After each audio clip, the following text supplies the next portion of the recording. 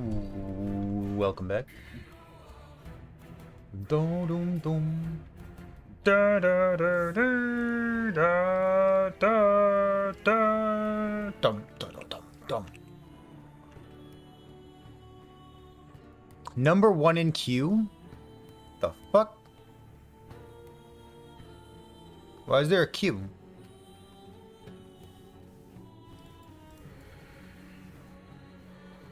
Huh. Bum bum dum bum bum bum. Alright. What do we got? I need to invest just a teeny tiny bit in my desk. My desk is getting a little bit gross. It could use some love. Just a teeny tiny bit of investment I could use in that. Last debug is just that popular. True. That is true. Black Sun 1, 2, 3, 4. So those are all like the new guys, huh? 6 on this. Yes. Interest. Oh, it almost makes me think the Nagasa here in Majelka have been keeping. Am I supposed to do something with this? But that is Da, not da, such da, a da, Nagasa. da. Why would they conspire against us like that? I don't think I really care. Well, well, well. Harbinger of Ruin, Part 7. Where do you want to go? Reign of Dragons. I guess I'm playing a build at a time. This gives percent crits or void res. Age of Winter would give armor. Reign of Dragons would give all res, probably. Fall of the Outcast gives experience. Let's go Fall of the Outcasts. I guess, what else? Let's see. I guess Black Sun. I guess we put Black Sun as the next most difficult. Let's just go ahead and do that then. Good. Good. Conrad, what's going on? It's true, it's true. And definitely more important than the simple fact that it is alliteration. That's why I picked it.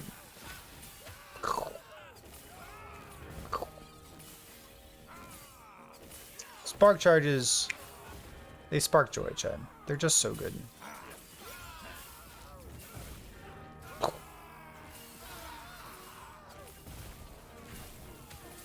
They're just good living.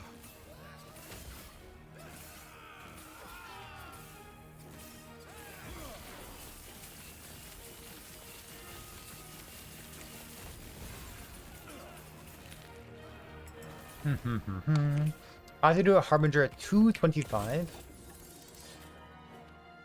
And this is not enough by itself. So what we ought to do is grab this and spend just a couple of them. Like this. And then we'll get some gaze going on. Boom, boom, boom, boom, boom, boom, boom, boom, boom, boom, boom, boom. Go here. Go here. This guy again. It wasn't. Did you know that's the same opener as Calvara? Are you joshing me? What's going on? Mal, welcome back. What am I most excited for next patch? The boss to spawn, I guess.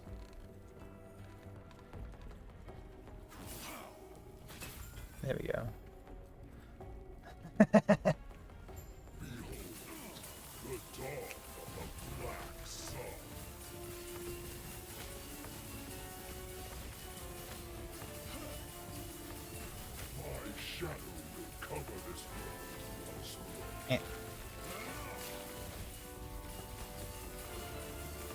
This guy. Well, I gotta make sure I know the fat boss fight too. You know what I mean?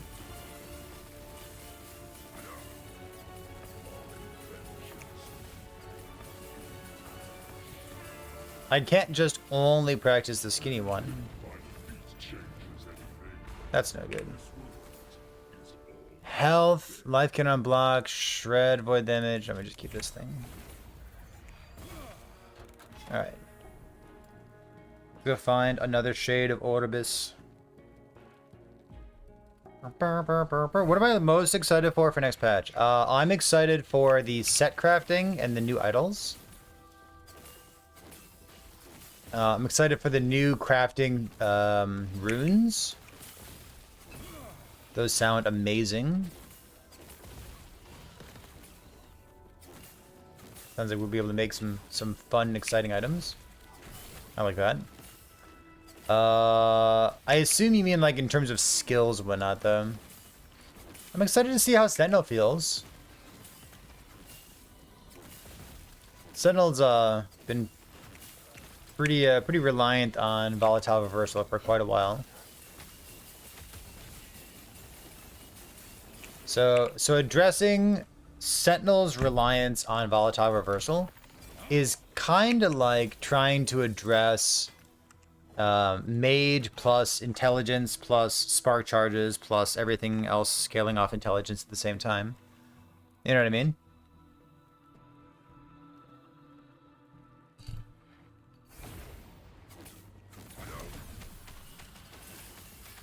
There's some similarities there.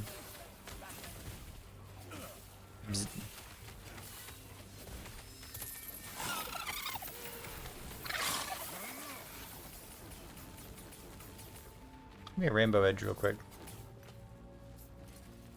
How much LP I get on this thing? 60 crit multi too, huh?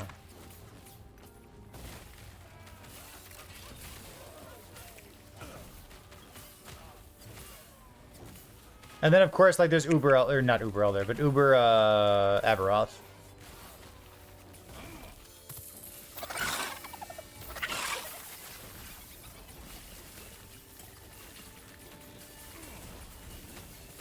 The ward retention's getting halved, yeah.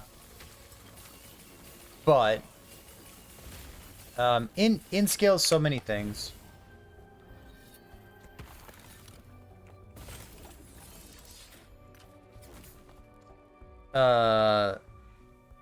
If int only scaled ward retention, then having it would have the issue, right? So for us, int is giving us I guess so it doesn't only give that because it always gives at least two things. You get like ward retention and it gives % increased damage. And then for spark charge builds, it also gives flat damage, right?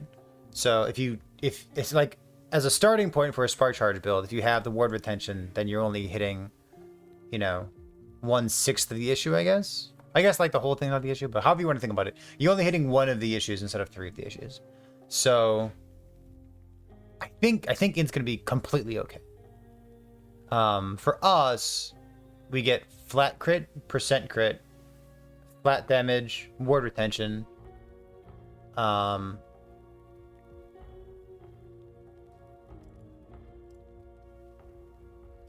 Flat crit, % crit, flat damage, ward retention. I think that's it. I think so. Is that it? Yeah, that's it.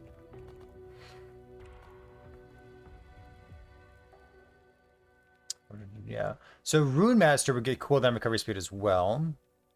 I think this node is pretty fair compared to like the Sork node over here.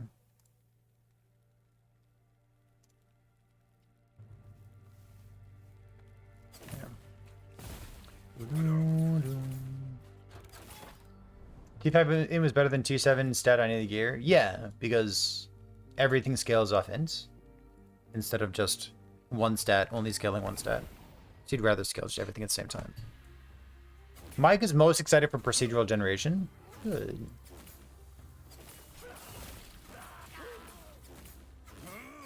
Bzz.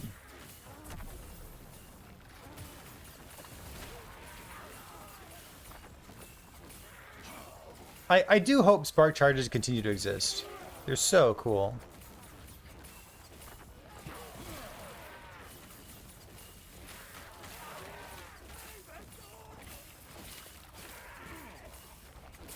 I think especially with the staff thing coming into play. Like flat damage per intelligence. But like you can only be used with staves. And that being, you know, mutually exclusive with catalysts. Like spark charges.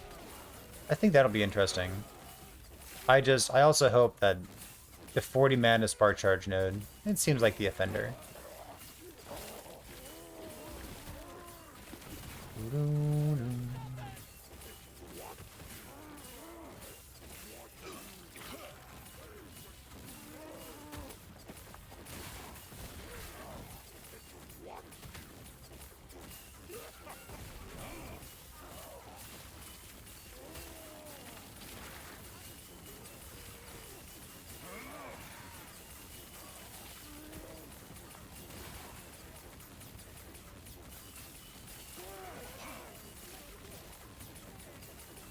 Beep, beep, beep, beep, beep, beep, beep, beep, beep, beep, beep, beep, beep, beep.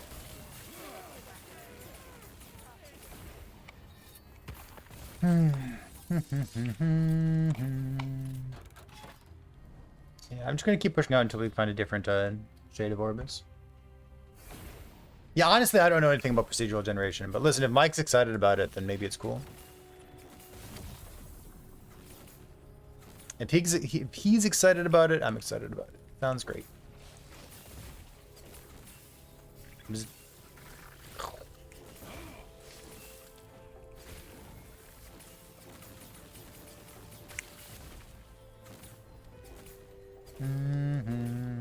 Yeah, that's the flat damage print I was talking about a moment ago.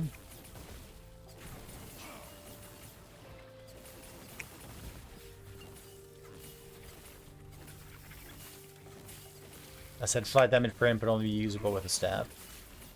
That's what I was alluding to.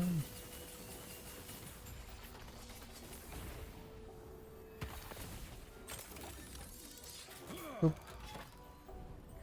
Dum dum dum dum dum. Yeah, like how many health regen builds are we gonna see next patch? Like how popular would that be? It's kind of an exciting thought.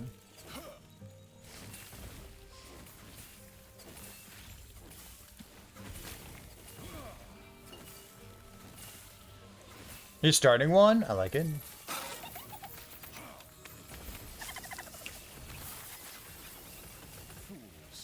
Fools.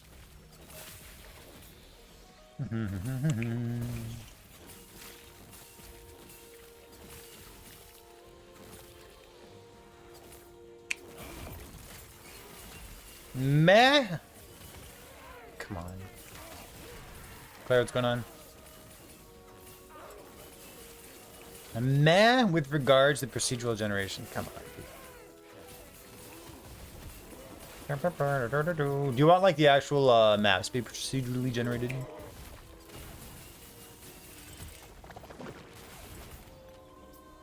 Maps in Path of Exile weren't procedurally generated. They were exactly the same every single time.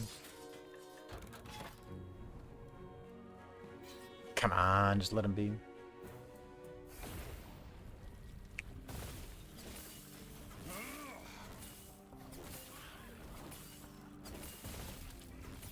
Ghost, welcome back.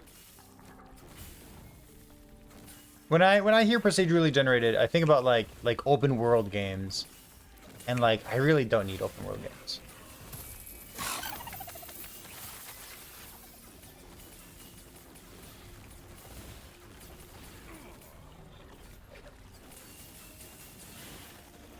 Wings of Argentis with dodge rating? Holy dude. Oh well. Am I joking about Path of Exile? I don't think I'm joking about Path of Exile. Weren't maps the same every single time?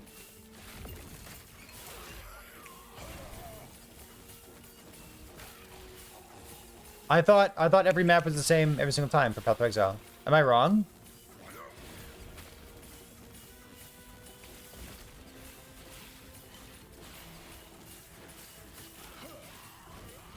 Wasn't like every city square map exactly the same?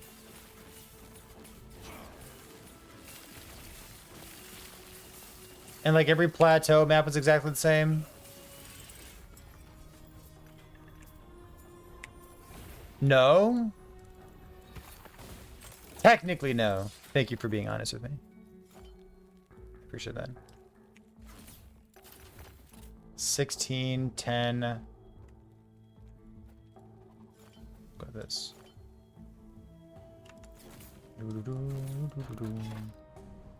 They could have like different bumps on the outside. You're gonna well actually me about bumps on the outside. Alright.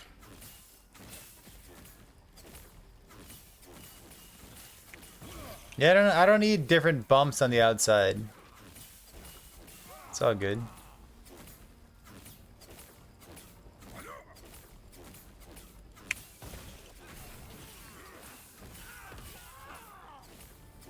Was that like crucial to the gameplay that they were different every single time?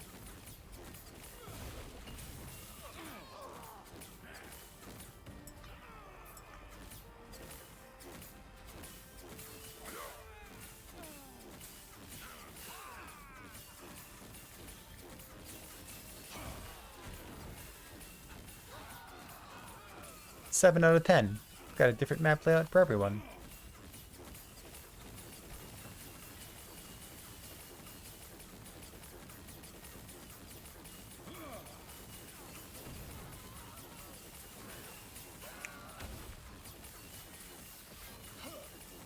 Yeah, people complain about a lot of things though.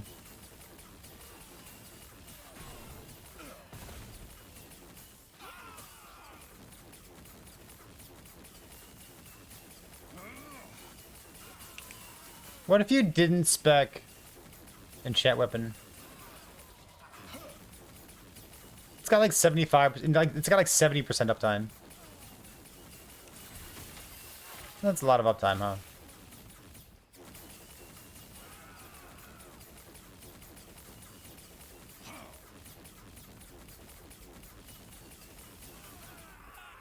I think it's 50%. That's 50%.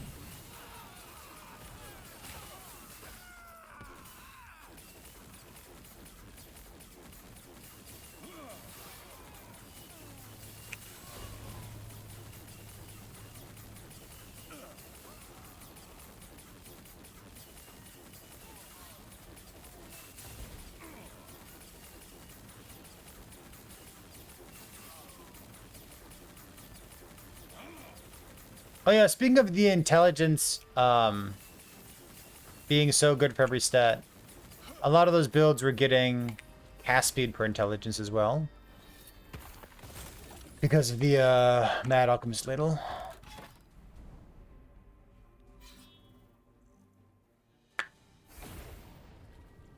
Is that them go to late Haim strategy? Pick a map from that single layout. Yeah, exactly. What build is this? This build is a Mana Strike, Spellblade, Spark Charge build.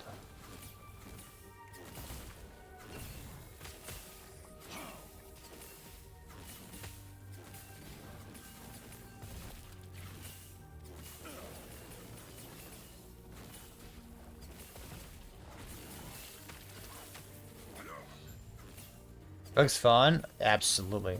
Maybe like to me, one of the most fun builds in the game. Anything with spark charges, just super, super fun.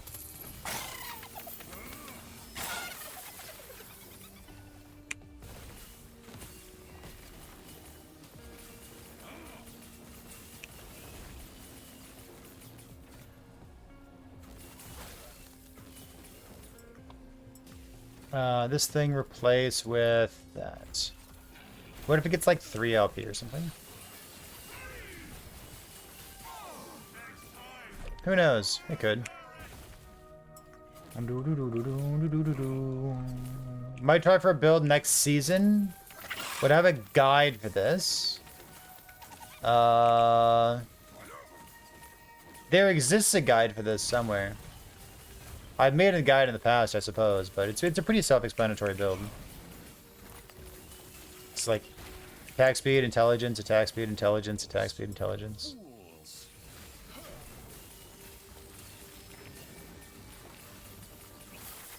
I hope that this build is unchanged next patch. Spark charges are very strong right now. In my opinion, the strongest build in the game is a spark charge build. And you kind of worry about like collateral splash damage when there's a build like that. Like I think that the change that should happen would leave this build unaffected. But there's always a chance that there's splash damage, you know what I mean? I mentioned pickup radius, not as far as I know. I don't think so. Let's go swords. Swords? Swords! So many sword nodes.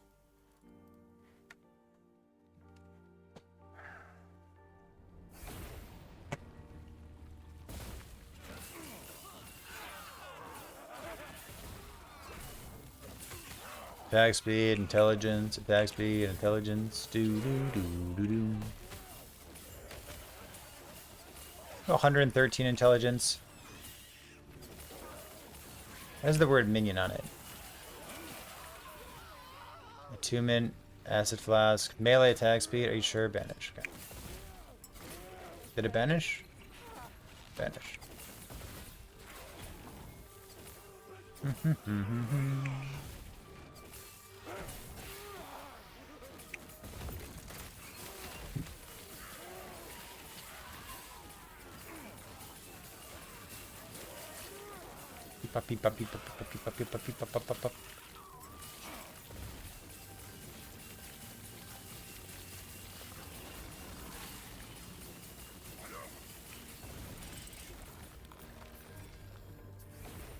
There we go. A little despair for us. Good. Yeah, I want these swords over here. Let's go grab those while we're at it. We did all of the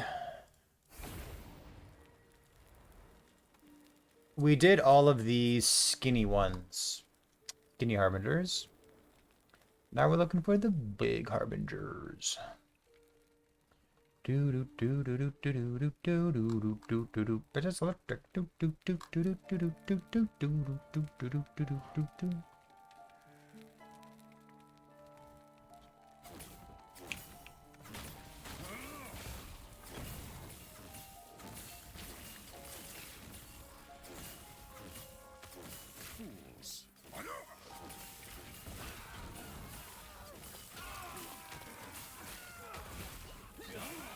You know, the little lightning spell that I have.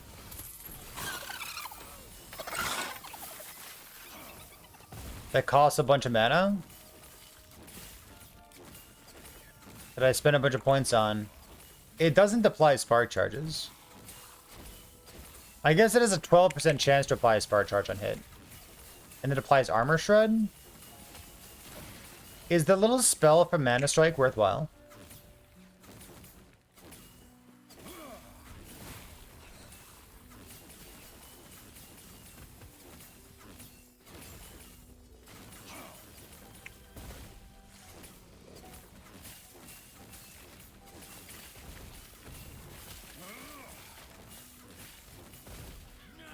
You don't need it for any particular reason. I guess so. How many points is it? 1, 2, 3, 4, 5, 6, 7.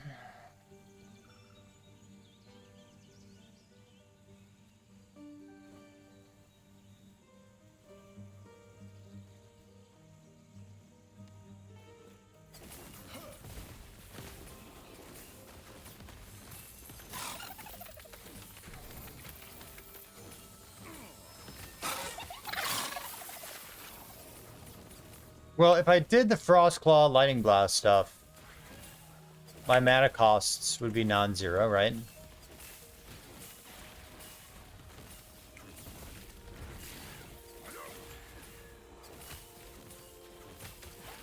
I can go Fractured Crown. Probably not Fractured Crown.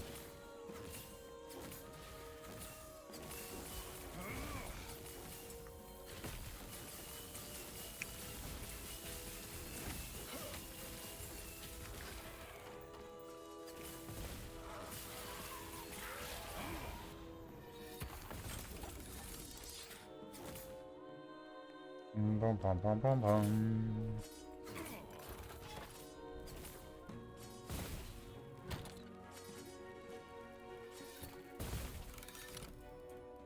Let's go get that sword note up there. Boom, boom, boom, boom, boom, boom, boom, boom.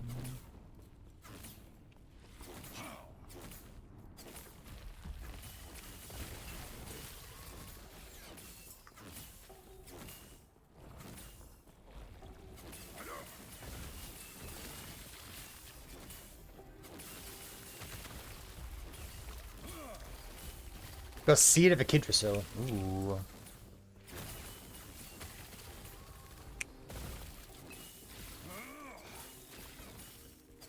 Yeah, before you fight the Harbingers, make sure you farm up a Seed of Echidrosil.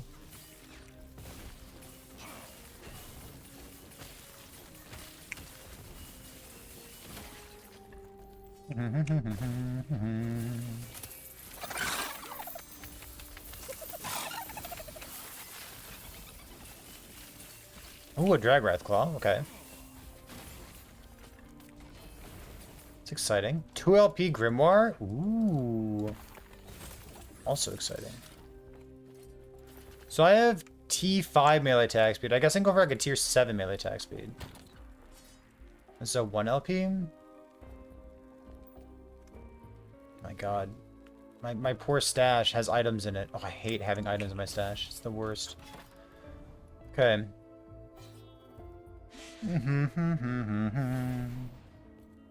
What am I most excited for Season 2?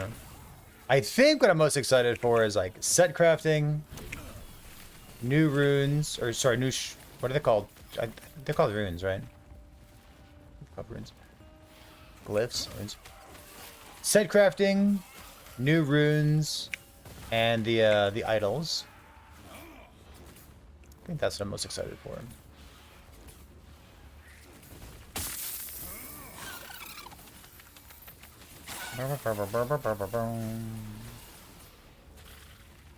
Oop.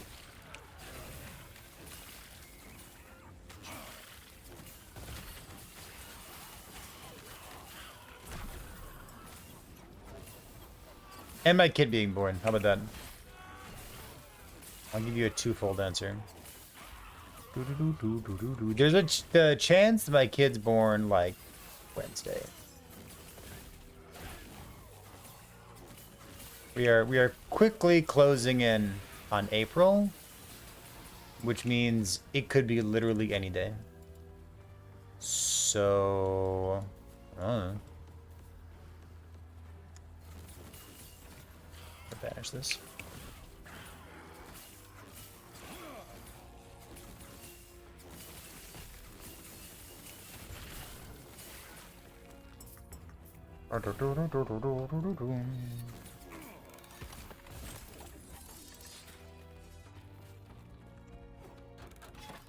Ooh, look at that. It's exciting. It is exciting. It's gonna be something.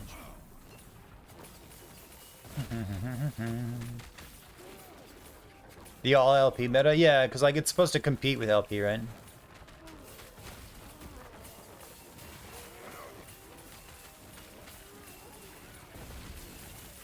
Beep, up, up, up, beep, up, up.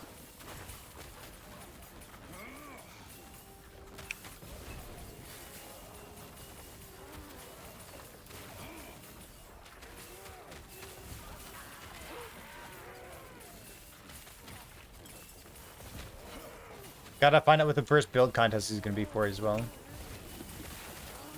What's it gonna be, dude?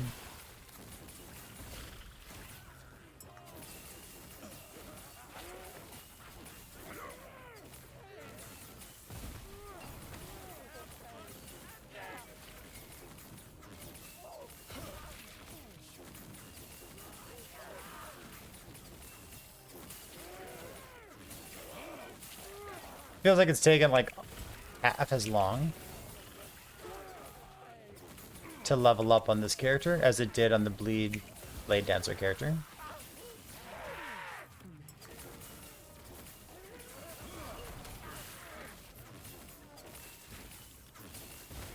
It's just so fast. It's just such good AoE.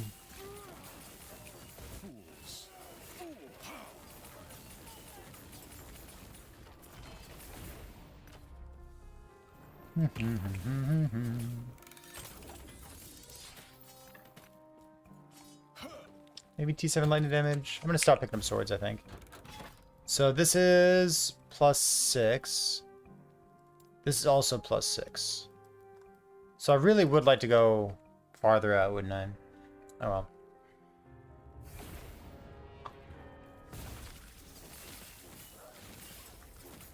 They're both +6. That's wild.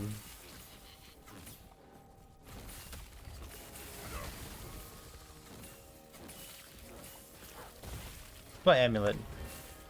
Exalted mana. Yeah. Alright, so like I could potentially find a better amulet here. Noted.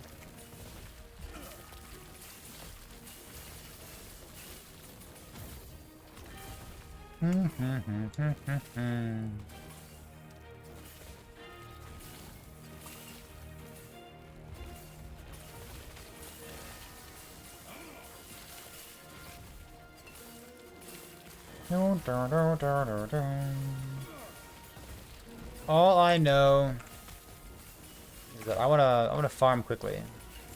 Next patch. I want a first build that looks like it's gonna have a lot of clear speed to it. Void dodge, health, crit multi. I'll take the crit multi, I guess. So this, what do I have on this? Armor shred. So I can go like here, seal that, shred. And this by itself is probably gonna be an upgrade, right? Crit chance poison res.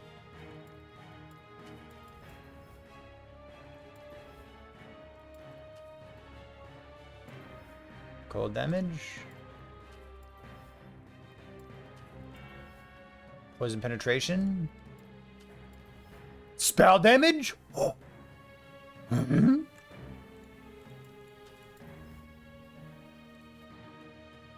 I'll take it.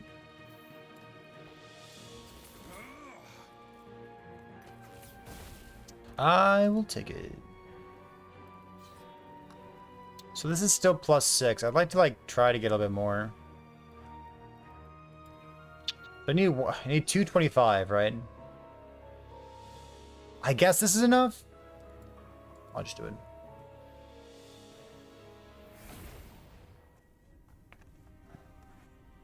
Oof. All right.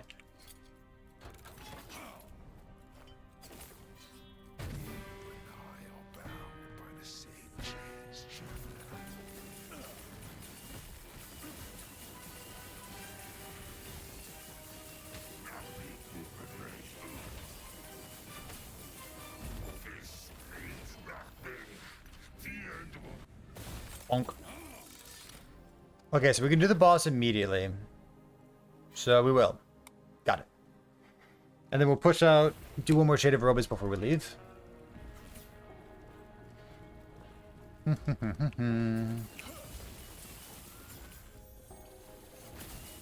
Beep up, up, beep up. Oh. 113.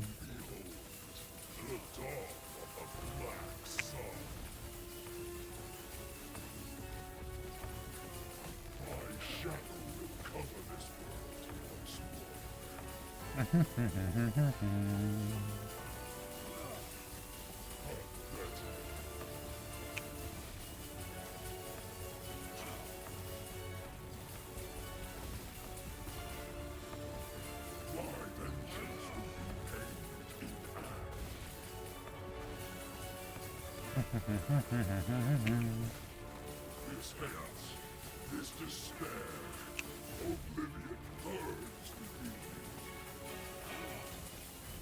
This world ends. do you deny it?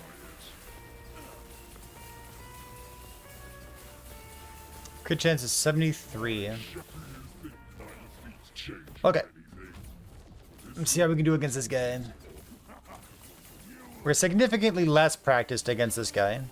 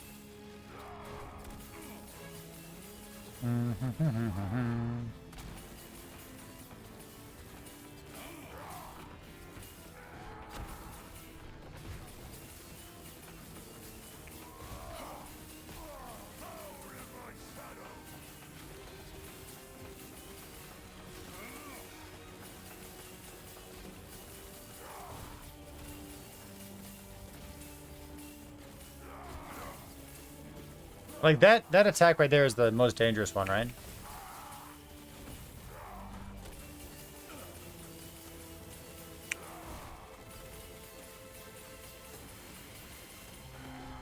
That.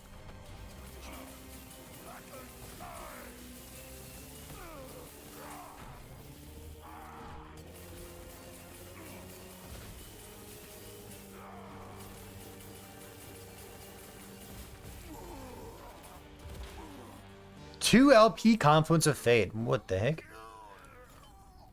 64, 38, crit multi. Guess I could just take a crit multi blessing too, couldn't I?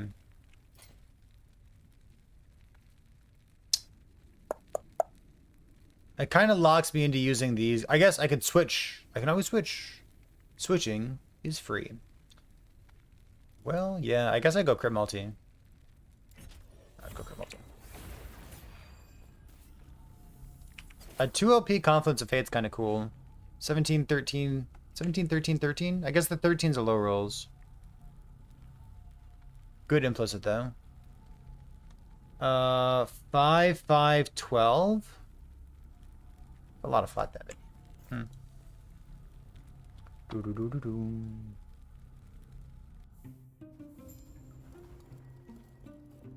How? I'm gonna fight that thing someday. 3 left. That the hit. Stop hunting. Is Pen still here? Oh, is Pen dead? Look at that. Poor Pen. Let's go do another Shade of Orbis then. How's it going? It's going well. I like it. Boop. Sure.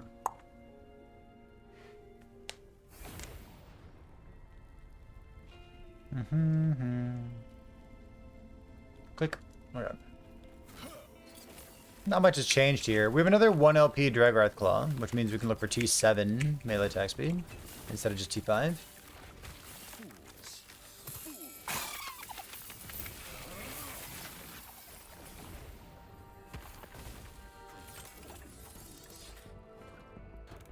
We could also try out.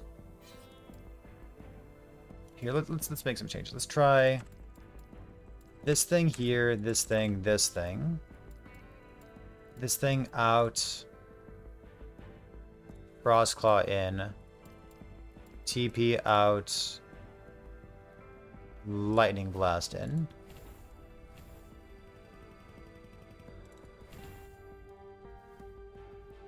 Boom, boom, boom, boom.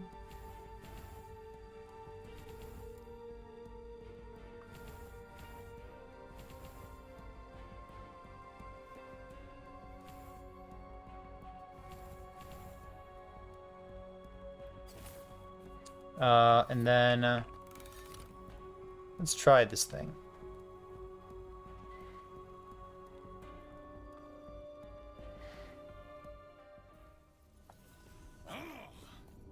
Hello,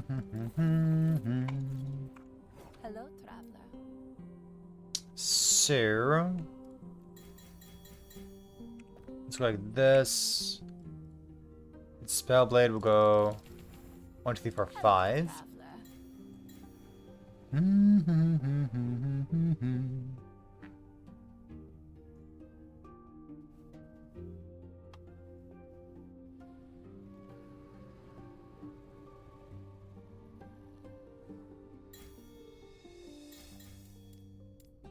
I could do that.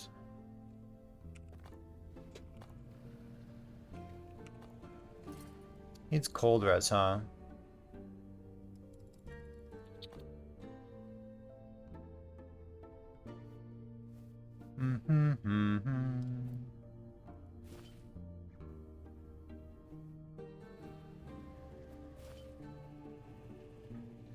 Can't quite get. Is it like another 8?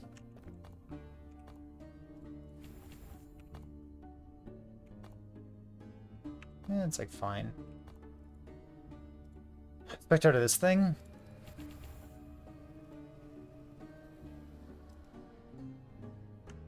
I guess so. Do not dwell. Let's try that out. Let me see how it feels. Did I play recently? How was it? Lower damage than I would have liked. Fun. Definitely needs gear to pop up. How about that?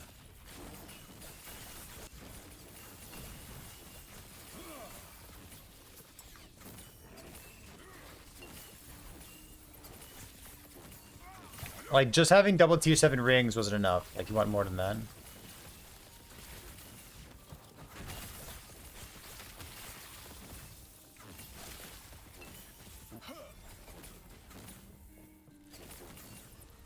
Bzz, bzz, bzz, bzz, bzz.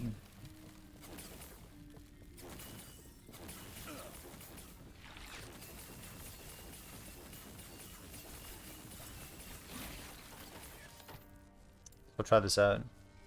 What is this? Freezer multi per crit chance. How could I spec these things? You can cast directly. This should not do anything.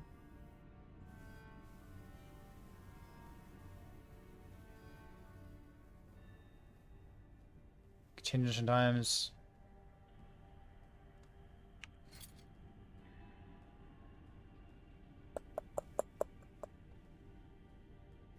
Lightning Blast should not chain at all, right?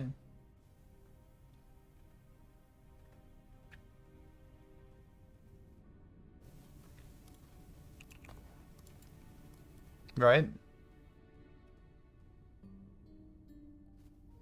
So what else would I spec with Lightning Blast?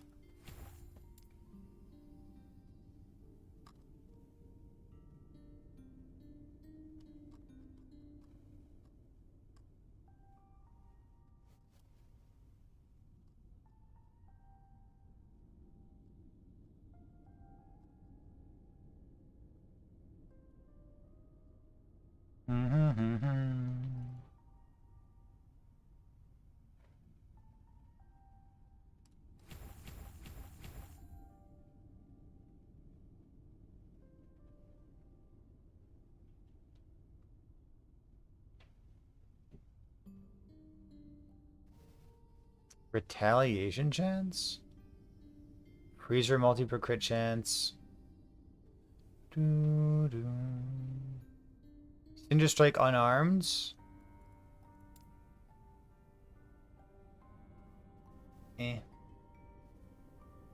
Plus 9 mana cost. But the additional chains.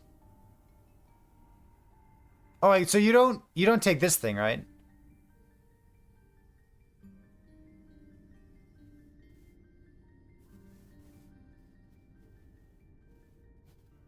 Chains additional time. Wait. Maximum additional chains per recent judgment cast.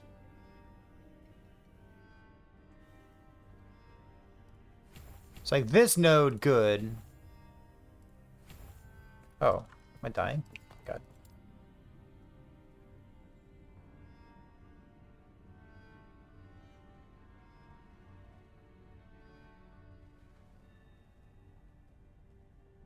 Cost 13 mana? Cost 9 mana? Okay.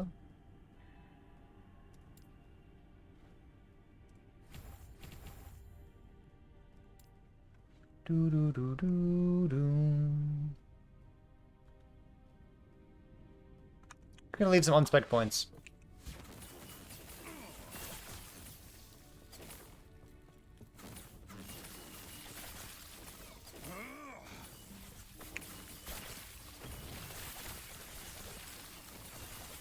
I guess I shouldn't TP on top of monsters anymore, huh? That's so boring.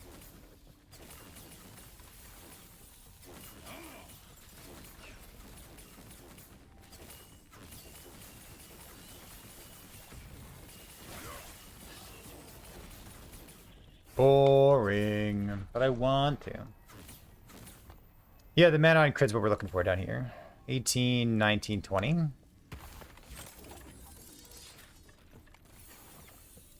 Boom, boom. And then Lightning Blast, like, I have this.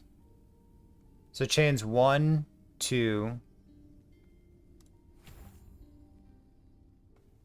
Round it up. So 3 points here. Yeah.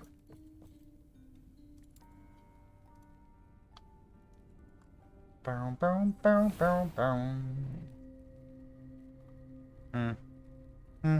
Hmm. Hmm. Hmm. Hmm. Hmm.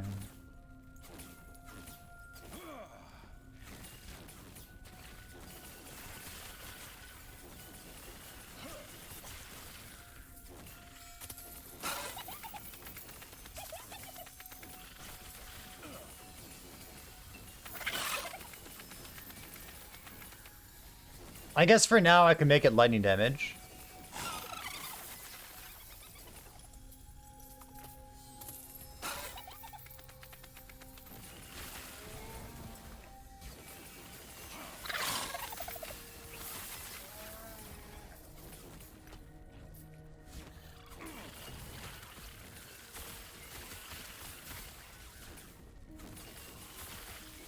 God, it looks so cool.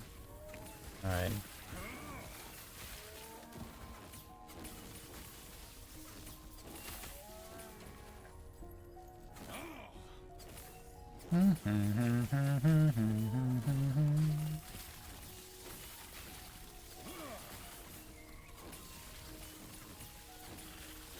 Should I go Wall of Nothing?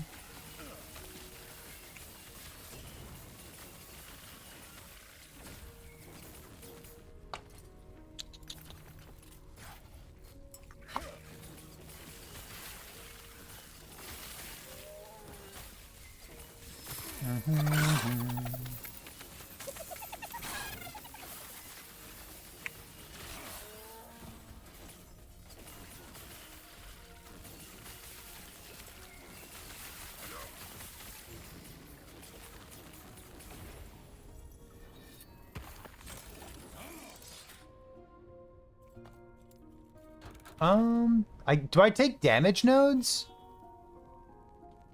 I can take mana efficiency. It really doesn't matter though, right? Like my mana's fine. Hmm.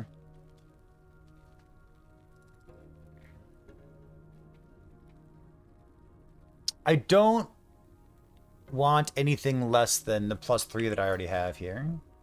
So I guess 2 from this and 1 from this, right? Started to play, Torch started to go and announce their thing the same day. Yeah, go do it. It's all good. These games will be there for you at a different point in time. Spell damage per melee damage. The Frost Claw recast. Yeah, this is directly casting, yeah. I could take Glamdring. Got 36 melee damage here.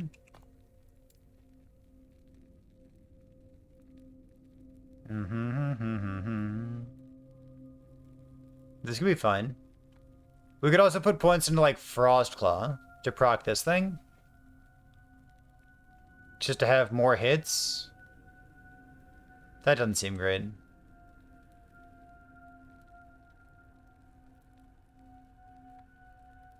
They both don't seem great. I could max out retaliation. Sure could.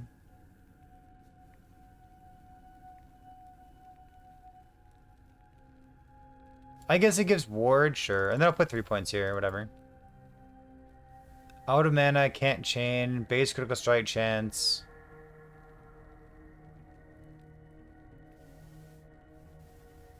Can I take this node? They can fork and chain. Wait, it doesn't do anything. Alien Nova 12% chance to spark. It does, it does. Is that what I should do? Fine, I guess. I guess it's better. I need 1, 2, 3, 4, 5. Boom, boom, boom, boom, boom, boom, boom, boom. Hey, don't slut shame yourself. It's okay.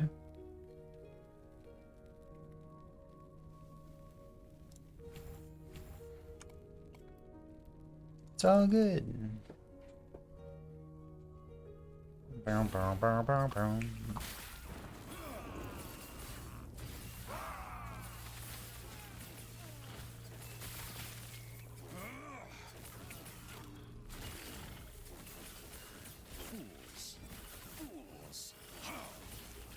Ward on hit on Lightning Blast? There's ward on hit? No, because I already have all the nodes that I want. If I had like +5 to Lightning Blast for some reason, then yeah, I guess I would.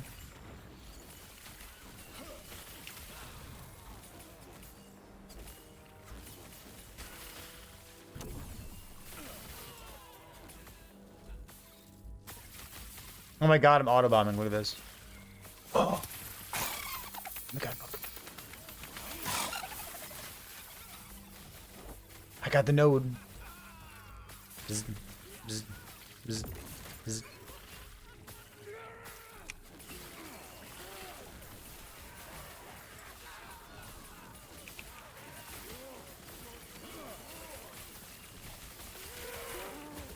YouTube, here I come. I'm gonna be YouTube famous.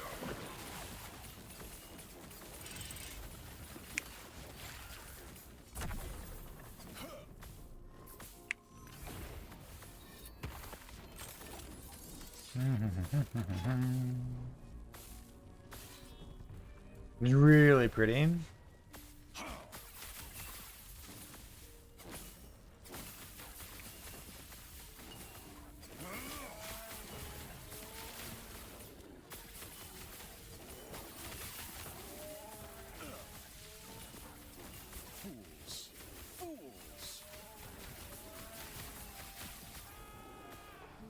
This.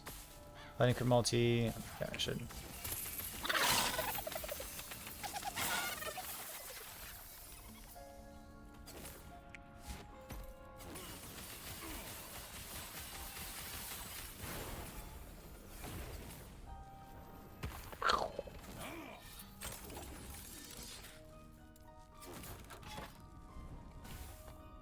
It's 112 intelligence.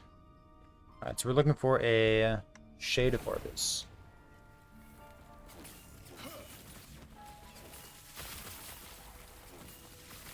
Well, I'm happy with like 18 or so of the points that I'm speccing in Lightning Blast. I'm happy with most of them.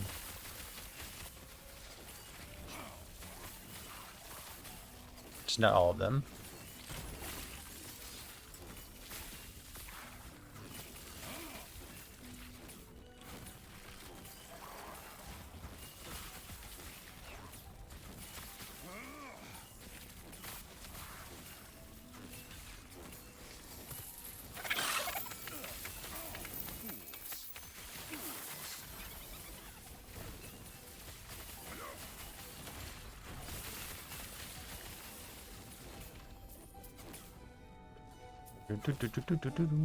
Fine, I'll take the fucking node. Hold on, let's see. So I would go 1, 2, 3, 4, and then I need 1 more point. Let's try this.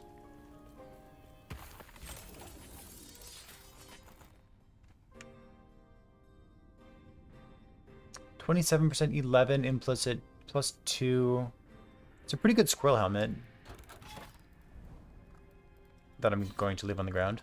But it is a good one.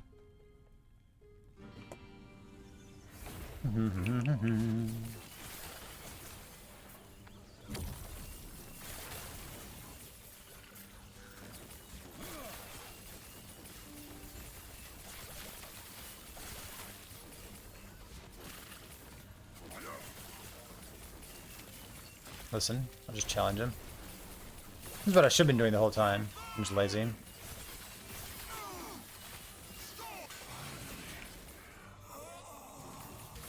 I got a marinas out of it. Like, there's basically no reason to ever click the vanish button on Nemesis. All it does is save you like 5 seconds.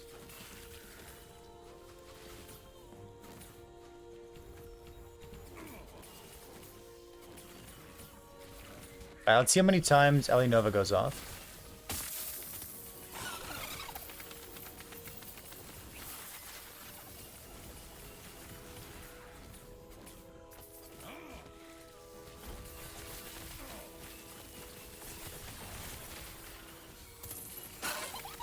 I mean, it saves thinking too, which for me is a huge plus.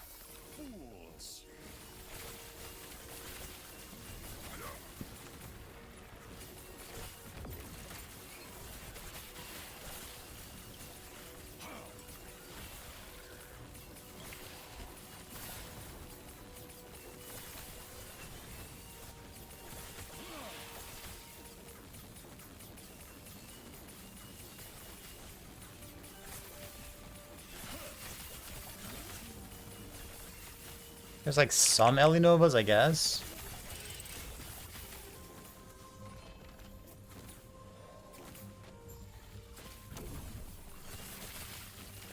Job of skill and spec Ellie Nova. I don't think that's a good choice. Like TP Ellie Nova is great for like low corruption stuff.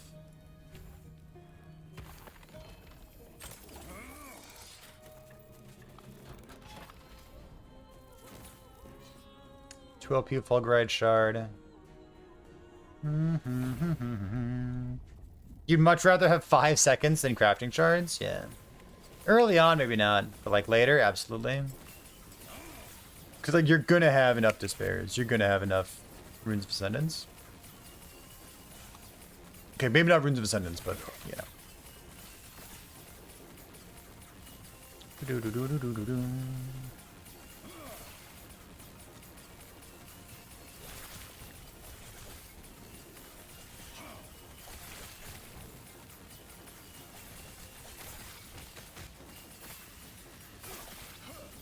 My mana goes down a little bit.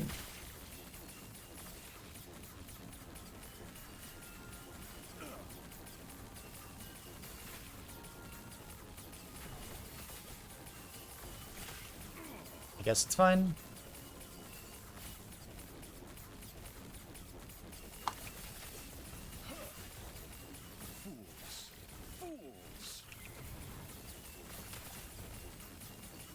I got the full 17 waves. Nice. Okay. Didn't even realize that till now. Maximum XP for us. How lucky.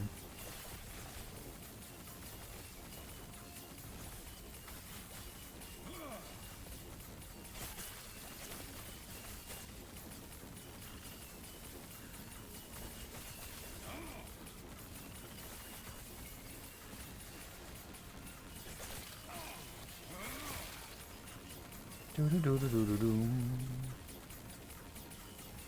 can go exclamation point profile if my bot's up, which it may not be. Is it up? Not up.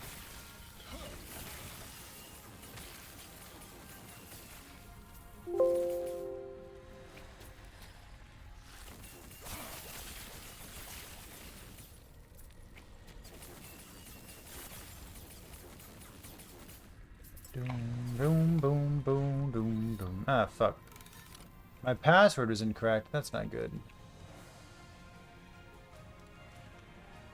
What does that mean? My password's incorrect. Come on, dude. Don't do this to me. Do do do do do do do.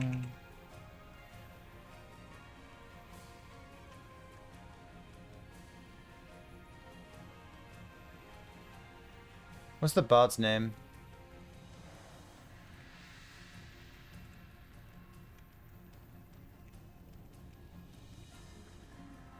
Oh, fuck. What is the bot? What's in the bot's password? Bot password 1.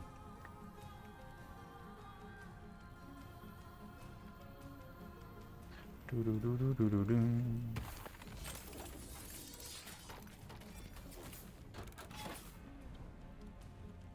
It was bot password 1.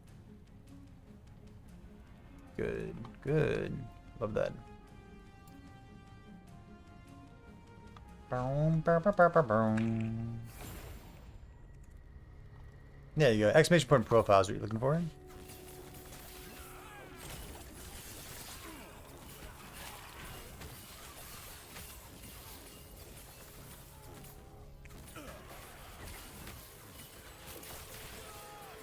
If I could have like 8 skills specs, I'd be pretty happy about that.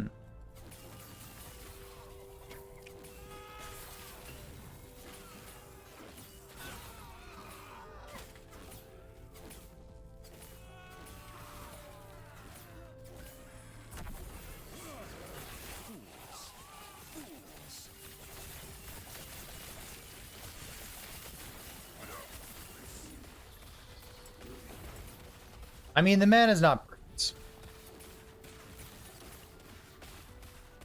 Can I get one more point into Gift of Winter? This is 13.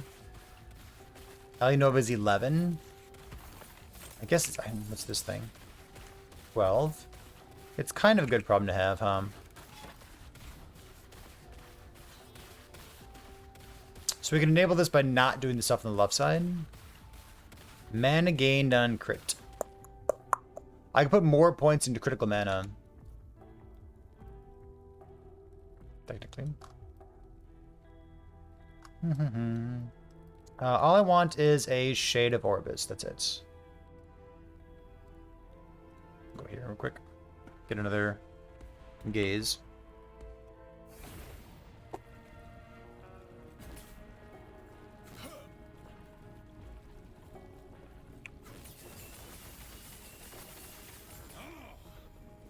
I mean, this build's got a lot of procs in it, right? This would be pretty high on the list.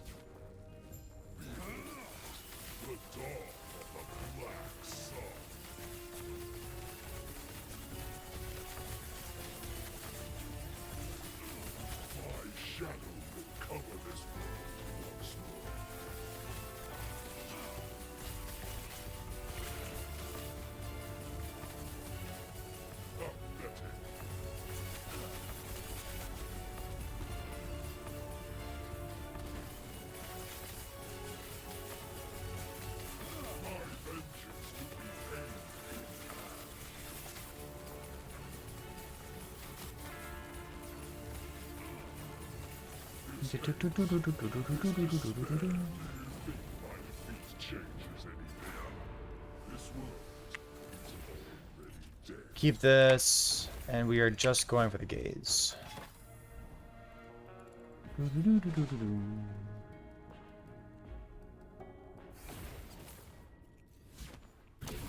What build gets to proc more stuff than this?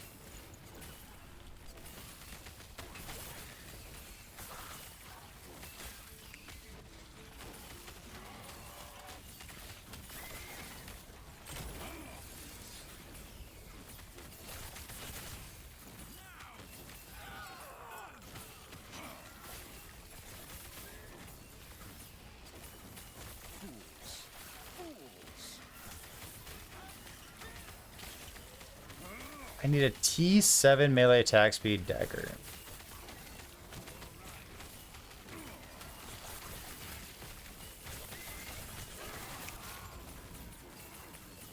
Hopefully.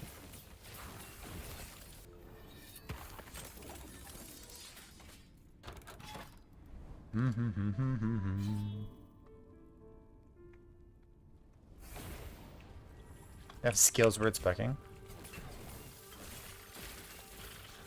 Rogue's a good shout out too.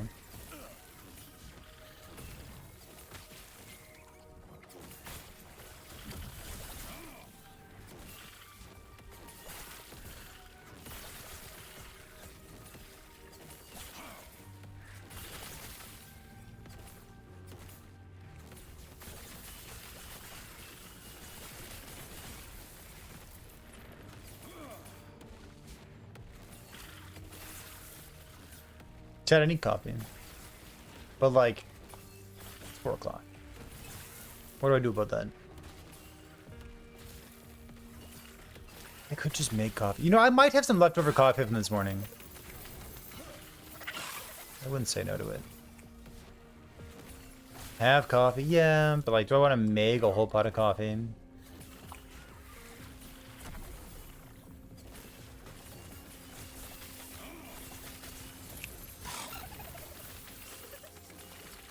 I gotta do what Brittle Knee did and get like some local coffee shop to sponsor me.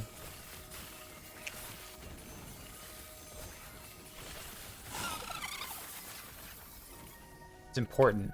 Local coffee shop, I promise. If I make it, I can drink it. Who are you, so wise in the ways of science?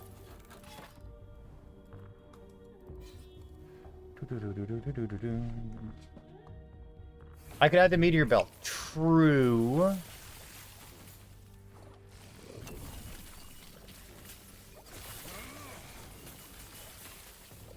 I don't know if I can maintain the meteor belt.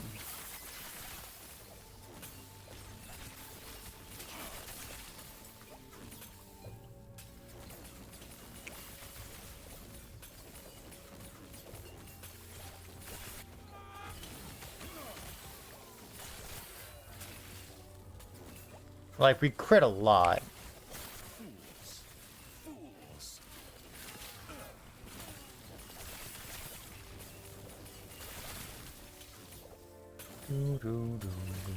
Yeah, we can talk about it.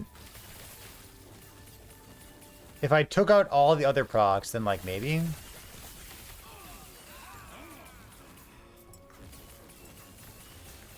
But like, the point is the spark charges. Not the meteors. It's like we already have enough procs.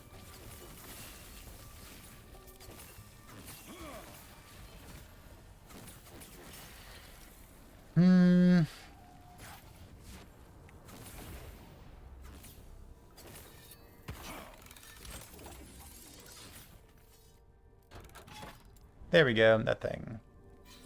That thing right there. Accept nothingness.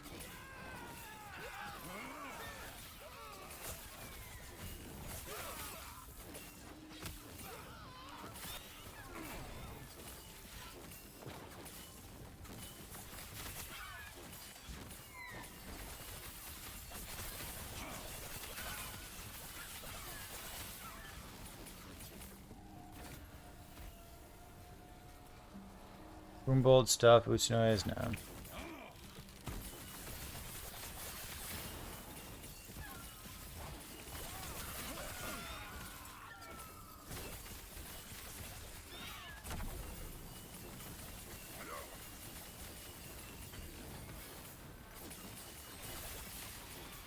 Does the mana generation on Heartseeker say on hit or when you use and hit?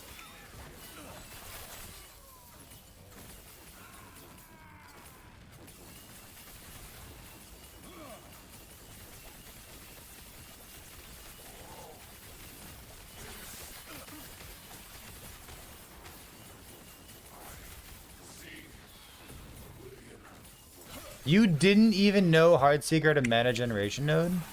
Thank goodness we're talking about it right now.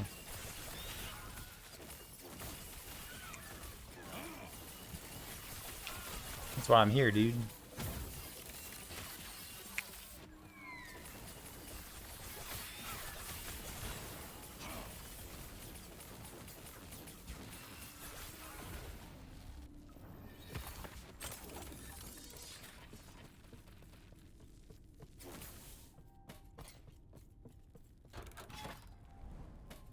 Tier 5.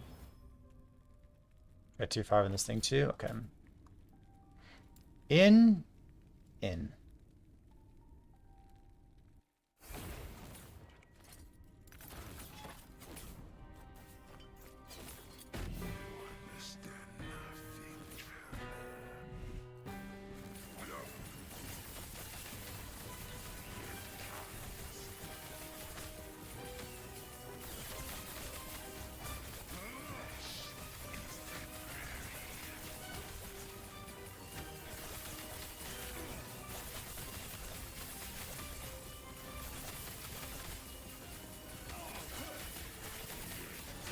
Whoa! Come on!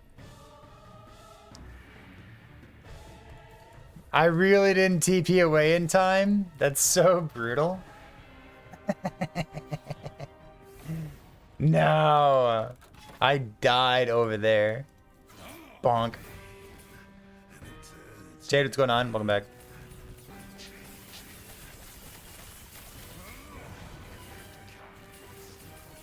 Guess I'll just go walk over here instead.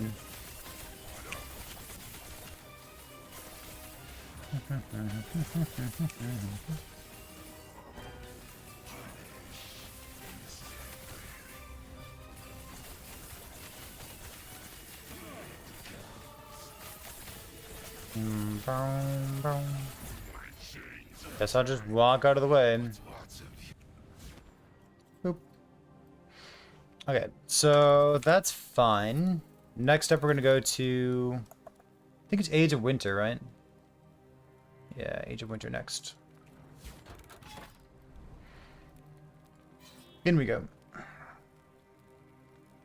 Must be spark charges. Fun, dude. What do you want from me?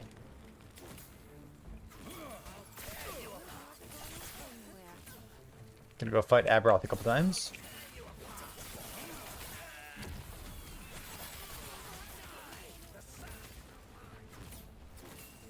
We might just do it again too. Just like fight Aberoth, load up a new character, do the Harbingers again for practice. I don't know about doing this for 5 months.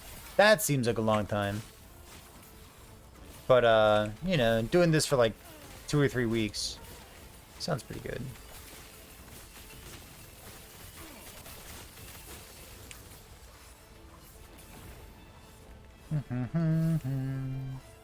I need 250. Can I hit 250 in one go? No, I can't. Okay, so I need to do the... I guess I can do... this. Got 12? I can do needle, so I finally have a needle. Okay. This thing in. Okay. So this is maximum game. Gaze. That's good. This is a mercy. Shatter.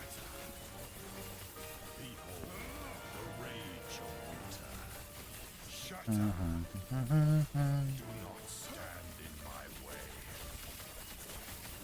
Rise, my fallen champions.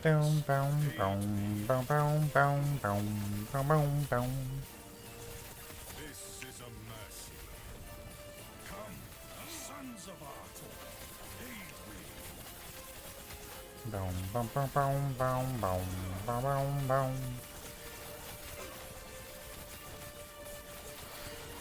There's a lot of armor shred too. Nice. This is a mercy. Whoops. Shatter. Do not stand in my way. I did what I must to protect my people. This is Fizz Res. I can go armor instead. I guess I will. Replace, confirm, 75. Okay. Look at that armor. 25% armor. So good. So this puts us at way too much corruption. Yes. Not way too much.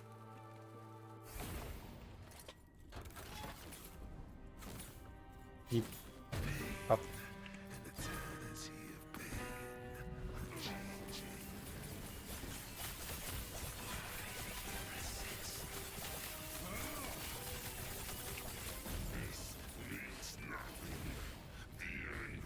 Goodbye, friend. So 290. I only need 250. This is slightly higher than it ought to be. Let's go work our way out. Fight another boss fight.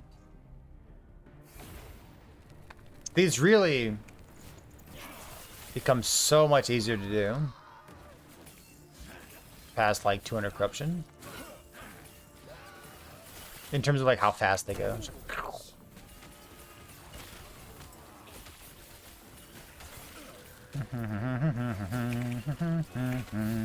We have new players in chat, right? Let's see. Today is, let's see, 4. We have one more interview to go, right?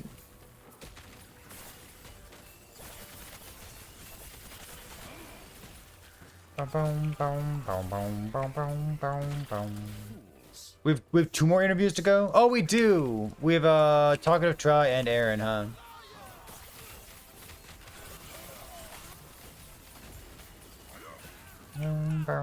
What's this? Okay. 2 more to go.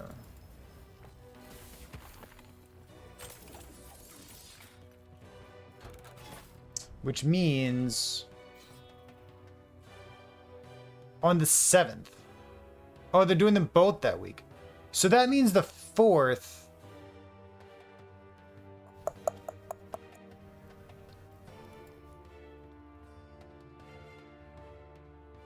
Got it. Hey, watch this video.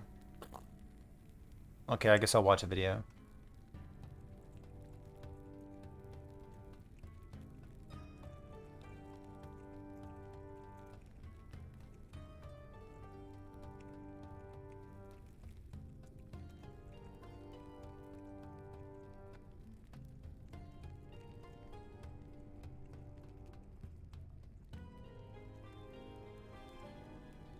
Let's do that. Got it. Okay. I'm making podcast notes. Vanish. Do-do-do-do-do-do.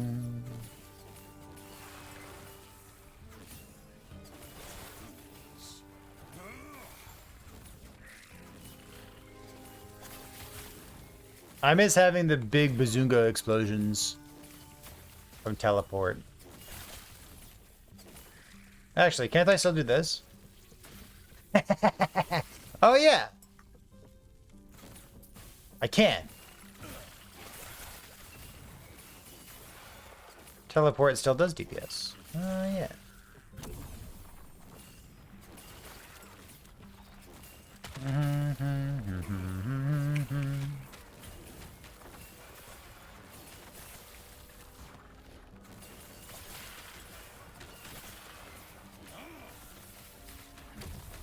And change the title of today's stream to like, give me your beginner questions. Might be a good time for like a beginner episode for the podcast.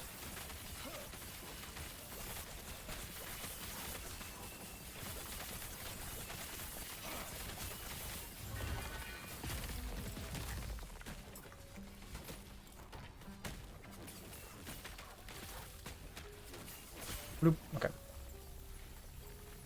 What's our crit chance at? 72 crit chance. Chat, I've been linked a video with regard to Last Epoch, and I'm supposed to watch it. Should I watch it?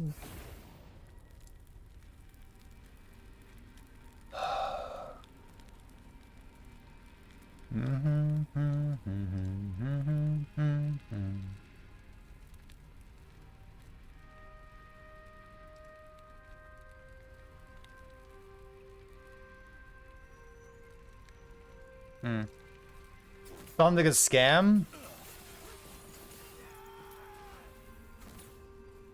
What video is it? It's a review of Last Epoch. I don't know who this person is.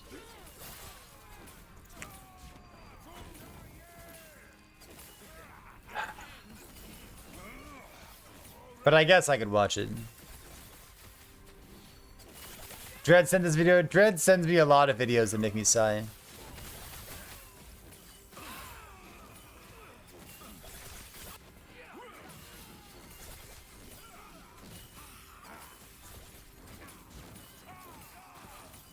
Just ignore him?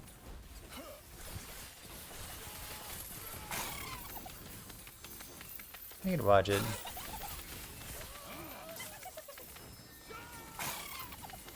I think what happens is people send him videos. You know what I mean?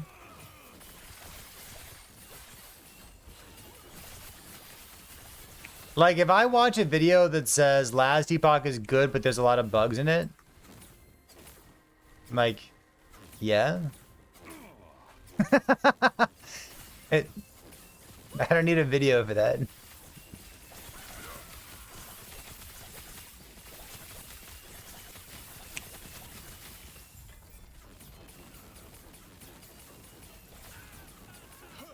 I wonder if that's the video.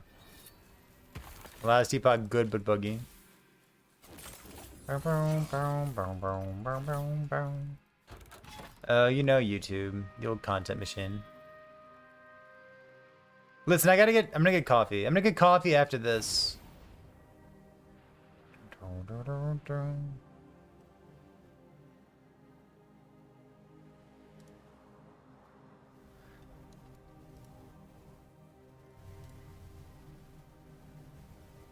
Wait, can I read the comments to you? Oh wait, the comments are better than the video.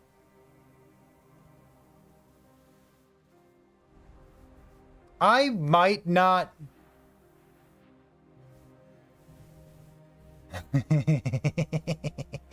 I might not watch the video. Maybe I'll just read the comments. The comments, here's one of the comments for you. It says, well, you have some points that I agree with.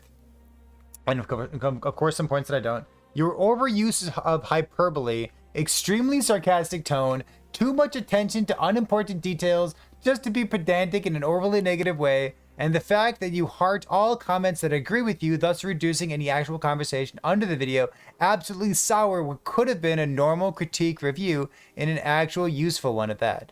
What you have here is a childlike venting that has some good points that are unfortunately barely agreeable with because of the way that the whole video is presented. If you want to actually review something next time, be more constructive, focusing less on pedantic details and being less passive-aggressive in general, or just don't review games that you dislike so much and have an objective stance in the way you speak. Yo! Alright, maybe I should watch the video. Does that comment make you want to watch the video more or less? Be honest. No one's judging you here.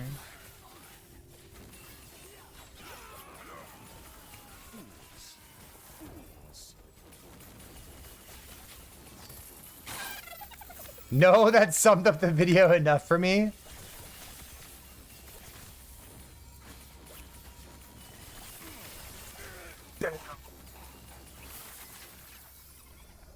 Hold on.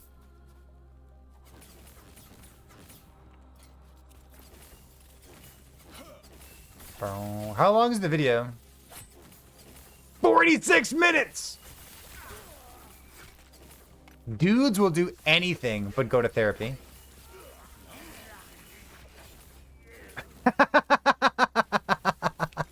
Alright, maybe not.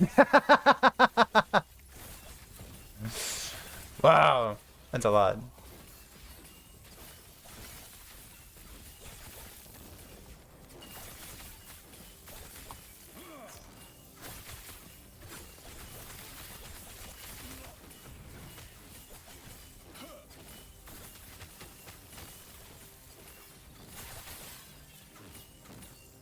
I don't know, man. I don't feel like I need that kind of negativity. Maybe if I was like eating dinner at the same time. Need some videos to put on in the background.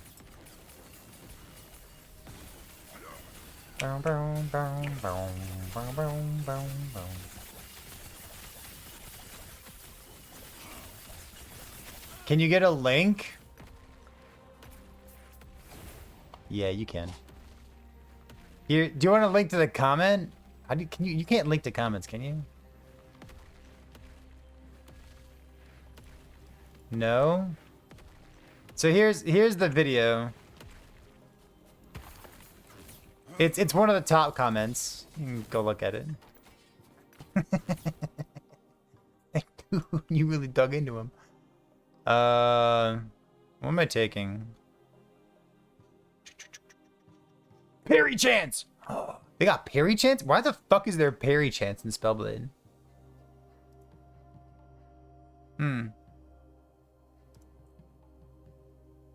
Does anything have the word intelligence on it? Oh, parry chance!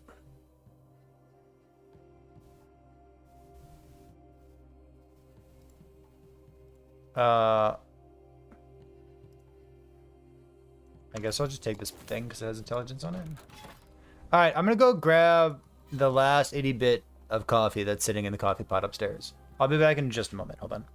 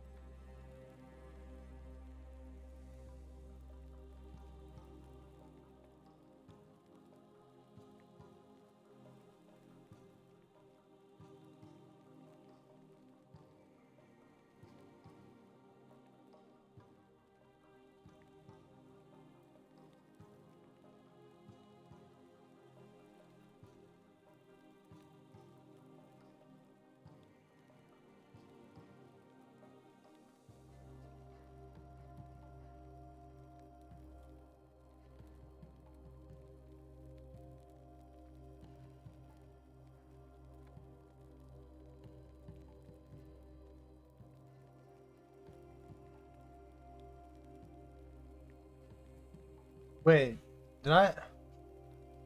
A chair?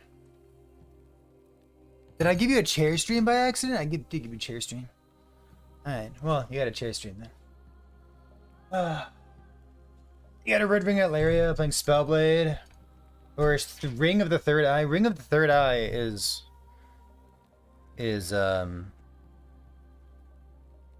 bad. I am surprised enough by your question comparing Red Ring of Atlaria and Ring of the Third Eye that it makes me feel like it's a troll question. And it might not be. It might be a real question. But that is a astronomical difference in the quality of those two items. Not troll. Okay, so Red Ring of Atlaria is one of the best items in the game. Ring of the Third Eye is one of the worst items in the game. Is it broken? It's not worth using. They bug fixed something about it, but they never bug fixed the thing that I wanted to do with it. So I don't think it's worth using at all.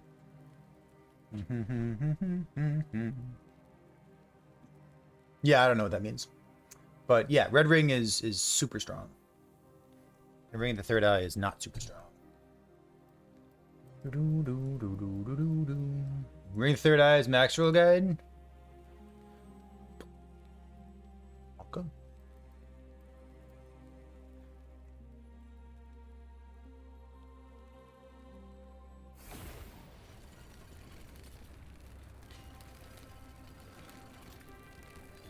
Ring of the Third Eye?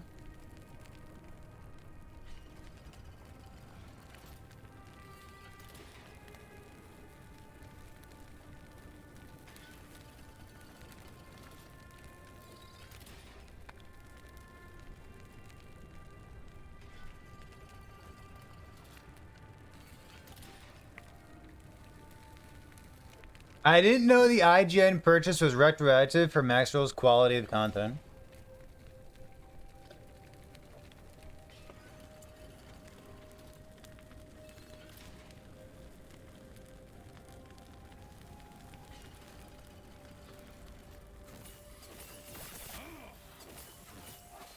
Chad, I don't want to tell you how to live your life.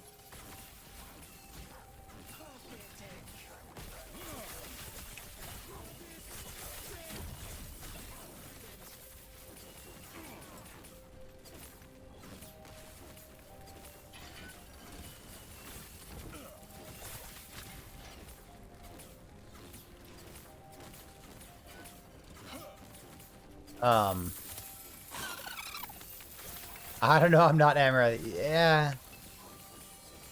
Yeah, I wouldn't do it. So Amaranth's smart. He's a smart person. We like Amaranth. Ring of the Third Eye is it has double crit chance on it.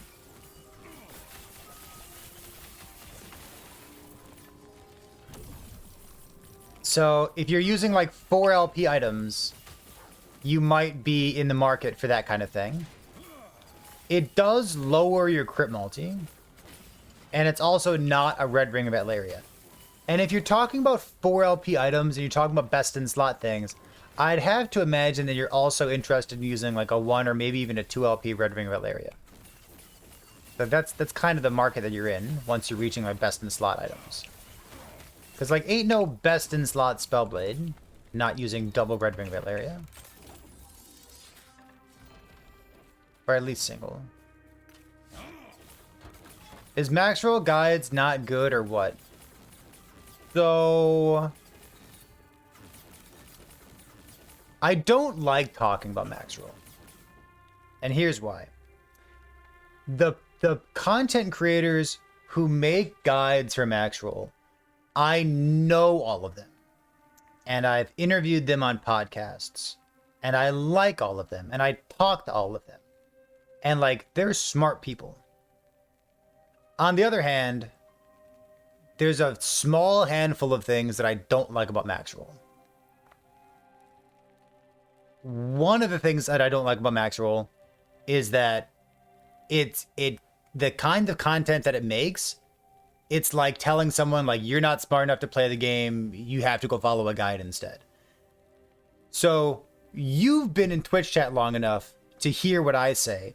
When a new person comes in, they're like, hey, I just started the game, I just want to play the last epoch for the very first time, what should I do? Should I go look at a guide from Maxwell? It's like, no. You should just play the game.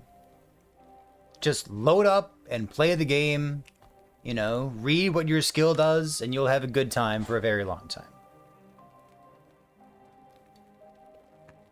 But that's the first thing that I don't like about that style of content.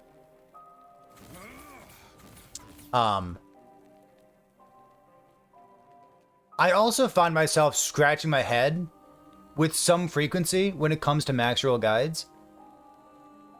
Like, I know Amarathi. He's a smart guy. He's made awesome builds in the past. Super cool. But like, is there a reason why there's double whatever item you just said? Like, I could imagine a reason, right? Like, what's the reason for a double red or Ring of the Third Eye on a best in slot endgame 4LP build? There could be a scenario, technically, where with your 4LP stuff, it's sufficient to lose all that crit multiplier, and you need like every single slot possible to get just enough critical strike chance to make the build feel good. And like maybe he's trying to max it out at like 100% critical strike chance. But like, imagine the scenario where you have literally like printed 4LP perfect items.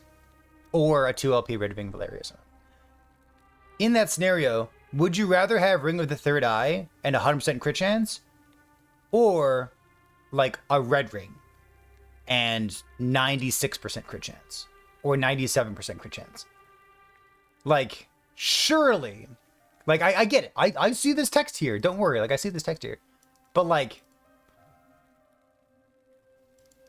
you'll be fine. You don't need that. It's for, yeah, it's for the war generation, right? But like,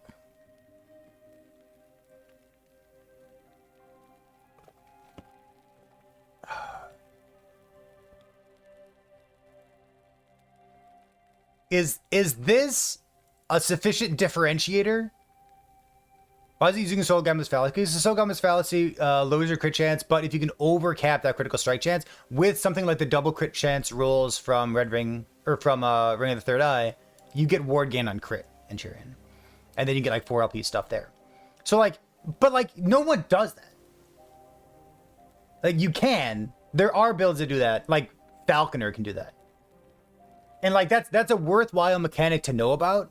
That like if you get enough crit chance, you can use a Soul Gambler's Fallacy. And like you finish your build, you min-max your build, and then your gear is so good that you can start branching out into like these other things that technically become available to you, like Soul Gambler's Fallacy. But even including that in like the best in slot section means that new players are going to look at that and say like, oh, the best in slot section's a Ring of the Third Eye. It's like, well, the best in slot section is trimming the fat on these other parts of the builds well beyond the point where like the build's done, and you're just trying to like maximize that. But like, do you really want the more ward gain on crits, or would you rather just have the damage reduction from Red Ring and Laria? I would assume the Red Ring. New players lose context. New players do lose context. And like, I get it. I understand the payoff there.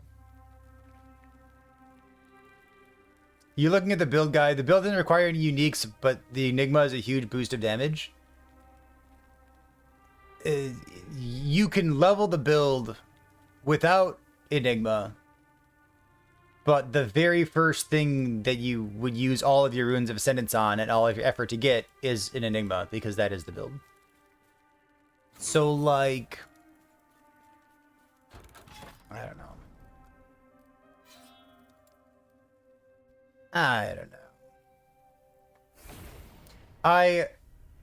Whenever I talk about Max Roll, I want to reiterate, all the people that I know, all the content creators, I like all of them. I don't have an issue with any of them.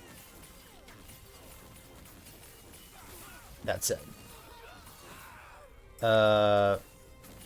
Maxroll also, by having like recognition from like Ziz and recognition from like you know the I don't want to say like big content creators, but I want to say like important community members. How about that? How about important, very important, you know, visible content creators from the various video game communities? So like Ziz from Path of Exile, or like Lizard IRL from this game, Last Epoch. Like when you have that, it's like, okay, all of a sudden you're kind of taking away from anyone else who wants to like make third party or independent content. And like on the one hand, it's hard to vet content because even on something like lastepochtools.com, anybody can make a guide directly on lastepochtools.com, but also anybody can make a guide for YouTube. And like if you put the word guide somewhere in your Last Epoch video, it'll be picked up by lastepochtools.com and it'll be posted there. And like my videos get hosted there the same way. And like I think my videos are pretty good, but like do I know every single independent third party random Joe Schmo who also makes YouTube videos? No, I don't. So you can't vet those. So one of the side effects of having something like Maxroll is like there are third party creators out there who make amazing content and they kind of just get passed over more frequently than they ought to because of something like Maxroll. And it's like, that's too bad, isn't it? That is kind of bad. It's just sad for the content creation stuff. And people want to get started. Well, how do you get started? It feels bad in a similar kind of way. Not exactly the same, but it feels bad in a similar kind of way that content creators are allowed in the CT program for Last Epoch. You know what I mean?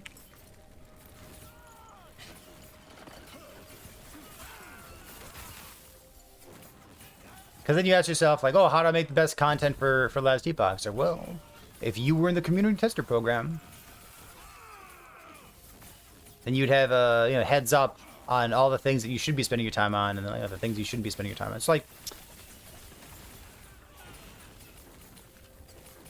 I can ramble and yap about that if you want me to, but it's just unfortunate, that's all. Blood of the Exile. Bleed on me. You know. When you see a build with 3LP uniques and T7 affixes, you just scroll past it. Well, so, it's hard. Like, Dread also enjoys rambling about this, because it's a fun thing to ramble about. And that is, there's always multiple audiences that are looking for your build guides, and some people want to see the best in slot gear, which is why something like Maxroll includes tabs for best in slot gear.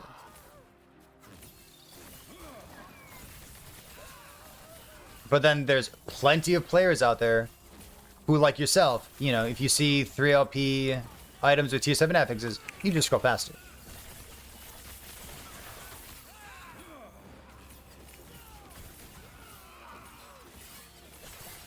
Yeah, but like that is best in slot. And like there's clearly an audience for that, because like if there wasn't an audience for it, then they wouldn't include that there.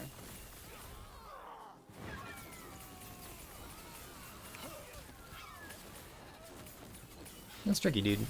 It's just tricky.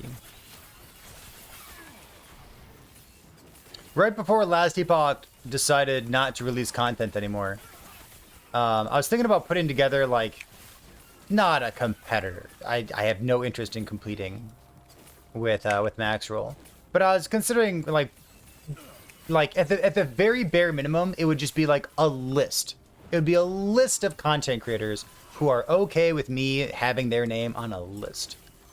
And it'd just be like, here are some content creators who make really good content, and they make good build guides, and I trust them. And they're not affiliated with Maxroll.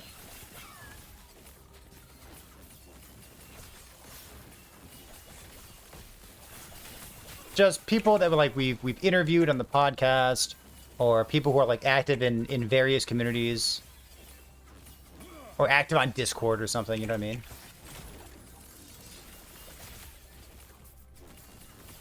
Because there's so many people that come to mind for me when I say those words.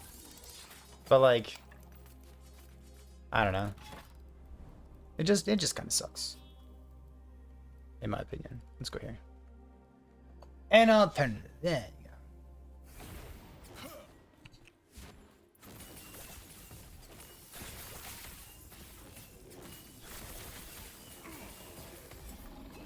go. Maxroll is a great resource. It's like how I have like zero bad blood or hard feelings about Path of Exile 2. Like, I want more good video games to exist. I want more good build guides to exist. I just like having more stuff. I like that.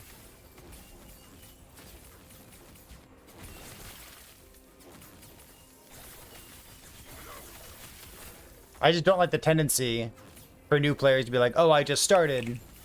Try to go look up a guide on Maxroll. It's like, no. You should just play the game. Also, there's a lot of good build guides that are not on Maxroll.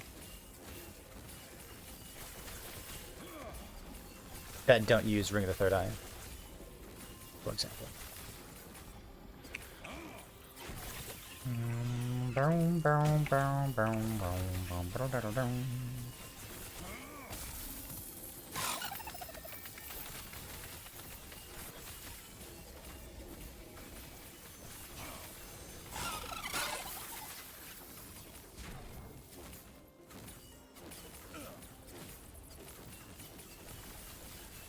His maximum defense build doesn't spec defense. Does it? Okay, so how about this, Kavar? Does it instead spec those nodes into cold conversion flame ward for flat armor?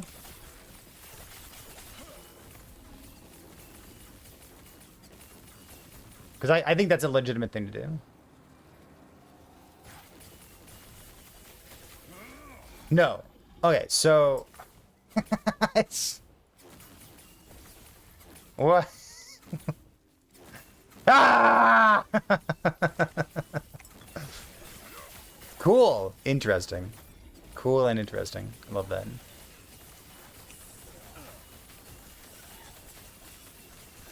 Oh, he took the damage nodes? He took the damage nodes and he called it the max defense version?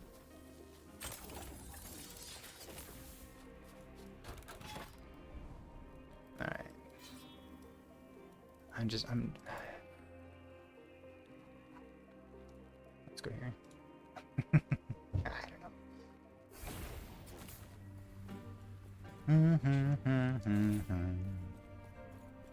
This is a mercy.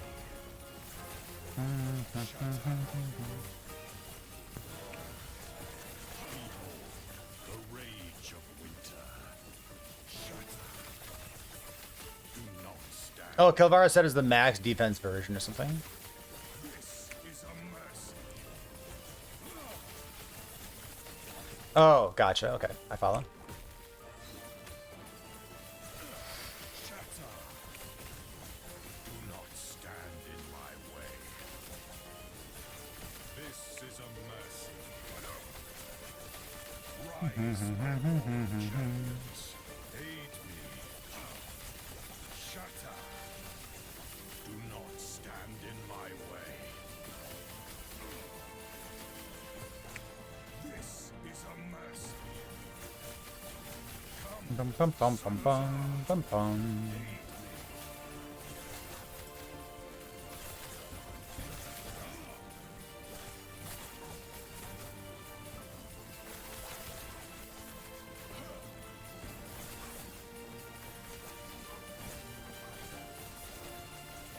Bum bum bum bum.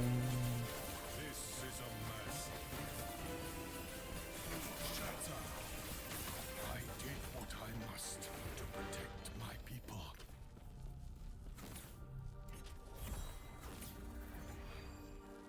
What does Soul Gamblers do again?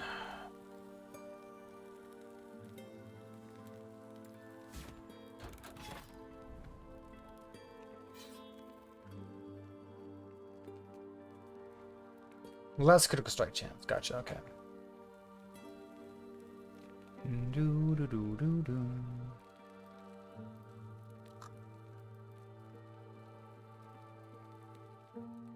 Wait, was that supposed to be a boss?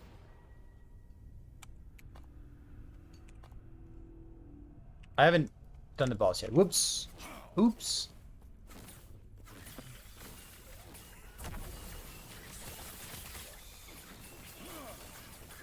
Oh, it's the best in slot version, though.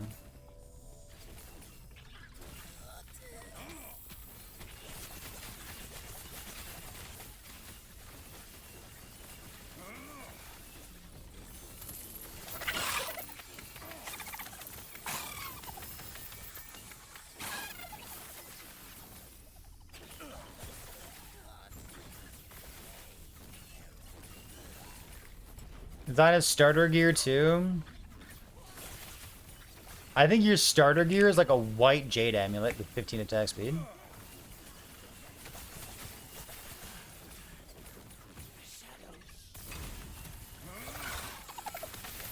I used a white jade amulet with 15 attack speed till like level 80.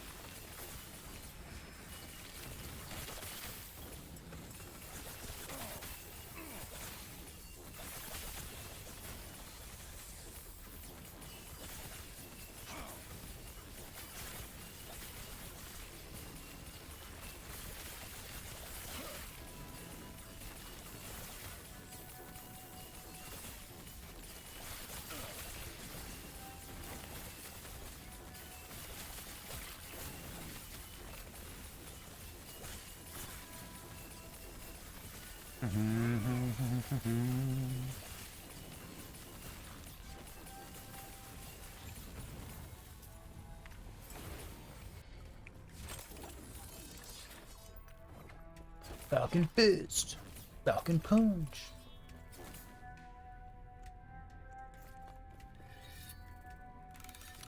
Kinda need this like Void Res gloves, don't I? I'm just gonna go here. I'm gonna go get a red ring of Valeria right here.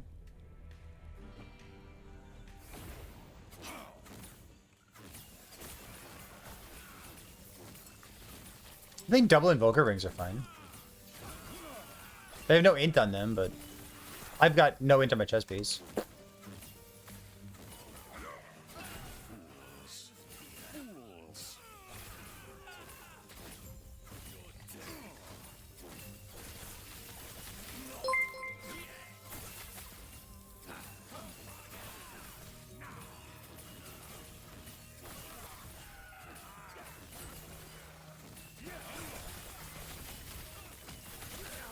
Boom, boom, boom, boom, boom, boom.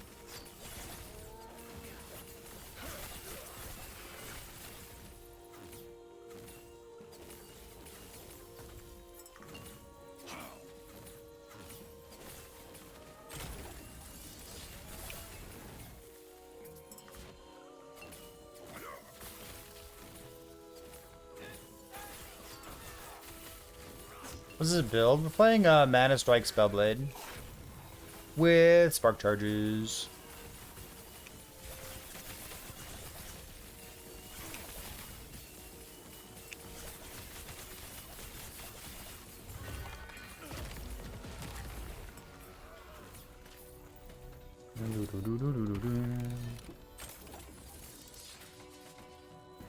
What did I just fucking say?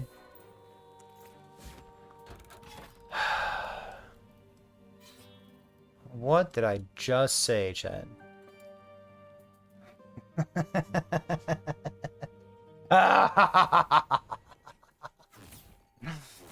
No LP, because he's the Eggman. Do do do do do do. We did it. We found the rarest item in the game.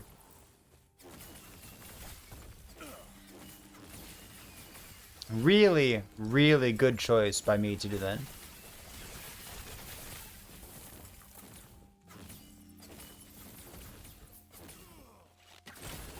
What do we get? Well, I said that we were going to do a node and find a red ring. So then we did a node and we found a red ring. You know what's funny about that? It's actually worse than a ring of the third eye. So I'm not even going to use it, I think.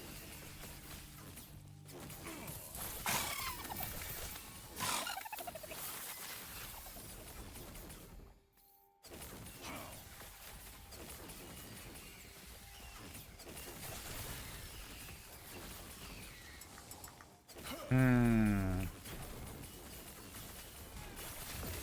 Hmm. Hmm.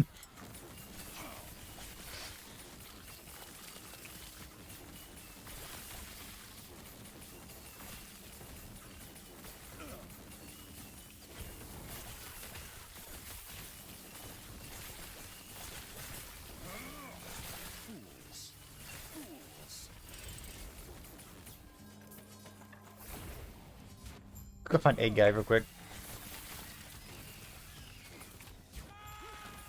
Do you hear him?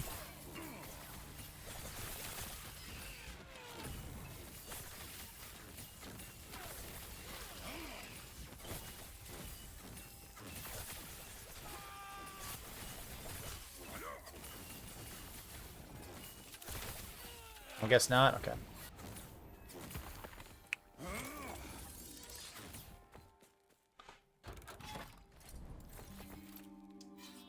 Let's see.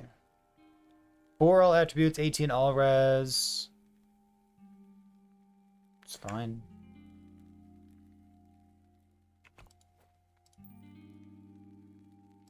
It's a lot of fizz res, huh? Hmm.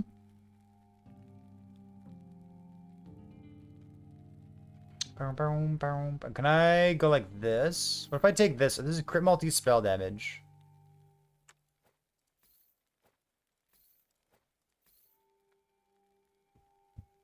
It's a lot of shred, huh? It's a lot of shred. I definitely don't need shred here then. So if I go... let's see if I can do this real quick.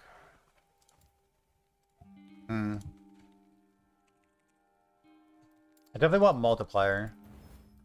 Can I seal? This is a 66% chance to seal. Well, I mean, I really want Fizz Res on it, huh?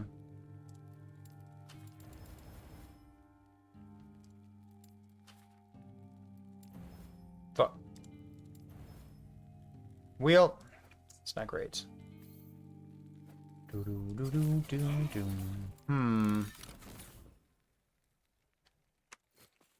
Yes. Need Crusader Gauntlets too. Alright, what about another red ring? Damn, that would have been so sick. Yes. Brutal. Take care. I got Fizz Res here, but it's tier 1.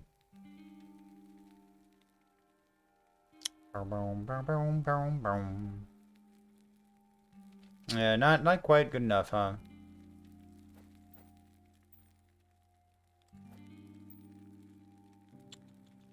I guess I could just take this thing off for the time being. There's 9 intelligence. I lose 9 intelligence. You know what? Let's go egg it first, and then we'll decide what we're going to do with it. Let's go here.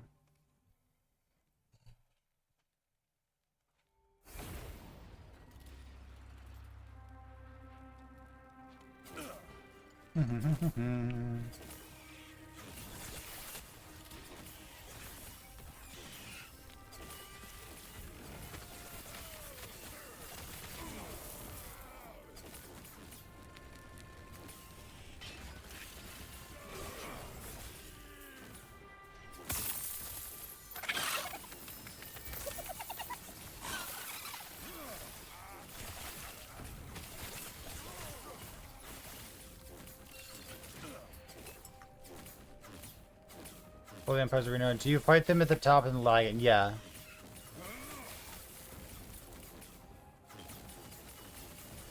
Lagan's the only one like that.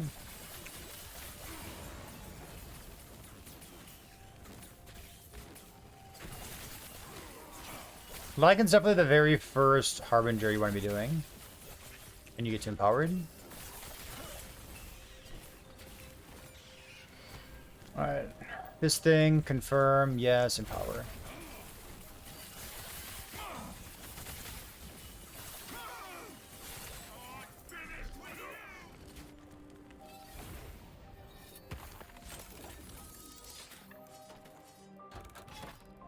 I still have no intelligence on my body armor. Word.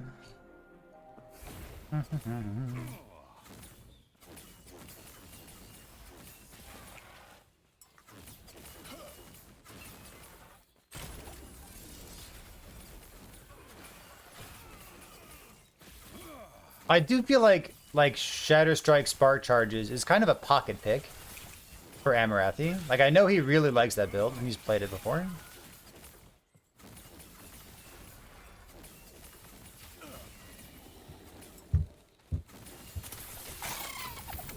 I remember the first time he played it, it was when the Weaver boots, the haste, reward gain on haste, did not have an internal cooldown. He was like stacking all these different ways of gaining haste.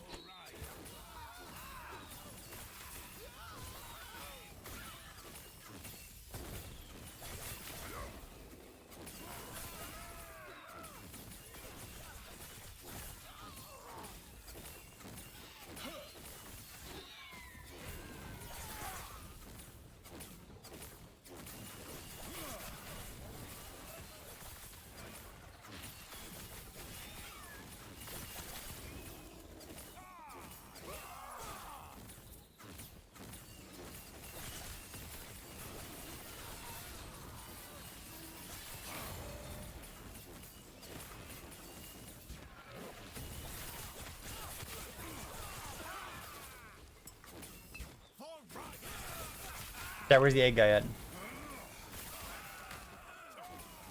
Fools. Fools.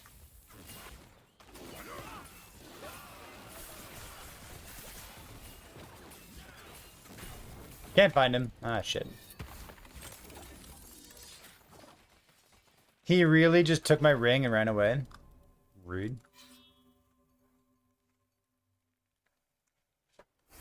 Do do do do do do.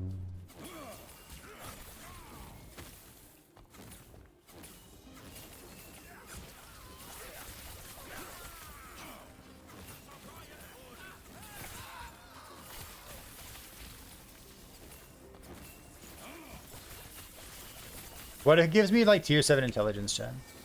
What if?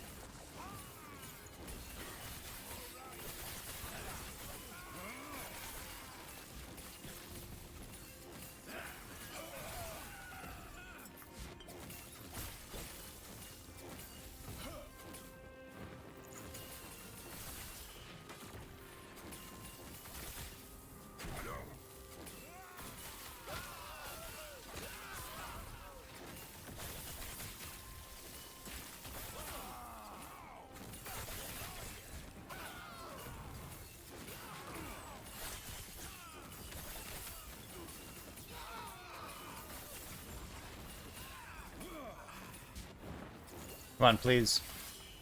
Where's the egg guy at? Fools. Where is he?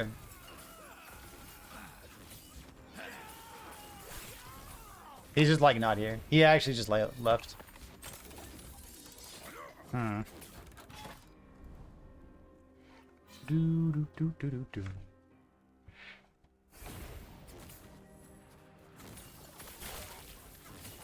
The Quinn joke has always been ZDPS.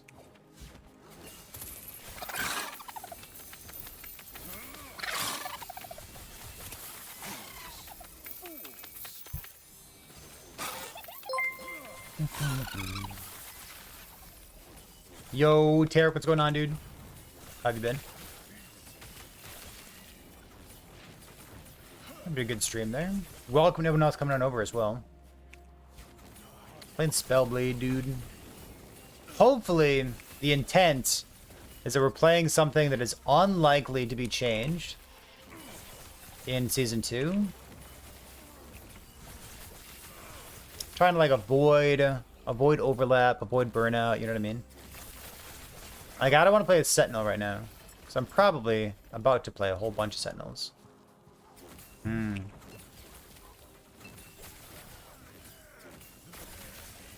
any case, we're playing some Mana Strike, melee attack speed, Spellblade stuff with spark charges. We hit level 91.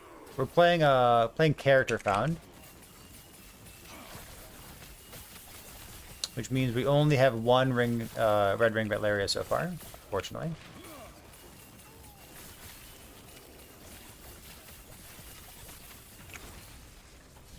Bloop.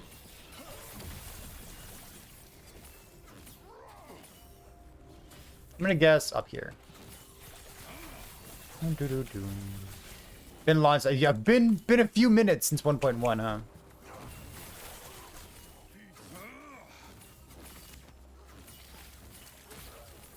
Like relearning the Harbinger fights and all that.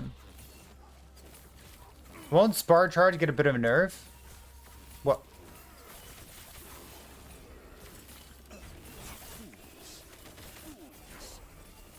I guess what I said was I'm trying to play stuff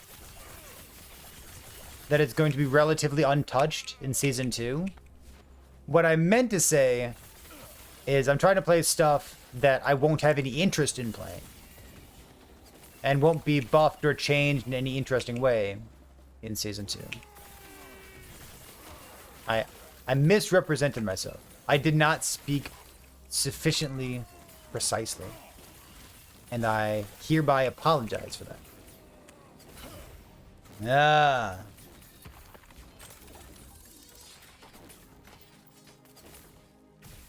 Health cold +1 attributes. This guy? I guess I can just do the boss thing, can't I? So damage, movement speed, health, movement speed, damage, all res. Glancing blows. We're gonna do our first Harbinger at this place. Let's give it a nice easy modifier. High health, take less damage. That sounds fine. Yeah, hopefully, with regard to spark charges, I hope the only thing that changes is the 40 mana cost node. T-step and reflect! Yes! Time to game, dude. Wait.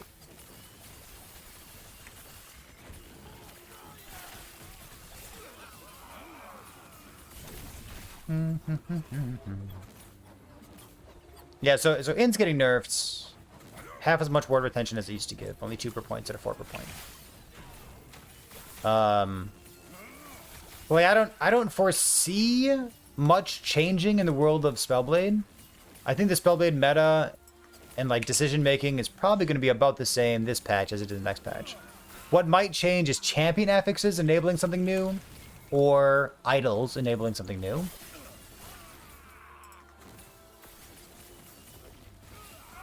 Or like a unique item, I suppose. Like there are outs. There are possibilities that Spellblade gets new toys. But I would call it unlikely, given what we know so far.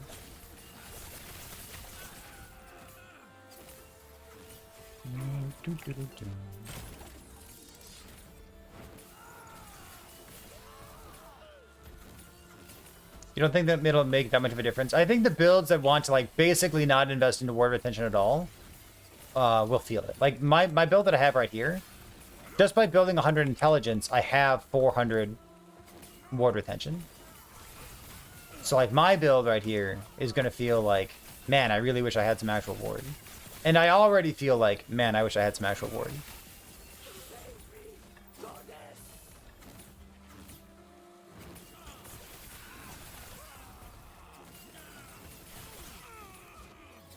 So builds that are hitting like 400 or 500 ward retention solely based on stacking intelligence will be builds that definitely feel the brunt of that nerf.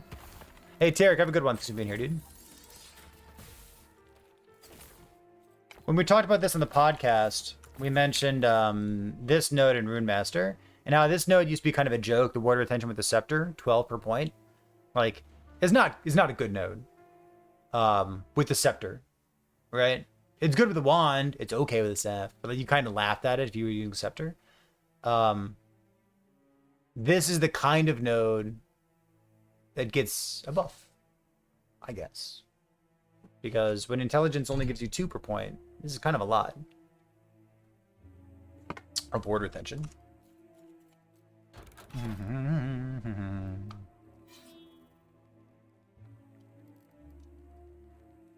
I do this. I do this. The base tree. This thing. This thing. Yeah, 10 per point. Well, so 1.2 is Sentinel plus 1 marksman skill. High level. 1.3 is going to be Acolyte Lich and Acolyte Necromancer. So 1.4 is going to be skill sigils. When's the last time anyone used Flame Reef? This patch for Spark Charge application. Because you can vacuum up the entire screen.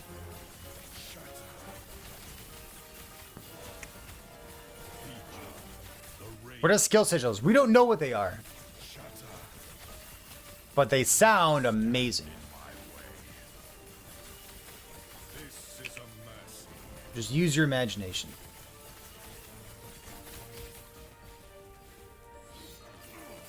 We have no information about them. The only image that we've seen of skill sigils is something that they just like mocked up in Microsoft Paint to make it look cool. Rise, my fallen champions. Aid me. Come, sons. Hopefully, they're everything that everyone wants them to be. I guess, or something. This is a mercy.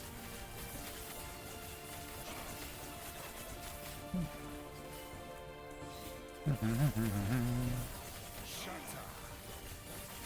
Do not stand in my way. This is a mercy. Boom, boom, boom, boom. Why does it look like a disco ball? It is a disco ball. It's the AU. Shatter. I did what I must. That's what Hera was into. My people.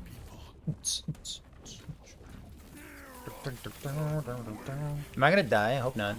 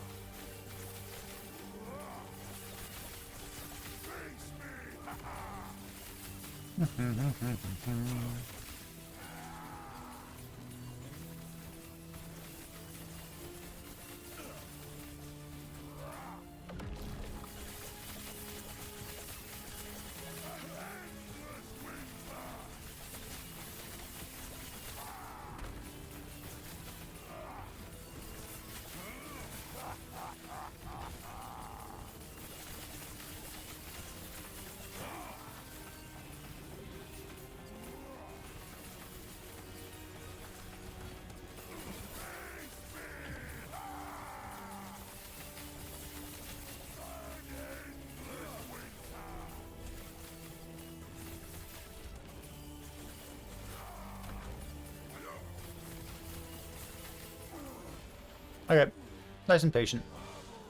Take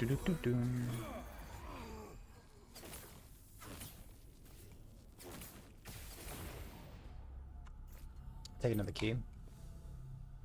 We're gonna see a new roadmap after season 2 releases. Oh, they said that? That's good. That was clean. I like that. Let's find some boots that have text on them. Thank you. Not just. Movement speed, tier 4 intelligence. Thank you for listening to me. I guess I can shout at them. We did this guy already. Good, good.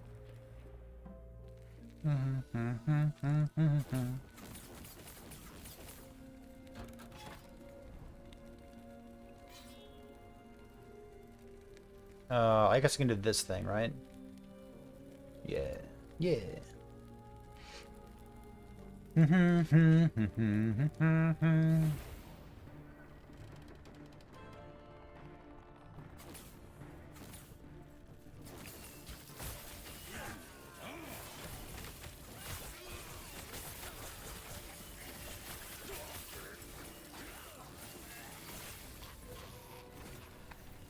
Crit chance.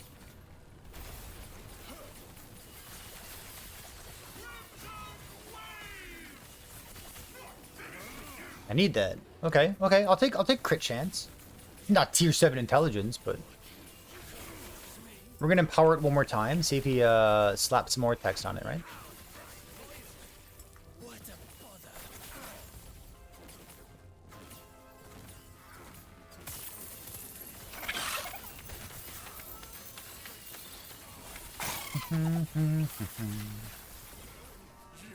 Blind on hit? No.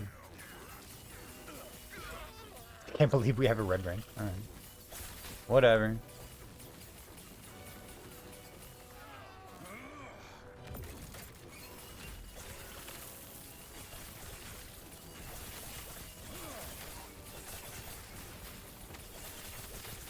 T7 melee attack speed is interesting.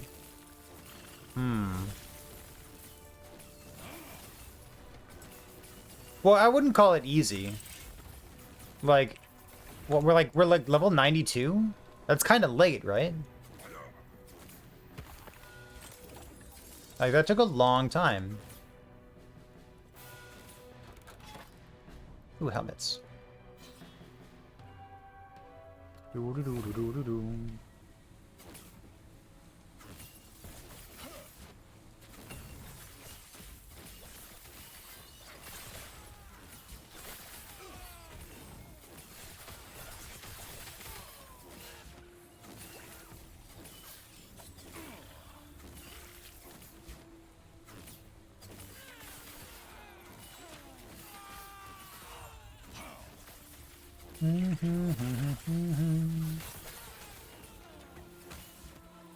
Could definitely have a better helmet. My body armor, I think, is the most lacking thing.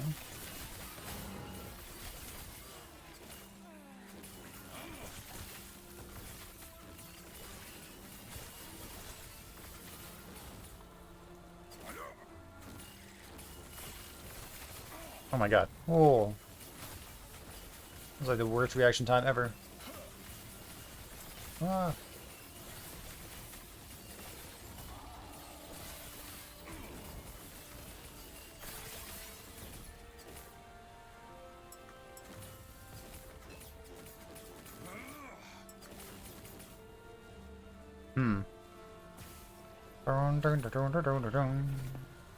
Damn.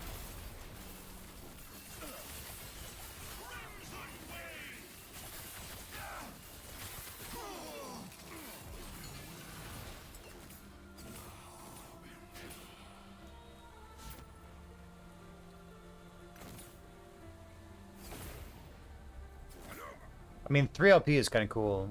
Got dodge rating on it too. Okay.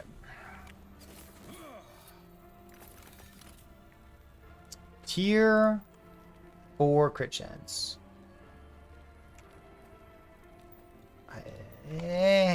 It's something. But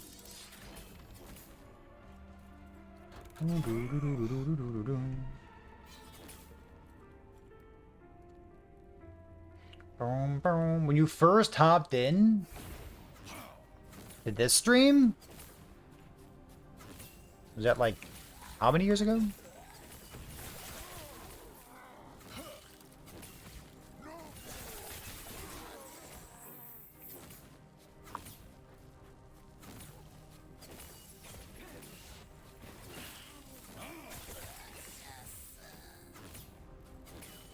Appreciate the kind words, I think.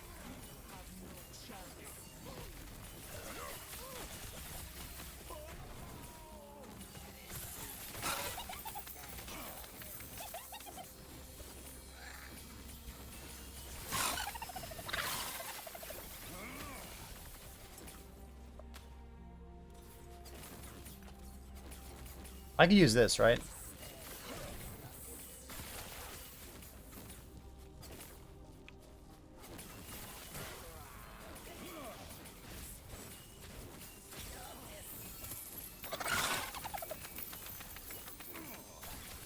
The vast majority of people who watch Twitch don't participate in Twitch chat.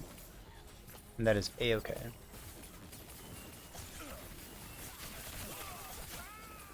Most people are lurkers.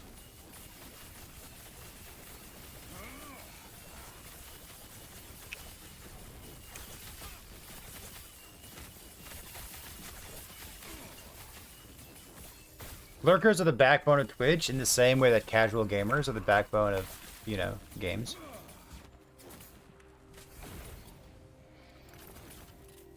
Mana strike plus nothing. So this thing has a lot of room for growth. If I seal here, I can go like intelligence.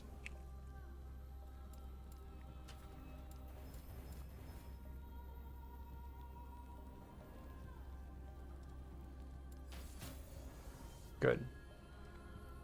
15? 8? 147, 64 mana, percent mana. That's something. Hey, Guitar, what's going on? I appreciate that, dude.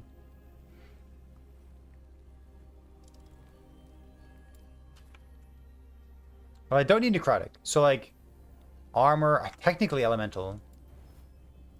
Poison. Get out of here. Come on. Bam. Health? Sure. There, it's an upgrade. Minus the cold res. That's fine. Boop. T7 fire aura damage. That is a lot of fire aura damage. I get cold res from these days. I have 63 cold res.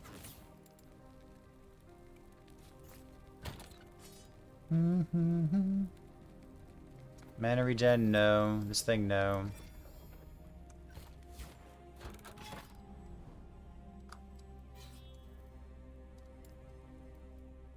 Plus 14, plus 9. So like, let's go here, I guess.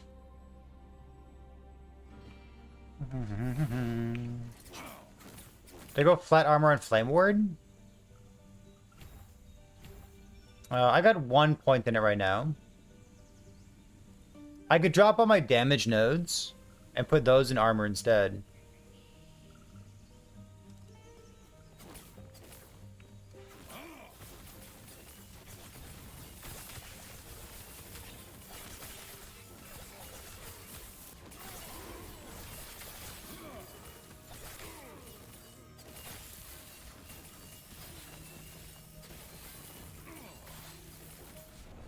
I was busy looking at how much armor I had.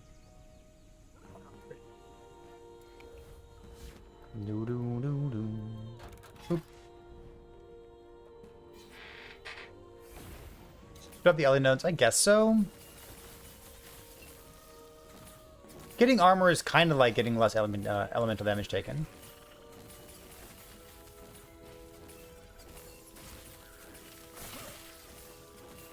Just squint a little bit for it.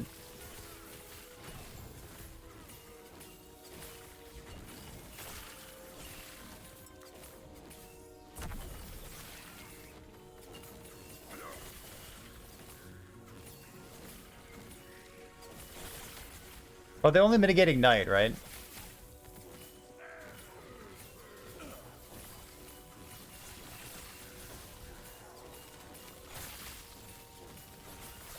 I don't know. I guess some monsters have frostbite. I don't actually know if any monsters have electrify. Oh, you know what? There's some cold dot out there.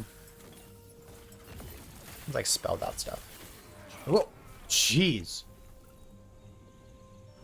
Man, they don't fuck around at all, do they? Jesus Christ. You know what? Let's try it. Oh,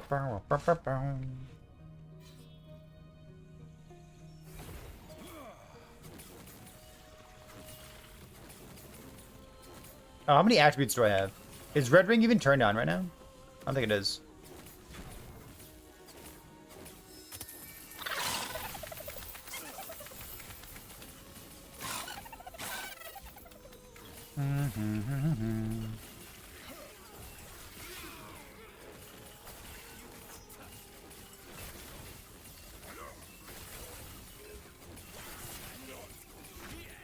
You have a new player question? Give me some new player questions. Let's write them down, dude.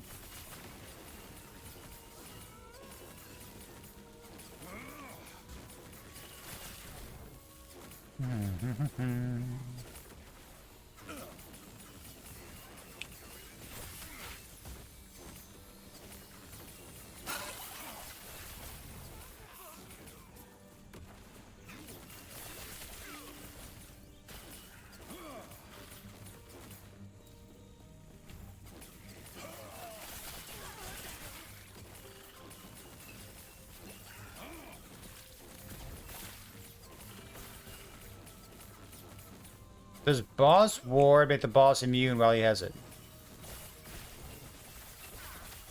No. Huh? I guess it's a new player question. And the answer is no, it does not.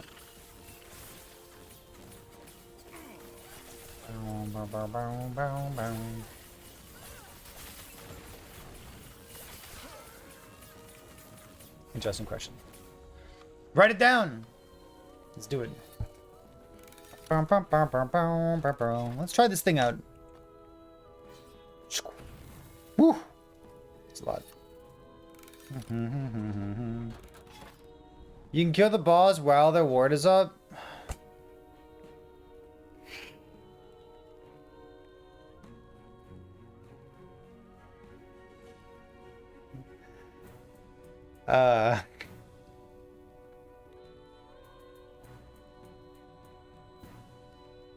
All right, listen.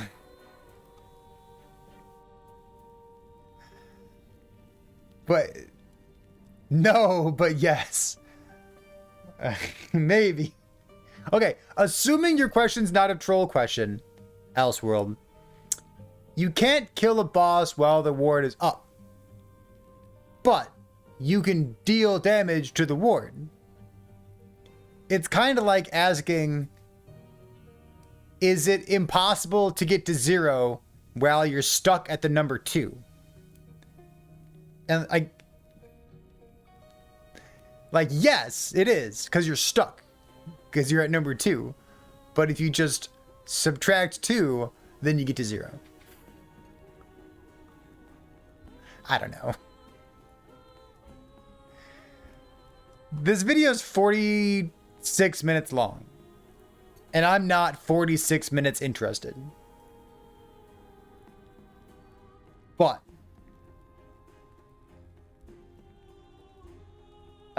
Luke, if you're in chat, I'm watching this video with the intent to make fun of you.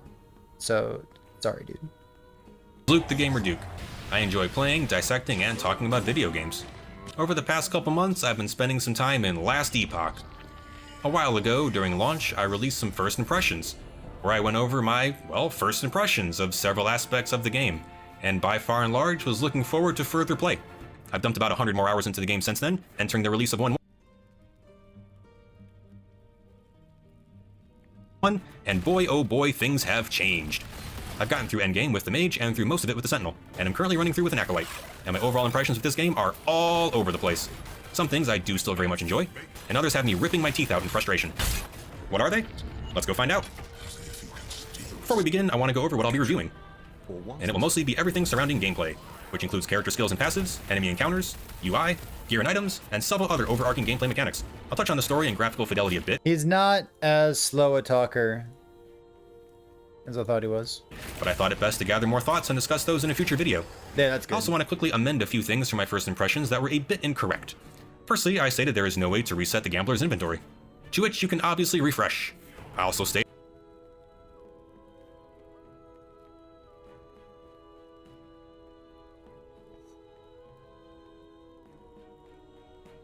That's the kind of person we're dealing with?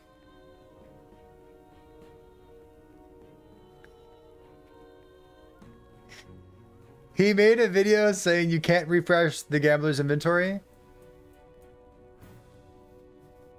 And then he amended the video to say you actually can refresh the gambler's inventory.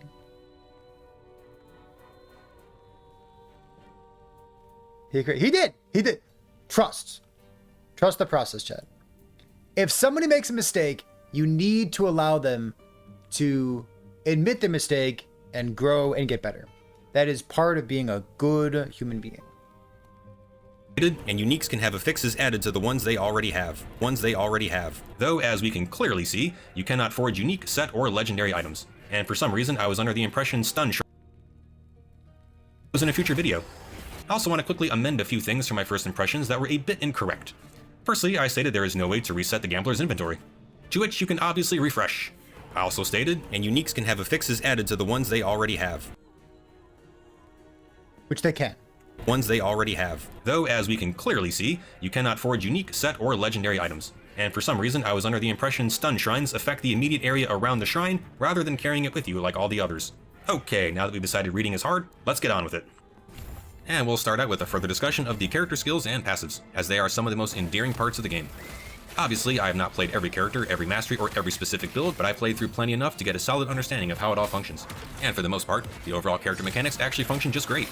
The characters so far are distinct in combat and are mostly enjoyable to use. All the different types and kinds of skills offer a wide variety of playstyle, widen even more so with the number of specialization nodes and different routes to go down. For my mage, I turned him into a sorcerer, my sentinel turned into a void knight, and the acolyte turned into a necro. Whichever mastery you choose will open up additional skills via passive point assignments in your newly unlocked mastery tree. Once your mastery is chosen, you will also have access to the first half of the other two mastery trees. The spec tree for most skills will start off with different types of straightforward buffs for that skill, be it added damage, lower mana cost, faster casting or attack, quicker cooldown, larger AoE, increased summon pool, etc. Some can add elemental damage, while others can completely alter the way that skill functions. The number of nodes can be a bit overwhelming at first, but once you spend a few minutes on each path, you'll have an idea of how you want to customize your skill. Most skills you will not be able to max out as the point pool is capped at 20. However, you can equip items with plus to skills which can put you past 20. Sometimes these node routes cross each other's paths, allowing for different routes to the same nodes. Yeah. Sometimes they do not. Regardless your route. This overview of Last Epoch is fine. This is a completely appropriate overview of Last Epoch for like a new player. There are tons of ways to fine-tune any skill to your liking. The ability to respec or despecialize, and freely, is a great mechanic to have. Respecking points, in actuality, is de-leveling that skill by removing points, then re-leveling it to its current max level. Having a minimum point pool up to 10 for despecialize. I'm gonna fast forward to this itty-bitty little section at the end. I might come back. We're at the 3-minute 30-second mark. I want to see what this oddities section is. Is that okay? Can I do that? Just for a moment? Because, like, I know that when I make a video like this, the oddities section, the chapter that I would make at the very end, yeah, it says oddities. I would put some interesting topic in here. So this speaks to me. I'm gonna go look at this part. Hold on. In addition to everything else, there is a handful of bugs, UI irritations, or otherwise oddities that continue to bother me. Sometimes defeated enemies will simply stand there. Several NPCs are apparently mouth breathers. Hello. For some reason, the End Times town maps reset, while others do not. Some areas do not show the terrain on the minimap. There were a few times my health dropped to 0 and I did not die. There were many times when I ran for cover behind a wall and enemy attacks went right through it. Inventory item misclicks are very annoying and occur very often if you happen to be a fast clicker. Minimap quest markers can be misplaced. Set items do not signify whether or not you have multiple pieces available to you in your stash or inventory. You want that? When comparing drop or inventory rings to your equip, you can only compare one of them. That's valid. When you swap out a better version of the exact same item with plus to skills, it removes the added skill points anyway. The glow aura around unique items is a bit overkill. And do they really need to be highlighted on the minimap? And lastly, this is probably a me thing, but it bothers my brain to no end that items of the same type face different directions. Those are some extremely small frustrations.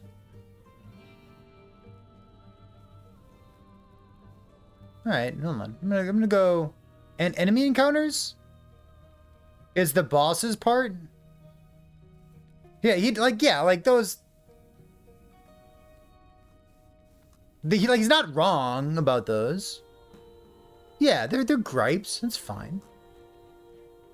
Yeah. Enemy encounters, bosses. You think bosses is worth watching?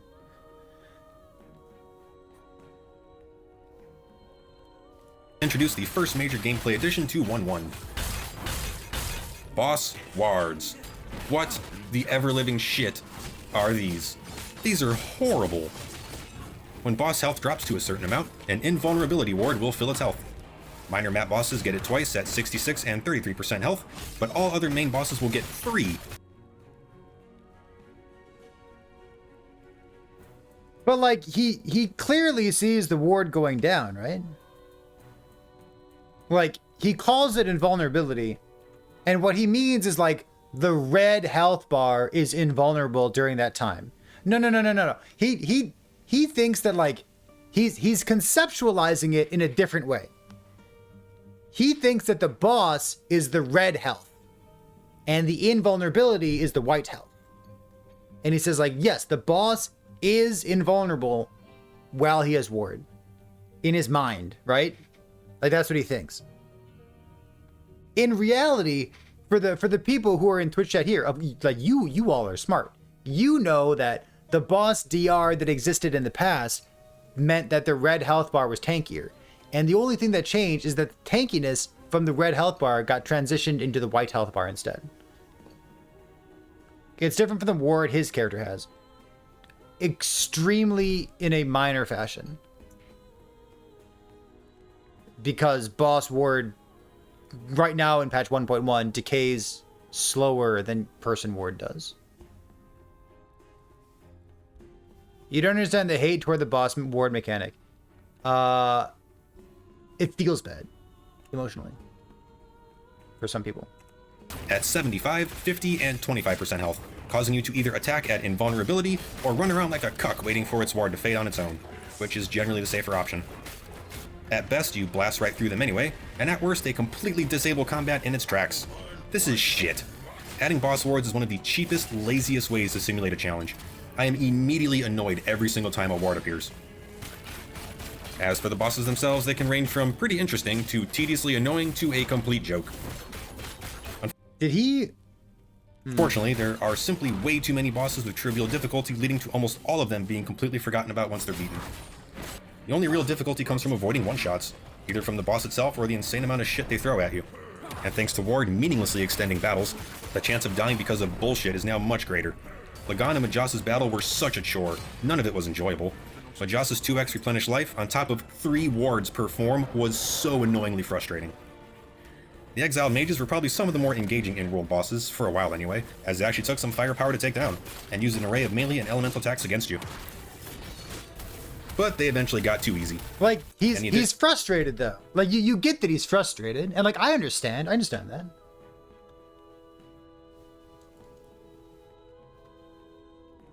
Of wards did not fix the issue. It caused a whole new one.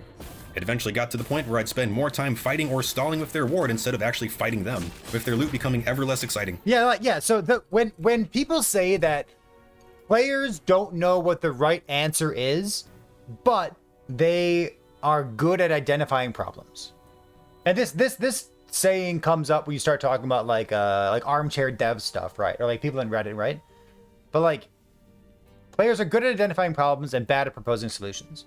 And like, yes, he is very frustrated. He doesn't understand what's going on. He doesn't get it. I don't know. But, you know, he's a new player, clearly.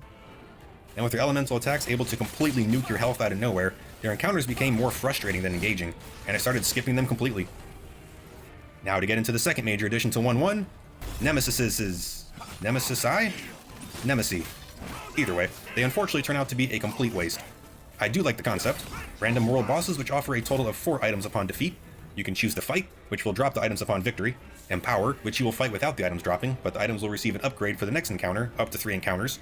Or you can Banish, which cancels the battle and provides new items on the next encounter. The primary draw, though, are the uniques. If one is provided, or an egg appears, in which case you can select your own unique, it can either grant the unique legendary potential for combining with an exalted, or turns the unique into a legendary by adding a random affix. Sounds cool, right? Unfortunately, the execution falls a bit short. They start off decently challenging with bleed, cold, and lightning attacks, but after a while I was simply smashing them apart. Secondly, their items by far and large suck. as in they are either something not for your character, or the items are flat out underleveled. And, in my experience at least, empowering a unique to give it legendary potential would more often than not just make it legendary instead by adding a single affix that may or may not even be useful. And all the nemesis look, sound, and use basically the exact same style of attacks, over and over and over again. Same as the mages.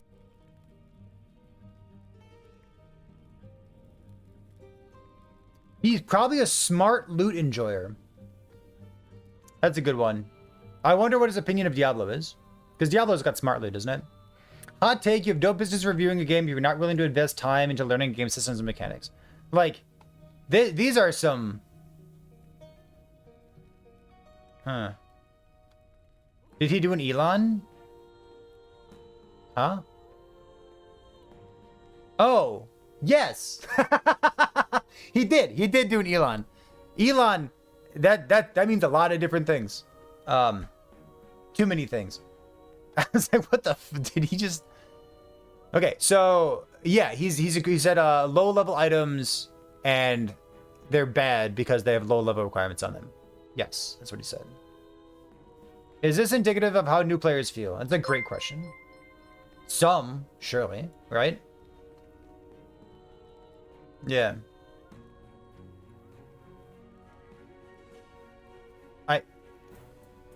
I'm going to say it like this.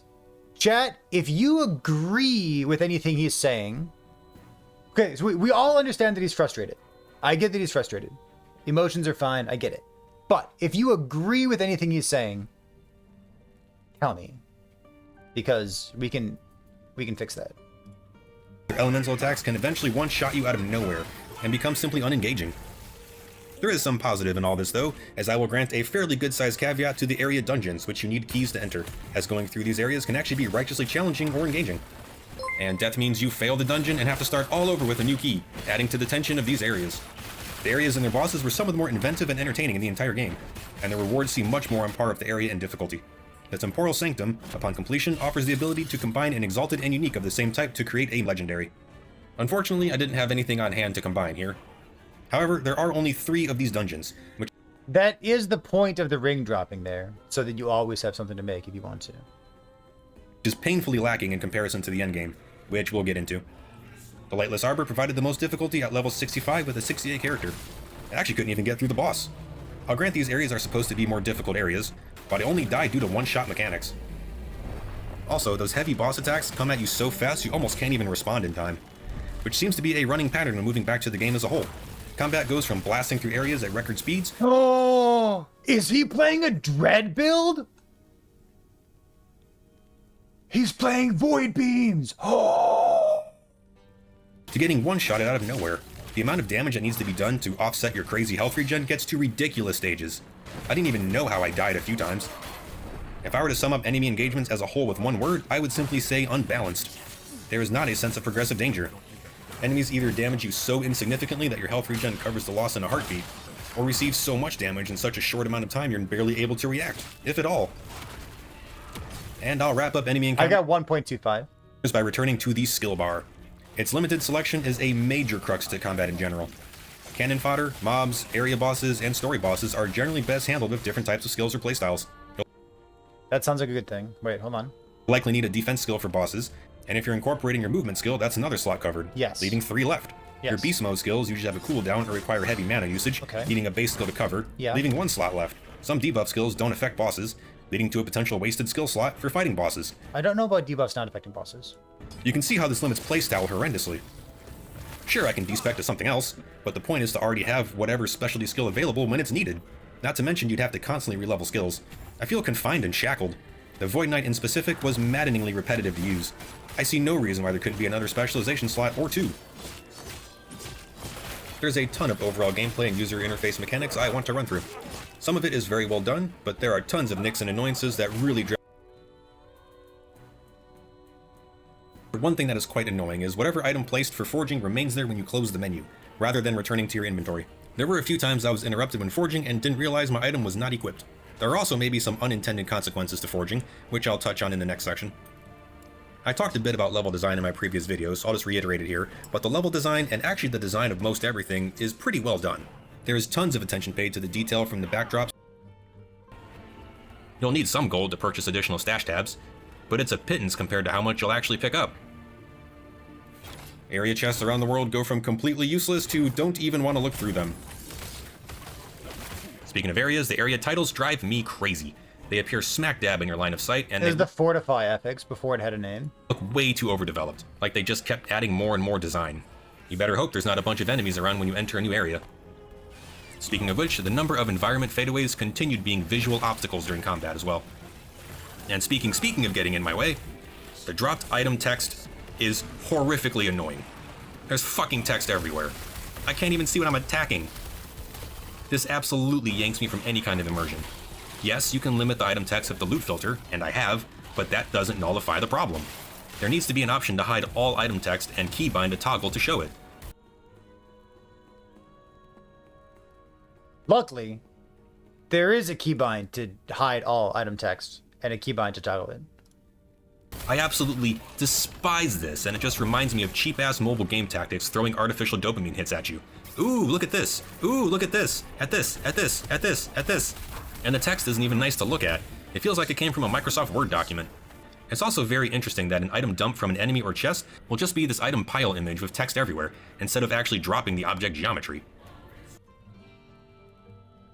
It does drop the geometry. The item drops on the ground.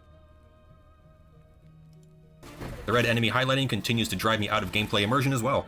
Why can't there be an option to change this or turn it off? Picking up mass amounts of shards borderline gives me an aneurysm with its pickup text prompt. I can already see all the shards on the ground. Why do they need to show me everything I was just looking at? The number of unnecessary UI prompts are everywhere, and they do nothing but get in my way and remind me I'm playing a video game instead of exploring a world. I didn't even have damage numbers turned on. The gear and items both nail it and fumble all over the place. Why are we giving him attention? Because of dread.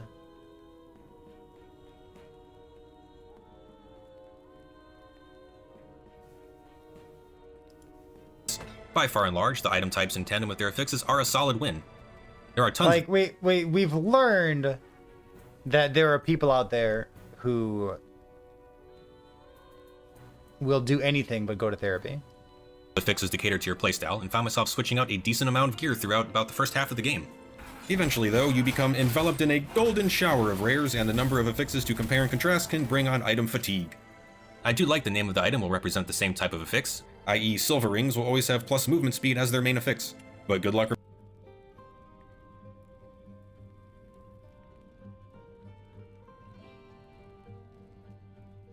remembering them all because there's a shit ton. Outside of a few class specifics, there are no requirements for equipping gear, so everyone can wield almost everything so long as they meet the item level. There's several rarity types including rare, unique, exalted, set, and legendary, which I think, simply put, is way too many.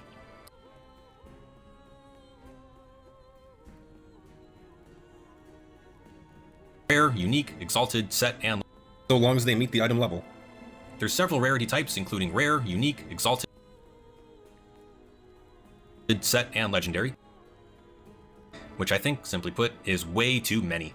Returning to the unintended consequences of forging, forged rares and exalteds will generally outpace most all uniques in terms of affix value and overall usefulness. Not to mention several uniques are incredibly build specific, greatly limiting their use across characters, and can sometimes have a negative value to fix like cannot leech life or minus X health per second. Why? Who wants to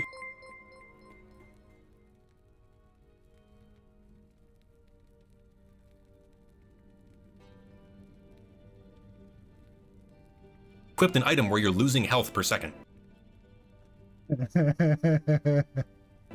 Unless a unique was tailored to my build, I almost never use them. Exalted items are basically boosted rares and are Like, the next line of text explains why. Right? forgeable. I found some of the most powerful affixes on exalteds. Set items are cool and their combos can definitely dish out some potential. However, much of what I found post-campaign was terribly underleveled. Forging a unique and exalted to create a legendary is a cool concept. Okay, so that's an Elon right there. No, Kelvar, yeah. In practice, it seems quite limiting, as the exalteds must have 4 unsealed affixes, and the number of affixes This video has 19,000 views. That is a non-trivial amount of views. added to the unique from the Exalted is based on what the unique's potential is. And from my experience of Nemesis Eye, getting the 4 potential sounds like the greatest luck in the world. Granted, the item design is mostly well done, but all the gear seems to have some kind of Gaussian blur over it, making it look kind of washed out. The itemization and loot in general simply isn't that exciting. I'll continue with gear when I discuss Endgame later, but another aspect I thought I liked and now I find annoying are idols. I'm getting units of enjoyment out of this. I do like the different size concept, but there are way too many types and sizes. At a minimum, they should exclude the 4 slaughters. Also, why is the middle idol slot blocked? You already have to micromanage your idol assortment, and this adds even more unnecessary micromanagement in figuring out what to use and how to make it fit. Opening up the one slot will not break the character. The only reason I can think of is they wanted to add an additional puzzle aspect simply for the sake of puzzle. That's exactly what they did. It's so unnecessary, and unless I found something character specific, I eventually avoided swapping out idols altogether. Overall, item affixes are mostly well done, but suffer greatly from an absurd amount of overabundance. I'll briefly touch on the story and NPCs, since it plays a heavy role in my general. The non-essential NPCs are beyond pointless as well. Usually they'll just tell you that your quest objective, which is right in front of you, is indeed right in front of you. Something that actually pissed me off, and maybe this is a nitpick, but where the hell are the cinematics? How do they have absolute top-tier rendered cinematics for all the game trailers, but in the game itself they resort to barely or poorly animated motion graphics to tell their story? With some of the most boring and uninteresting narration I've ever heard. Were their trailers outsourced? I'm trying hard to be immersed in what's going on, but if this is how they're choosing to tell their story, it just adds to the disassociation. And lastly, one of the most irritating things by far are the character portraits. What the actual shit are these? Why do so many NPC portraits fail to even remotely resemble the 3D models? This is valid. It is absolutely jarring. Even detail within the portraits varies wildly. The detail on Belthus, Gaspar, Forgotten Knight, Spriggan, and others is so much better than on the swap amounts. Yeah. Speaking of the Forgotten Knight, apparently she grinded some areas and found some new armor for 1-1. It's so frustrating and immediately kills any sort of immersion. Now, do story and characters matter in a game based around combat? Well, let's ask Elden Ring, whose story and lore, though cool as they are completely in the It's not Elden Ring. background. The difference is everything else in Elden Ring categorically pulls you into its world, from the combat mechanics to the map and level design to the visual fidelity and outstanding creature creativity. Even the small moments of NPC interaction provide good dialogue and great voice acting. Everything in Elden Ring is fully realized, and as such, the level of immersion is Elden Ring's a fucking awesome game that I might never play because I haven't played it yet. But like, it looks really cool. maxed out. By contrast, nothing in the world of Last Epoch feels fleshed out at all. Hell, large parts don't even feel thought out. I simply cannot take any of the story, NPCs, dialogue, or world events seriously.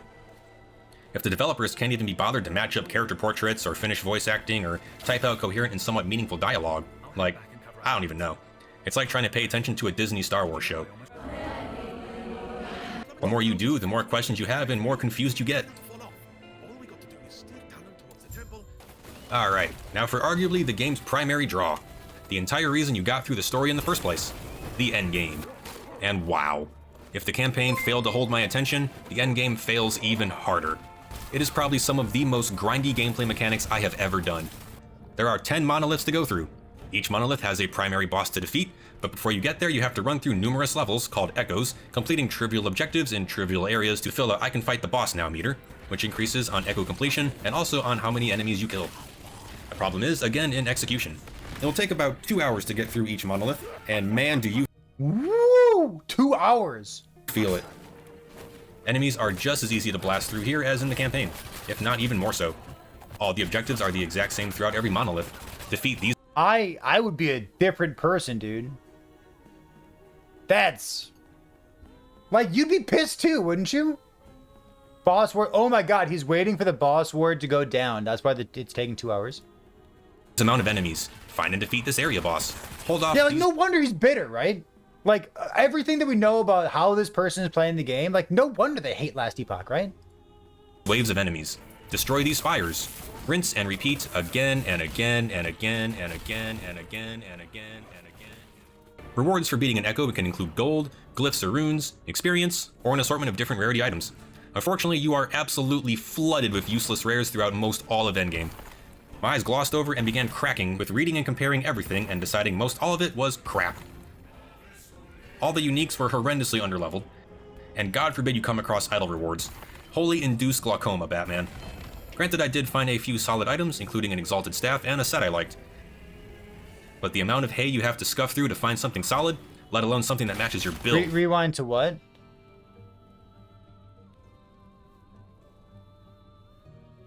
He didn't Elon again. is just mind-draining. My Sentinel never found a better two-hander than the one I started with. Some of the blessings you He's receive using Hammer of Laurent. from beating a monolith were not helpful to my character at all. I do not care about scepter drops. The Nemesis Eye and mages continue to show their frustration as they go from light work to randomly one-shotting you. And as dying in an echo nullifies the rewards for that echo, it can be more of a gamble than anything else. I continued skipping mages, but kept battling the Nemesis and hoping of coming across something good for potential. But they were almost always turned into legendary instead. The boss fights have potential to be engaging and So challenging, up until their wards appear, basically kicking the entire endeavor right in the nuts. It's so disappointing because it makes some of the more entertaining ones like Argentis and the Fire Shaman feel boring and drawn out, and turns the more challenging ones like Lagan or Herat into flat-out lunacy. is he actually offline Merchant's Guild? Then add in the one-shot mechanics, and monolith boss fights go from challenging or engaging to enragingly frustrating. My frustration peaked when apparently a patch did not install all the way. Several mechanics were not working, including spire locations, leading to those echoes not completing. All the Nemesis spawn did not spawn Nemesis, and even the monolith boss did not appear. Twice. Are these offline issues? And peaked Yeah, he's walking away from bosses during their ward phase. You missed yet that again, part. taking my Sentinel versus Lagan. It's simply fucking ridiculous. I am capped on cold and lightning res, and still... So, if there's any new players in chat who hate Lagan and want to not die in the way that he dies, say something and we'll talk about it. Getting one-shotted from his beam. Again and again and again. On top of avoiding all of his other one-shot mechanics like tidal waves and his claw slam. What the fuck is this? How can my Sentinel blast through all the echoes in that monolith and not even... Isn't Elden Ring all about, like, dying and then learning and then doing better? ...stand a chance versus its boss? Granted, I didn't have Ward on the Sentinel, but Ward should not be a required mechanic That's to the not whole get game one-shotted, of Elden Ring, right? particularly with cap resistances. I laughed at the insanity and just gave up on him. Which takes me back to the primary theme of enemy engagement. Unbalanced. When it becomes tough, it's nothing more than manufactured difficulty. Eventually, though, my mage reached the end of the end and unlocked the Harbingers. Which is apparently just rerunning all the monoliths again at level 100? Alrighty, let's give this a few tries, and oh my ankle reacher. The one-shots. Oh my god, the one-shots are just... okay. I'm sorry, He's got I simply 900 cannot life be on bothered his to run Sentinel. through this again. This is where I called it. None of this is fun. It's not engaging. It's not challenging or rewarding. Honestly, I'd rather go cut my neighbor's grass for free. You know what? We're gonna pause it right there. If you wanna cut your neighbor's grass for free, good. Like that's what a good neighbor.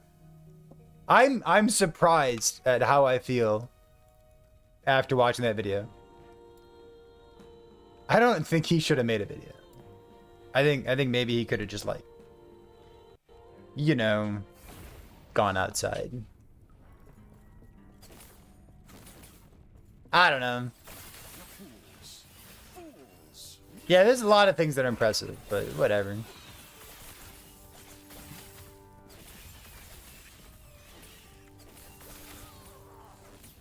I didn't read his tirade in the comment section. No, I didn't.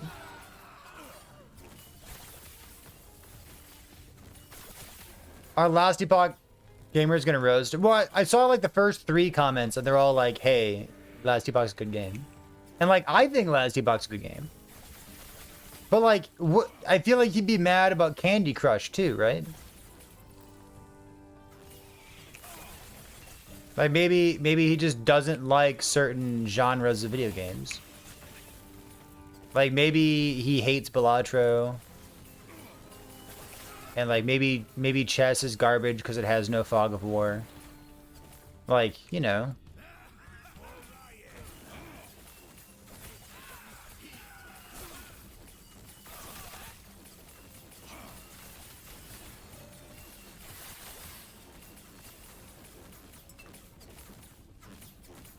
Yeah, I don't know.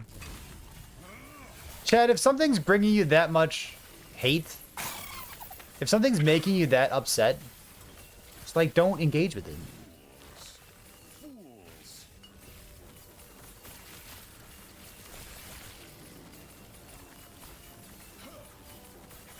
I don't know.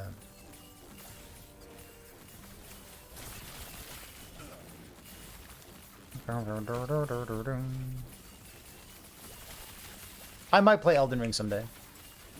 Maybe. Perhaps. He's making a hate video for clicks. It worked, dude. Maybe he'll make another one too.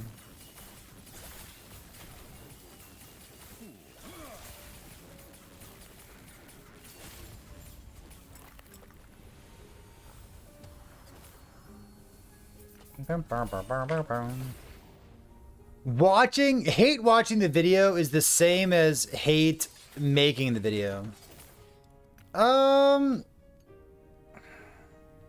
Is it? Why did anyone tell him about the loot filter? He knew there was a loot filter. He mentioned that there was a loot filter. Pretty sure he did. Let's go here. Boom, boom, boom, boom, boom, boom, boom, boom. Don't immerse yourself in hate. You're right.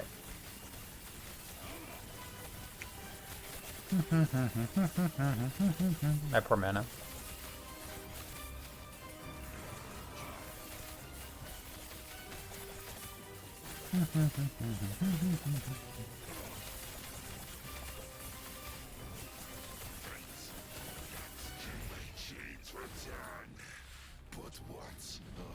Ooh. So many items. Got a belt. I'm never going to use this belt, right? Get out of here. Well, the exsanguinous thing is pretty funny, right? Like, that's one of the moments that makes me think, like, maybe he did this intentionally. Because he said, like, why would you ever use an item that depletes your life? And, like, it's literally the next line of text explains why you would do that. Right? Like, the first line says current health loss per second. And then the next line explains the payoff for it. Like, homie.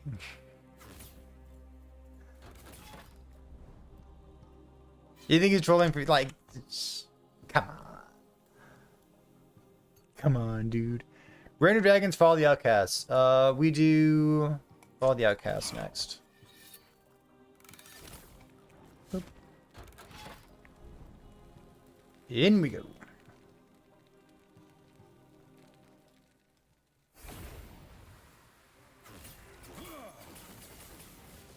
If he's trolling for views, he's doing a good job. I mean, yeah, he is. He is doing a good job. Got a bunch of 1 LPs. Okay, got it. Banish this.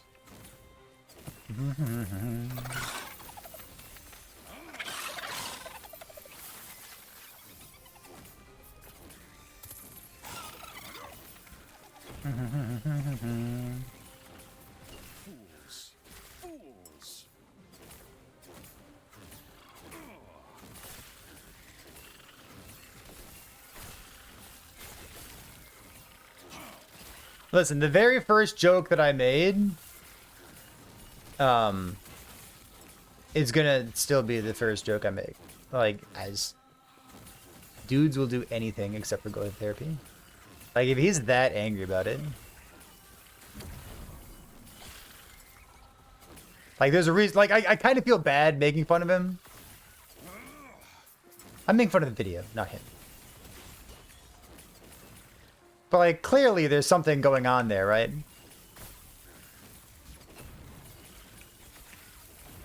Like, he leveled multiple characters. He did 2 hours per individual mono. And you know he must have gone up like left and right side, right? He must have like gone both of them, and then done the 90s, and then he went to empowered, and then and then he made another character, and he tried all 5 classes, and he waited for boss war to deplete every single time. Like, something's going on in his life that we don't know about. You know what I mean?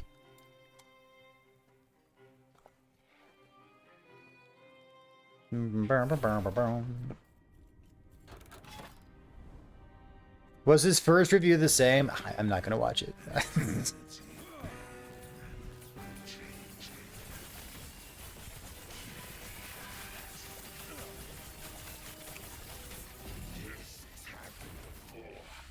Boop.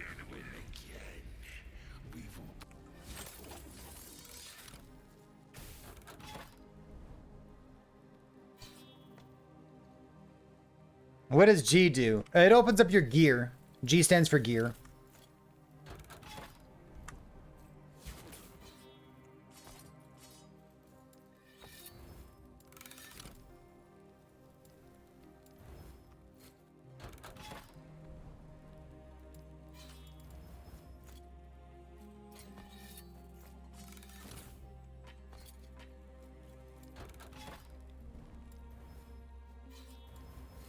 G stands for inventory?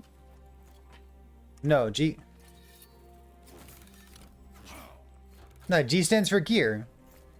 Yeah, and I stands for in-game guide. Yeah, there it is. It's I. H is for homies. There you go. H is for homies, Jen.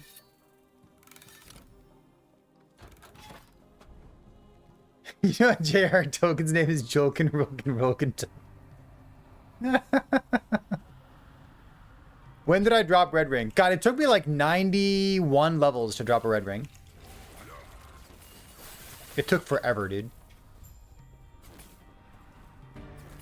I don't know if I have the Red Ring active, though. What do you need? You need 180. I don't think I'm there. 17, 20, 30, 40, 50, 60. I don't think I'm active yet.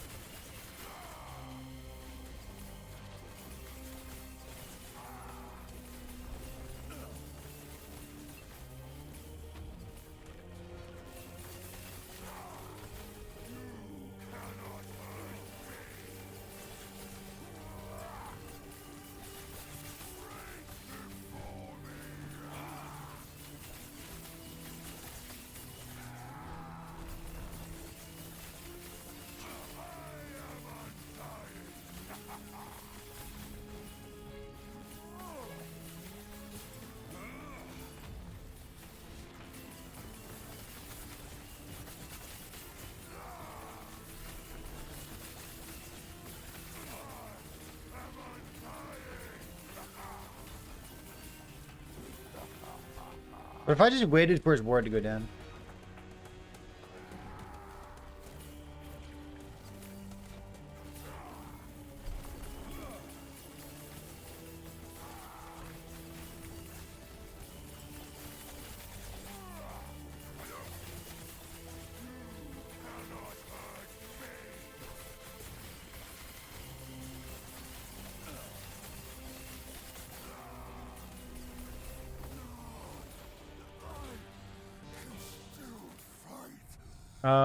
Gold experience. Go experience, I guess. Okay.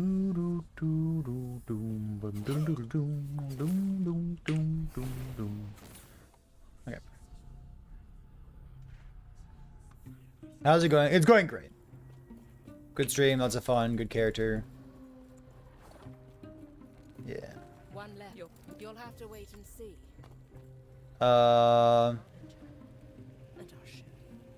This is the last one. I guess I can do... I can push more corruption. I don't need to push more corruption, but I guess I can. How dare you hit the boss in his... Calling it an immunity phase is wild. That is... wild to me. Have I killed Abby yet? No. I could kill Abby... I could fight Abby in like 5 minutes or something if I wanted to. But I'm going to push a little bit of corruption first. Weaver gloves? You know what? I'm gonna power this.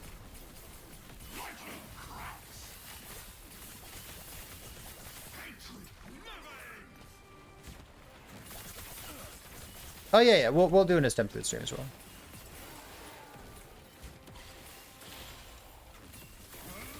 I like doing Abby on like low single target damage builds. I find it fun and engaging.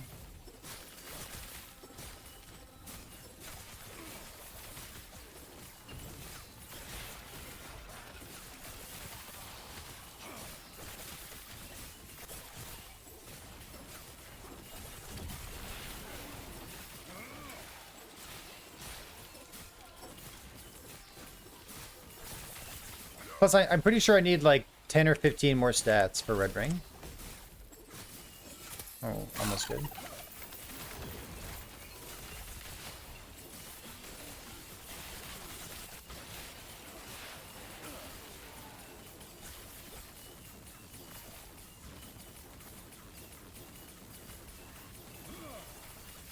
Oh, my blessings are pretty good.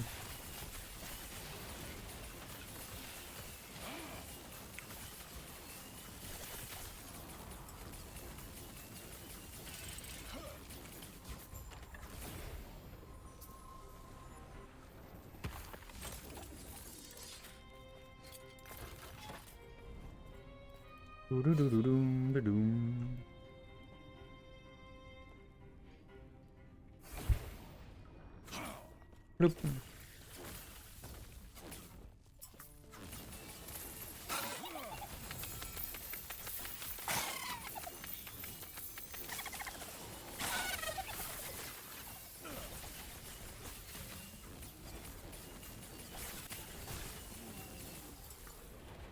God, people really fucking hate boss word, don't they? it's they're fucking invulnerable. They literally don't take damage. Which is true. The boss, while they have ward, literally don't take damage to their health.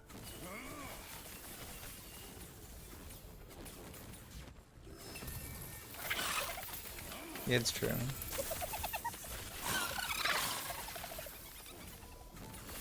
You ate the rationale behind it? Tell me what the rationale was.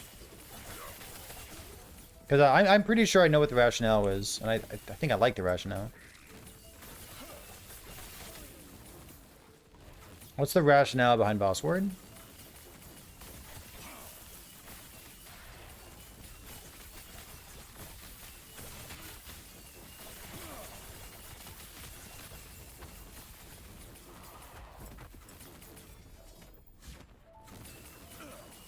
The worse your build is, the worse your build is. Yeah, but that was true in the past as well.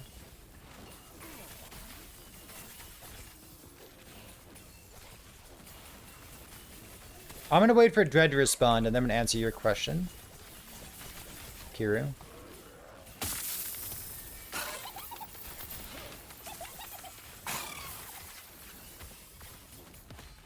Oh.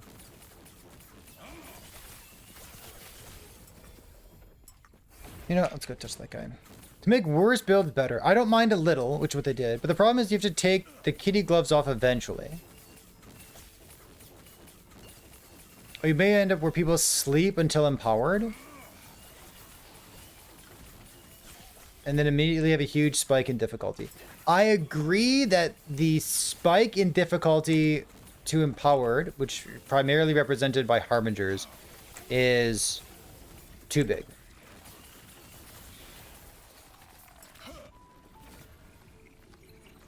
Still 14 exalted movement speed. Let's go here.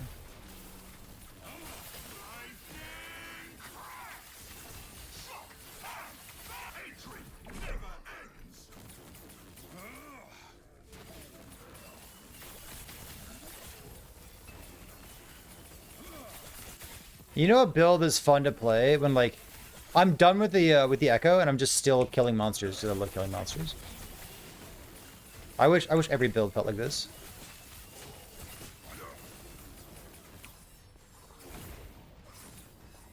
Or basically what happens is you never make it past empowered. I get that you can't survive, you give up, and make a different character. Yeah, I hear you, I hear you. I think boss fights in action RPGs always suck, and if you can't trivialize them, it's miserable. That's an interesting take. I don't mind that take. I don't know if I agree with it, but I like that take. Let me scroll back through Twitch chat real quick. Hold on. So I like Boss Warden's idea, but I think the entire ward bar should be decaying in like 10 seconds, not 30. Yeah, I would like that as well, King. So the change for Boss Ward, as far as I understand, as far as I understand, was to pivot from one system to another system, because the very first system was Boss DR, and you've heard people complain about Boss DR in the past. I think I even have a check man for Boss DR, exclamation point Boss DR, which is not relevant anymore. So what would happen in the past, imagine you had like a super high damage build, and you would punch the boss and you'd deal, their health bar would be like this big, right? And you'd punch the boss and you would deal like this much damage with your first hit. And the second hit, under the exact same circumstances, would deal like this much damage. And your next hit would deal like this much damage. And it was Boss DR based on how much damage you did and how little a period of time. So there was never a build that didn't care about Boss DR. There was never a build that skipped beyond Boss DR, because Boss DR worked like Endurance, where it would apply and it was like pseudo one-shot protection no matter what. So the boss always had, you know, all of this health, even though it looked like the first part was squishy and the second part was buffed up by some random mechanic. You could skip Boss DR, kind of, technically. You could hit a monster once with that first green bar, and then you could not damage the boss for like the next 5 minutes. And then the boss DR would reset, and then you could hit them again. So that was a mechanic that used to exist. Nobody got that kind of time. You could one-shot bosses. In the past, you could one-shot bosses, yes. You could punch them once and they would die. Which is important because you can still literally do the same thing right now. So now that we have Boss Ward is not one-shot protection. In the same way that Boss DR was not one-shot protection, Boss Ward is not one-shot protection, and Endurance also not one-shot protection. So you can, right now, today, one-shot a boss with one singular hit. You can do that. It's got to be a big fucking hit, but you can do that. Yeah, so in the boss, you could one-shot. Currently, you can one-shot.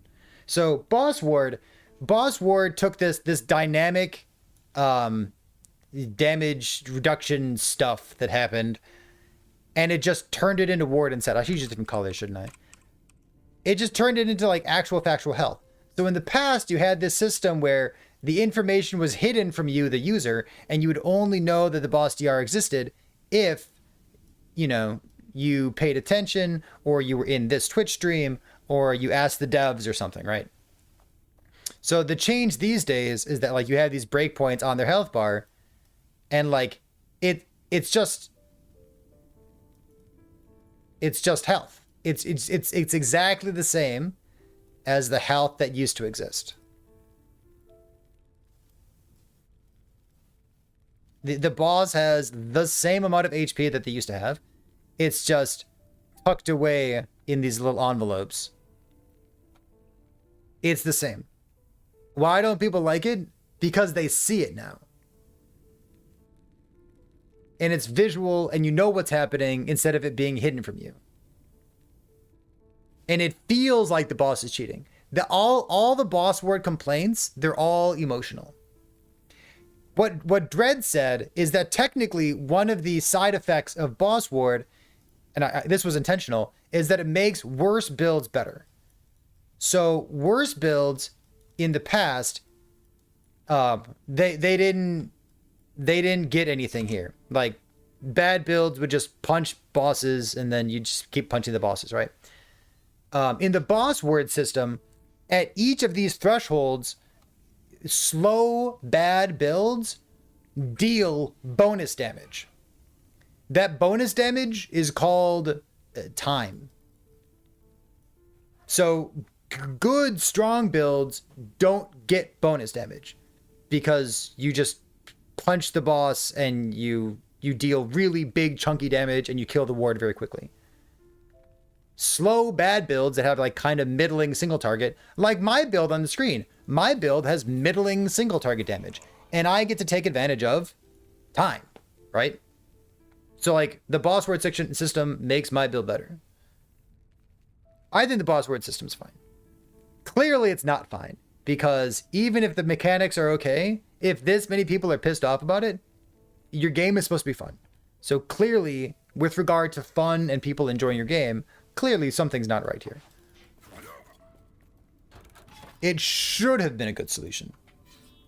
Clearly it is not.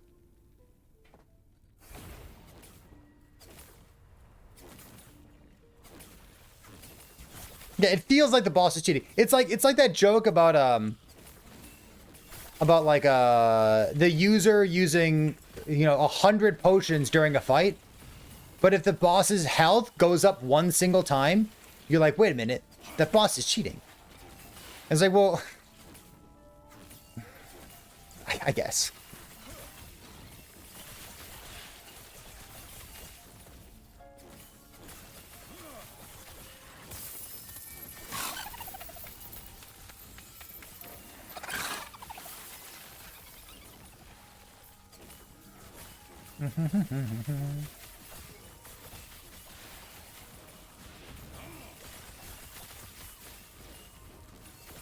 Yeah, I think it decays a bit slow, doesn't it?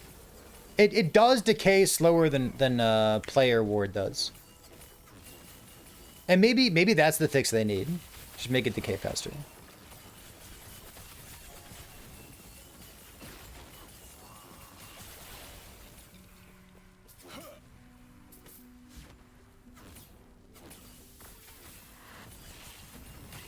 But like players like that person we just watched on YouTube, players will think that the only health bar is the red health bar. And the white health bar is cheating. Which if you look at my character, I'm currently cheating. I have 3,600 cheat points.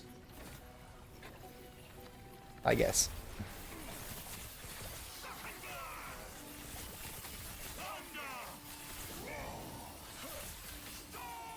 Now I've got 3,200 cheaty points. It's a lot of cheaty points, Chad. Are you impressed by my cheaty points?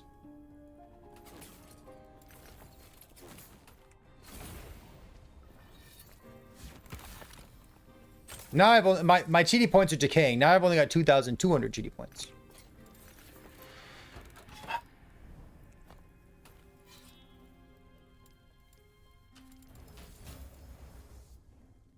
Actually, you want fizz wraps.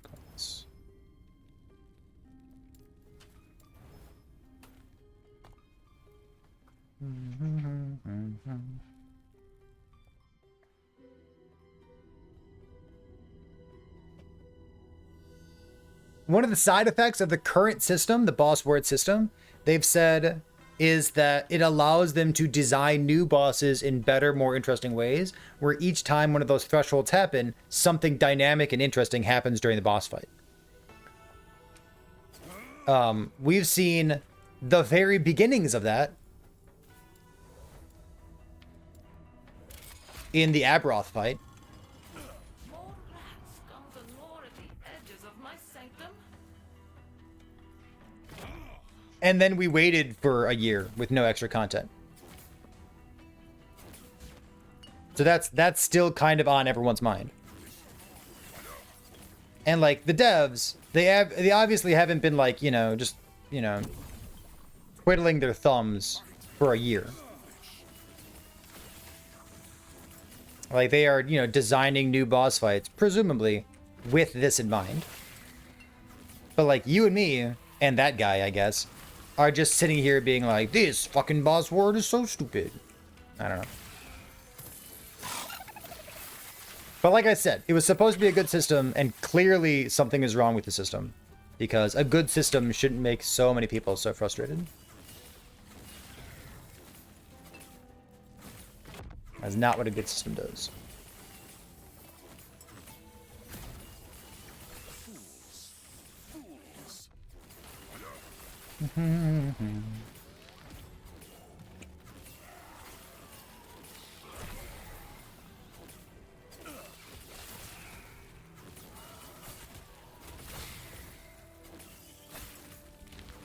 It might be the case that boss fights are hard to design. To be both challenging and interesting.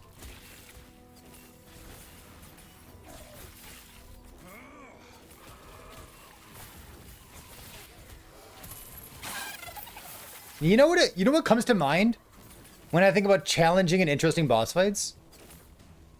God, what was that game we played? Chrono Arc. I don't know how many of you were here for Chrono Arc. God, the bosses in that game were so cool. Man, they had like really interesting mechanics going on. That game made an impression on me. Boom, boom, boom, boom, boom, boom, boom, boom, boom. How is this possible? Only I should be able to command time.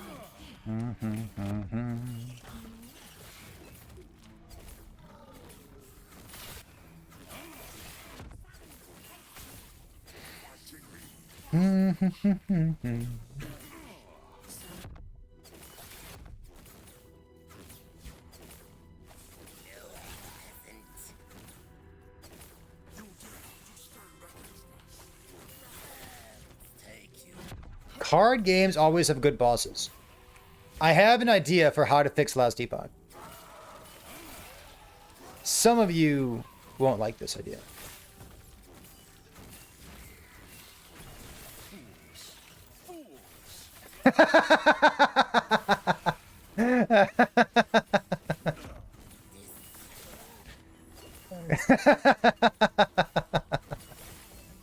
Come on.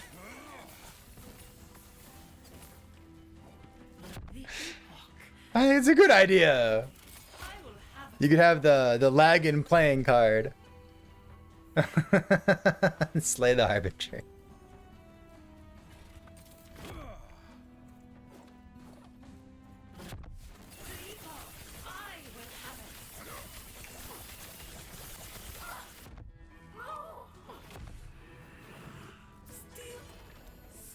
Helmet?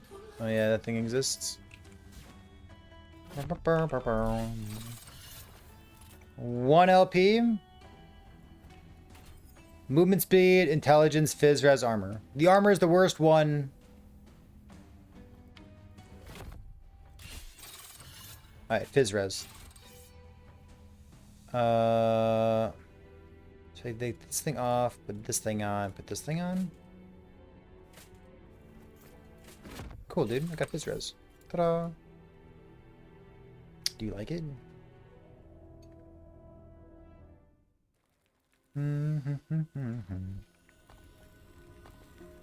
I don't think so. I'm gonna do math because I don't like to do math on stream.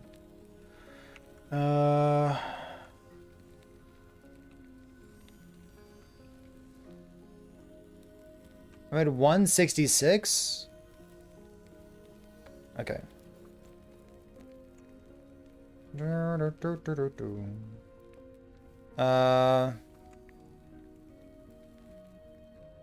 Need a wee bit more. Just a wee bit, just a touch.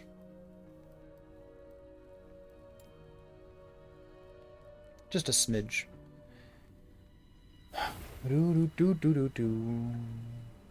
What about bread? Oh, I need to go preheat the oven. Perfect reminder. I'll be right back. Hold on.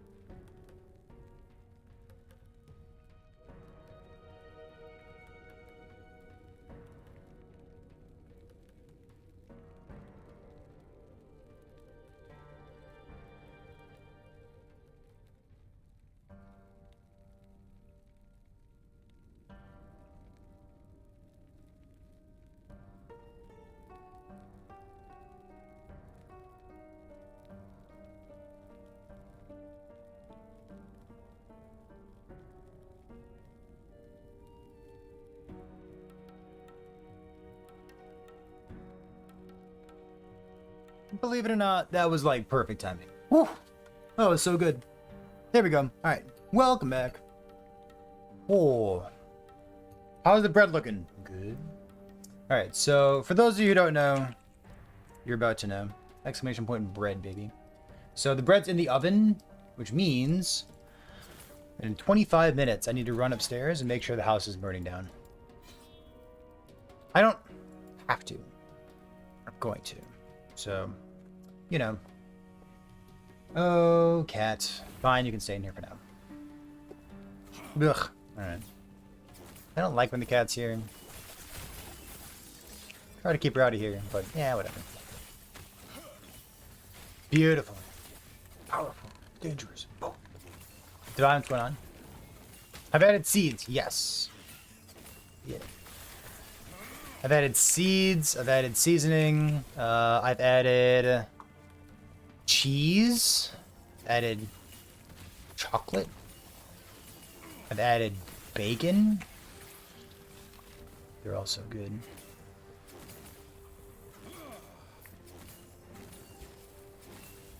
The bacon cheddar jalapeno loaf is a fan favorite. It's so good. What do you play right now? The bacon build.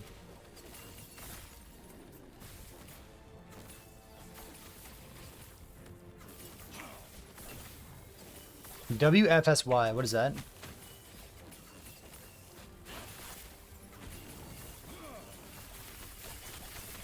Basil, Parmesan. I haven't done those. Alright, cat, go up here. Say hello to the people, cat. Meow.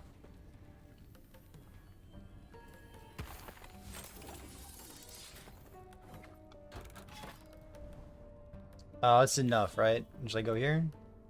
Yes. Flour, salt. Flour, water, salt, yeast. I know that book. This is a good book. Shoulder cat. Shoulder cat.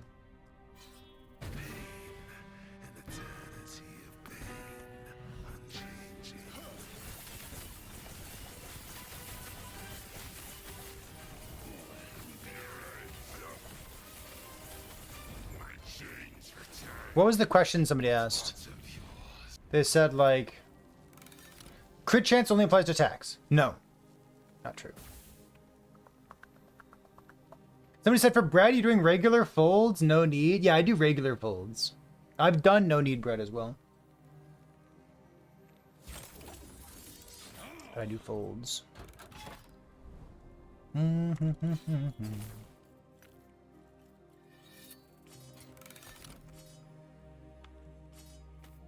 I guess I can remove all that.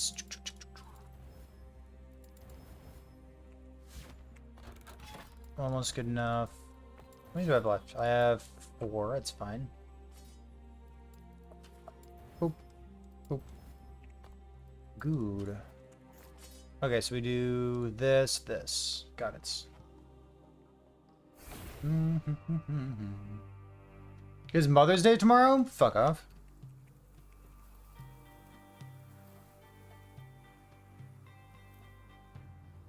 May.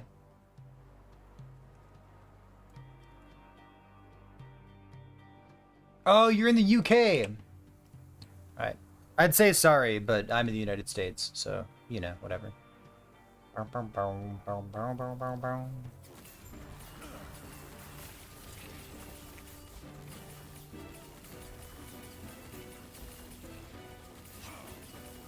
I'm really in no position to be making cheeky jokes about where you live in the world.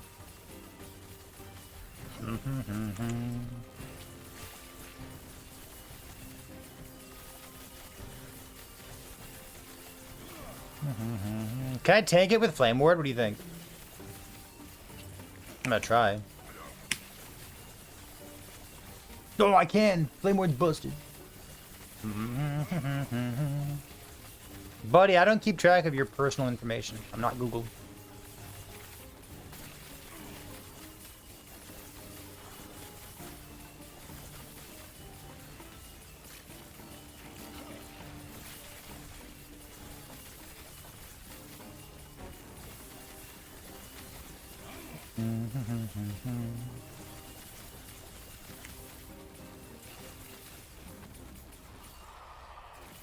Boom, boom, boom, boom, boom, boom, boom.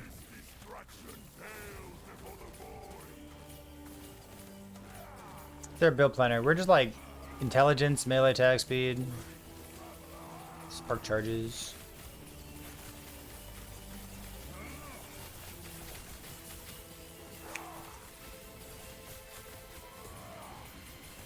They mana strike, Spellblade.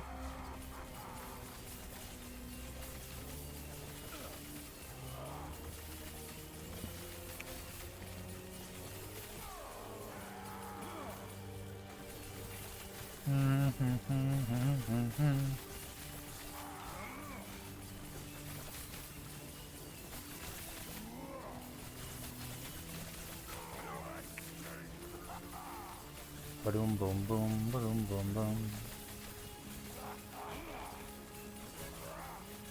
Yeah, Flame Ward's really something, huh?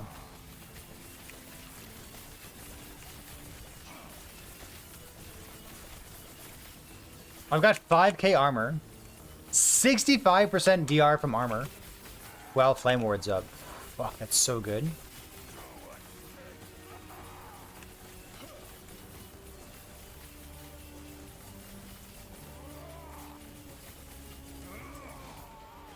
So good.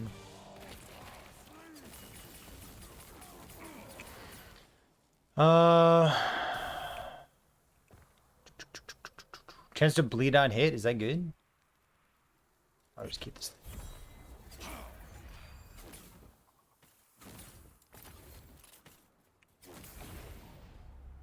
Oh, we got an Adventure Horizon. Oh shit. You can take a look at my character exclamation point profile if you'd like to. Character's name is Spark Charge Me Daddy.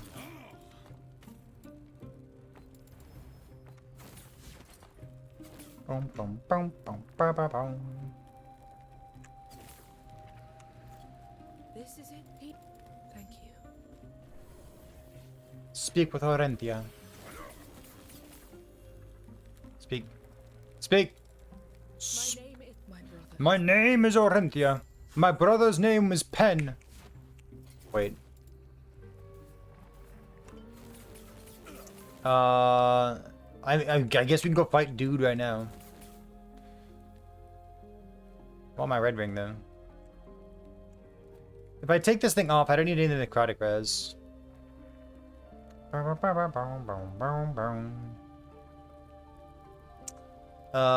It'd be nice to have a real belt too, huh?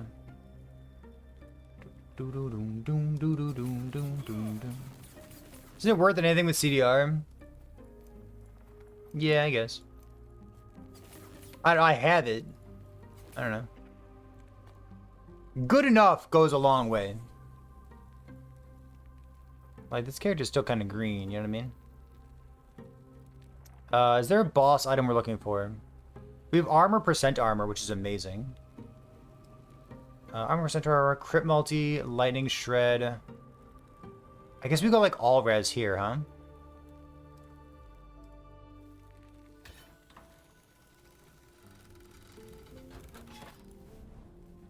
Sure. Do it.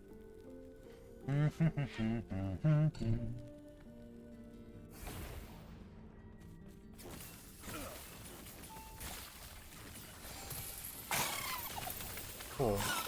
So we could make a new character and practice the Harbingers again. Or we could keep playing Spark Charges because it's fun.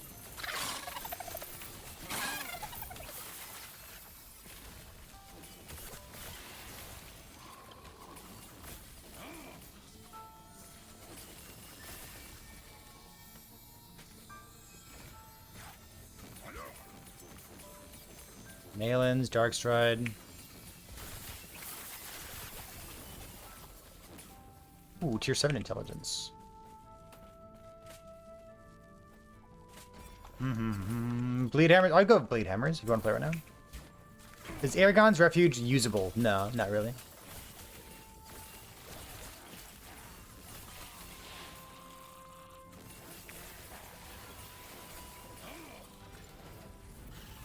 Endurance threshold, brutal.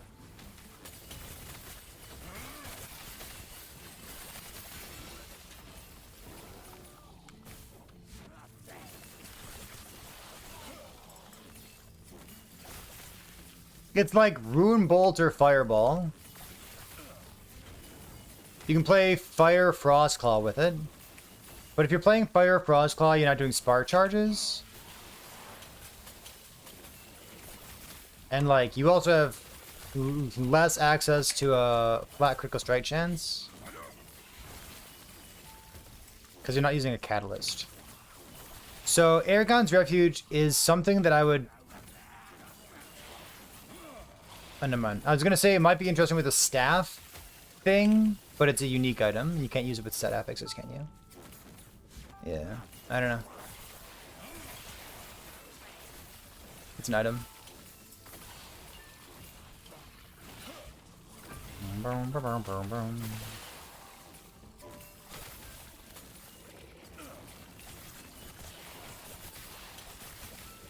Lips in the tree. You can try it.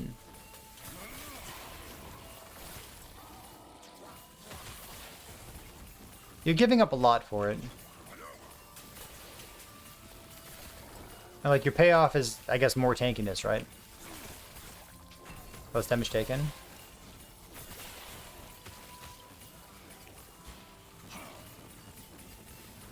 God, I'm not even getting stability anymore. I'm just like literally just sitting here having fun like an idiot. Alright.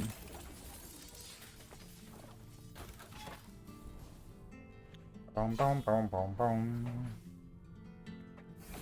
You hate me? Rude. Rude.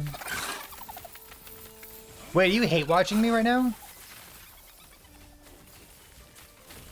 I thought we just talked about that. We don't hate watch anymore.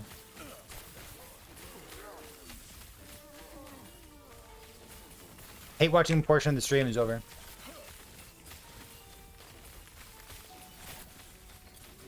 This lightning damage.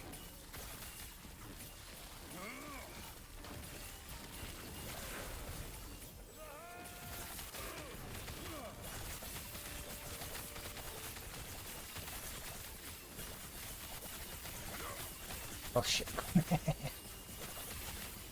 Wait. Pause.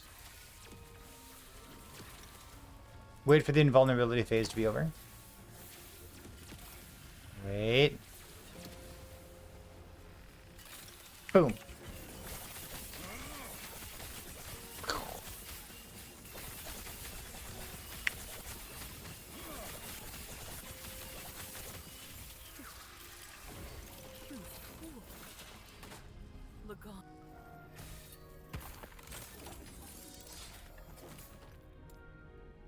That's like a mean joke to make, isn't it? Alright, what are we grabbing? More intelligence. Yeah, I think so. Like, there's an int node here. I can grab that someday. I can only put one more point here, and like, we're level 93 right now. Is it really literally just intel? You know what? I actually need crit chance. But I get crit chance from this node. Well... Script multi too. Yeah. I should drop these two nodes. Take something else instead.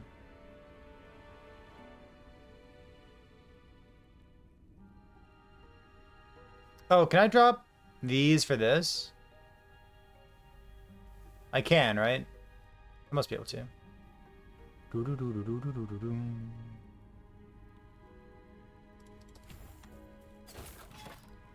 That makes sense.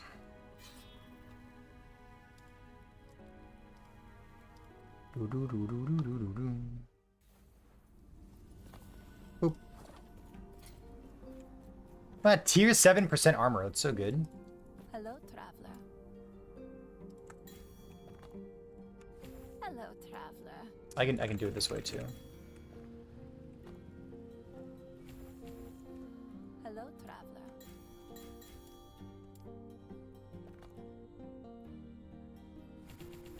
Hello, traveler. Looks good. Okay. That. Fire aura area. What's this thing?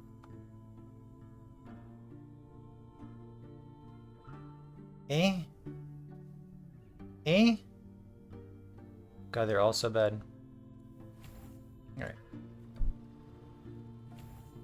Do not dwell on regret. Crit chance. So I don't need the void res from this, but I do want void res. Boom, boom. Lightning damage, mana regeneration. Just seal this. Easy.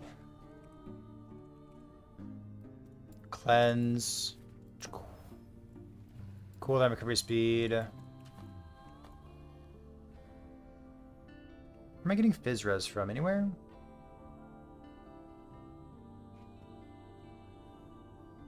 Okay, so I'm always going to have it on the boots.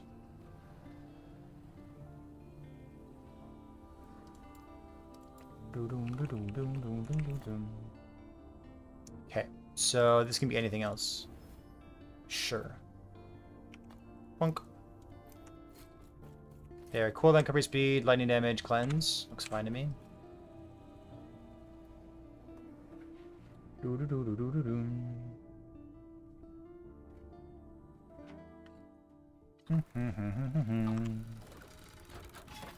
I want to turn on my red ring. Yeah, but like,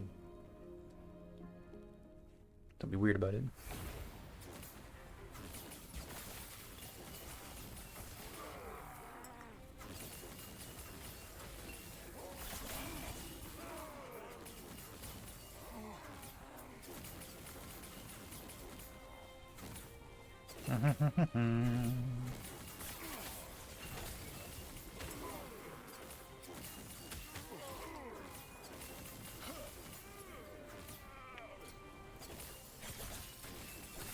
I guess I could have kept the Fizz res on it and then try to get it boots or movement speed boots. Like right now I'm kind of locked into the boots. It's all good.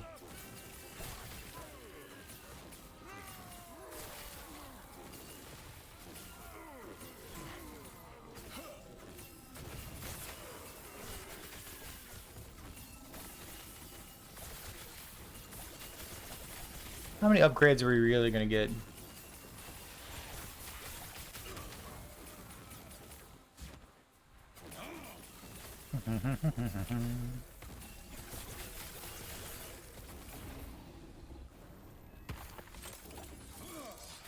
What else has all attributes on it? Oh!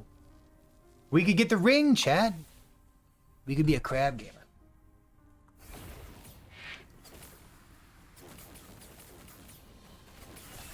So Swaddling of the Erased. Swaddle Gloves have all attributes. Crab Ring has all attributes. What else has all attributes? Anything else?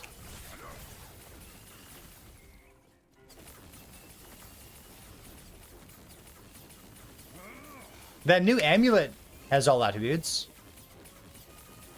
The one that has all res, all attributes, and vitality. And necrotic res. Oh, it was like endurance threshold stuff. Yeah, you can use that new amulet. Man, what an excellent addition to the game. I can't wait to use that thing.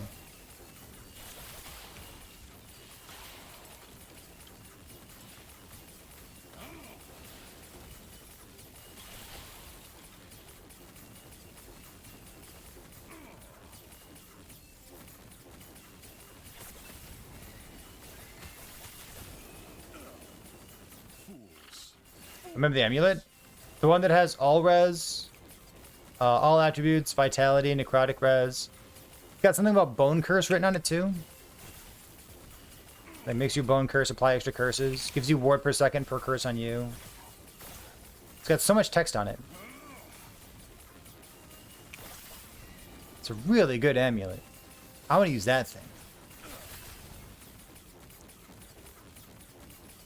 It's so good. What the fuck?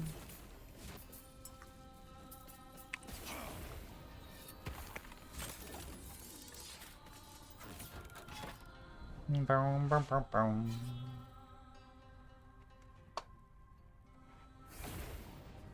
I want to play a melee character. I want to play melee, not a sentinel. How about I want to play a melee primalist. Fools.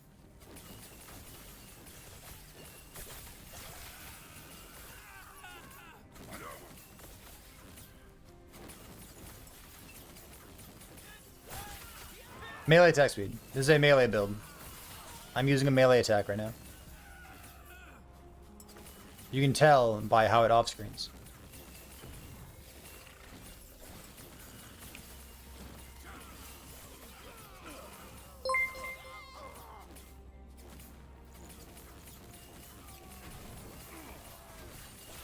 Very melee. Very demure.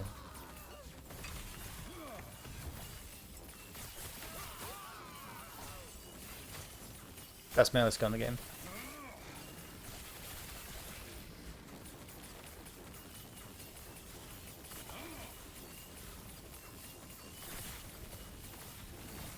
Raptor Beastmaster. I want to play like a melee build.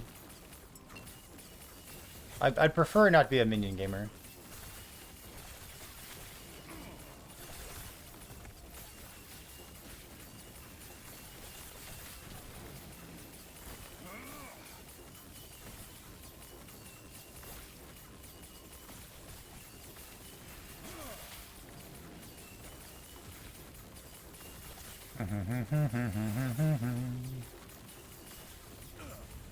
How bad is melee gathering storm? I think it's pretty bad. You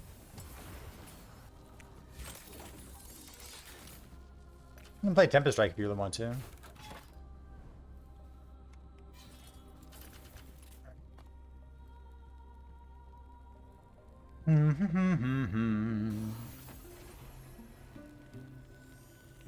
Wait.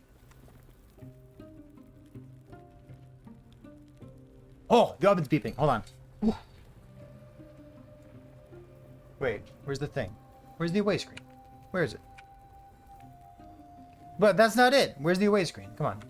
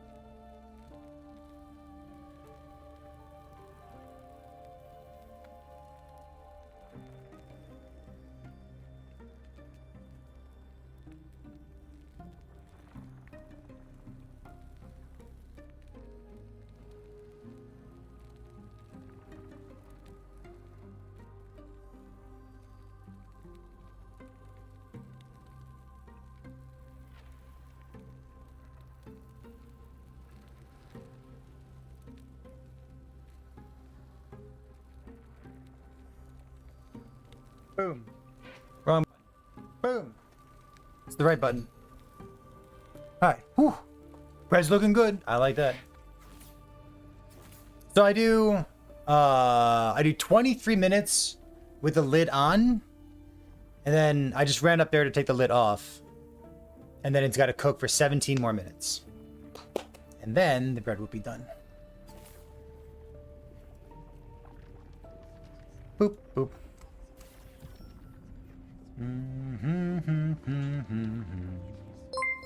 Okay, this is not gonna be smooth. Sourdough, yeah, baby, let's go. Here's my bread picks.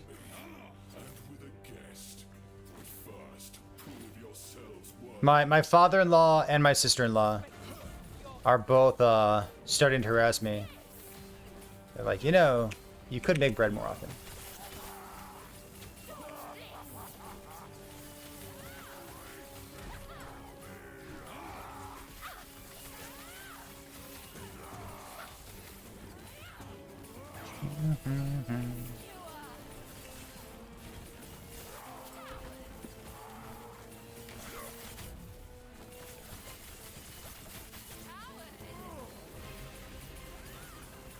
We're definitely not ready for the fight, though. It's gonna be a long and hard fight.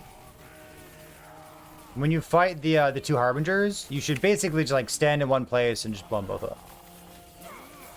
If you're participating in the fight this much, you're not ready. If you're participating in the Harbinger portion of the Aberoth fight this much, you're not ready for the Aberoth fight.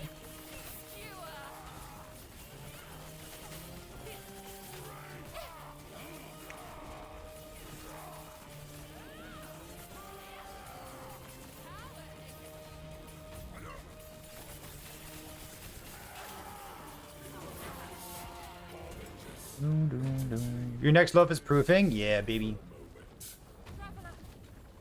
Love sourdough. And like even the sourdough bread that doesn't turn out well, like it's still good. Let's be real. Like even if it doesn't like look like Instagram perfect or some shit.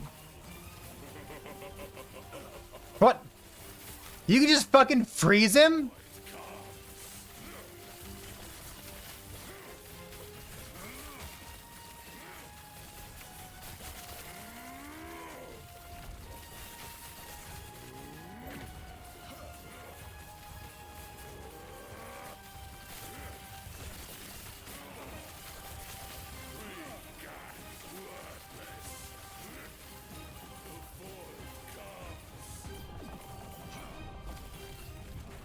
Oops, oops.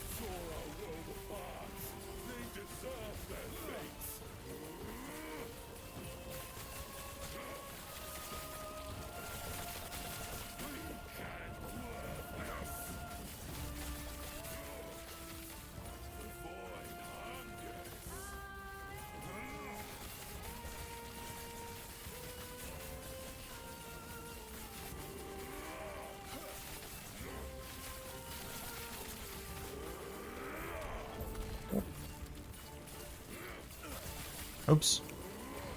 Oh, no! Come on. I'm gonna do it again. I think I got stunned out of my movement skill.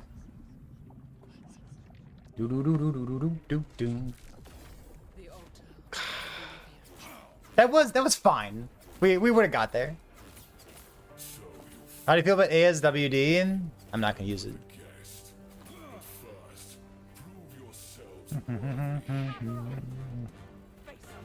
I got stunned, dude. That's some bullshit.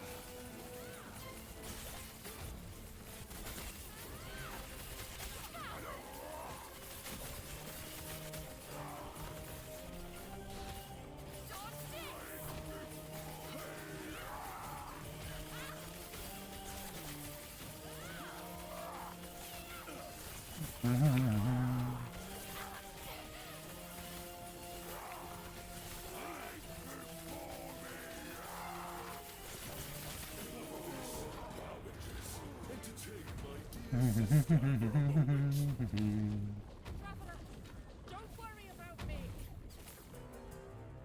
Such wasted potential. All this would have welcomed you.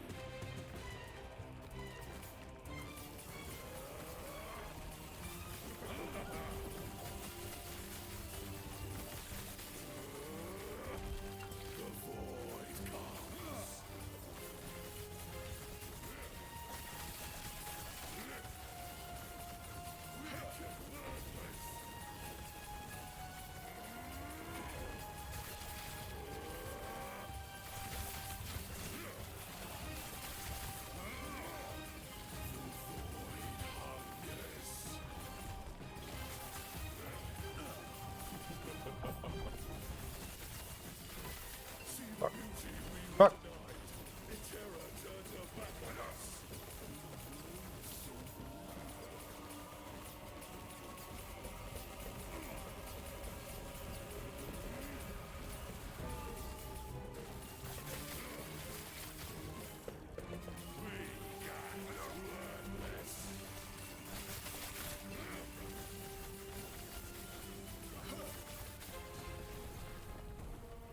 I've never died to that thing before. Whoa, cool. I died to one of those blue explosions. Let me try again. This is fun. Do-do-do-do-do. The altar of oblivion. I'm so squishy. All right. So you finally returned to me. Guest. But first, prove yourselves worthy. Face us yourself.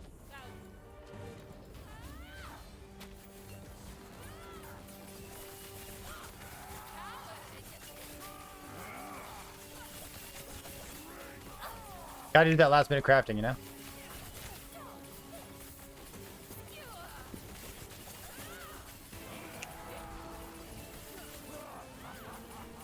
New challenge? Craft your gear while the fight's going on? Start naked.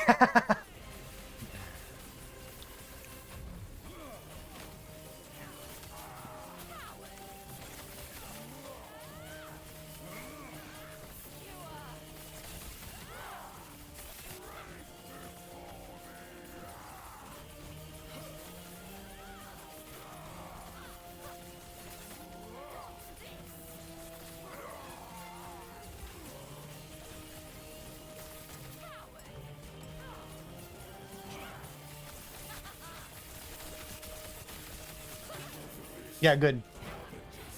Traveler, don't worry about me. I want to fight those four at the same time. Sounds like fun. Potential. All this would have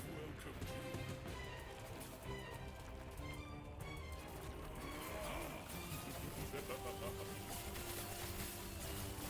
you. You fight for nothing. Weak and worthless.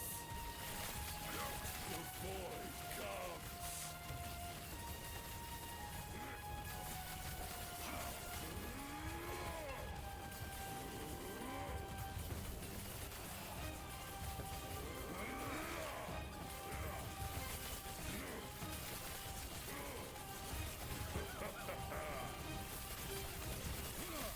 Seeing the beauty we were denied, the terror turned her back on us.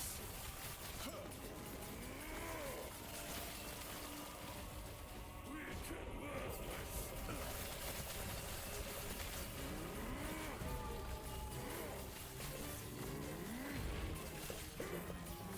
Darkness reigns.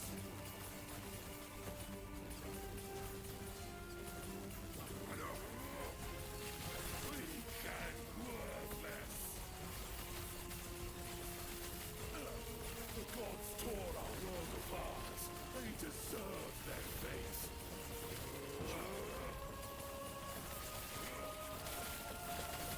Weak and worthless.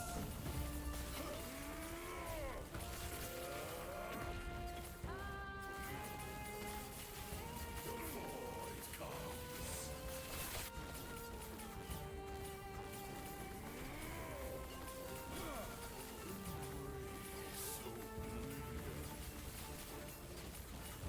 Oh, Weak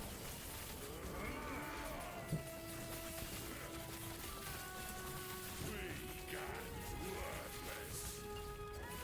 We treated the world no better.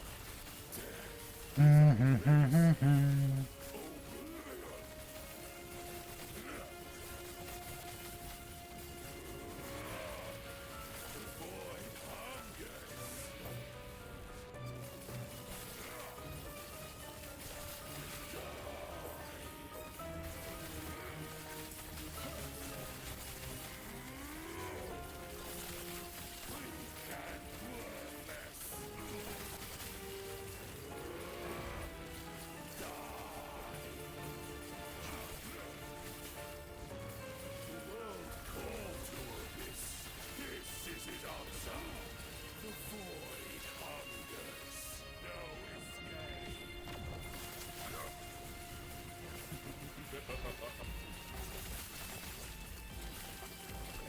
No! Really? Oh, the purple thing!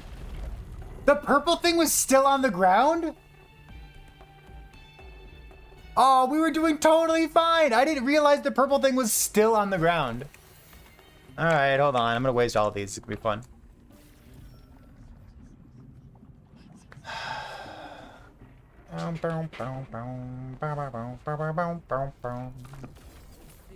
Man, seriously? So you finally returned to me, and with a guess, My main skill, spark charges, baby. prove yourselves worthy. Applied by Mana Strike. Face us, your smell.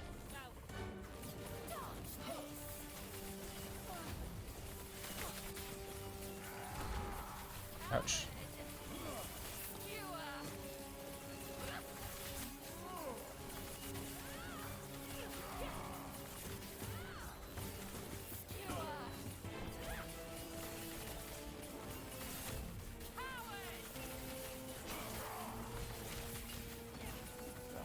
We were doing pretty well. There's like some stuff that I tanked, but I don't know. You have Flame Ward, you gotta use it sometime.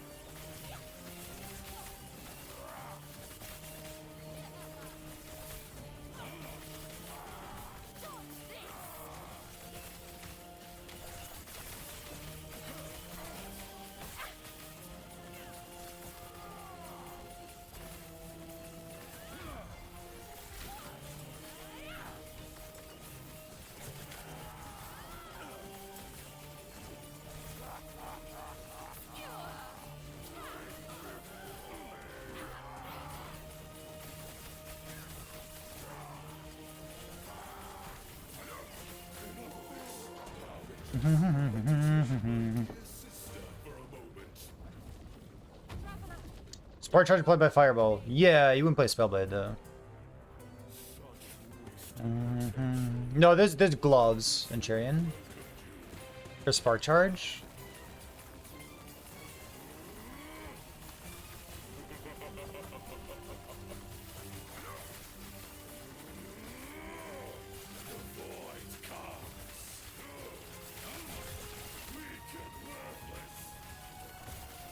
That's it? I thought it was more than that.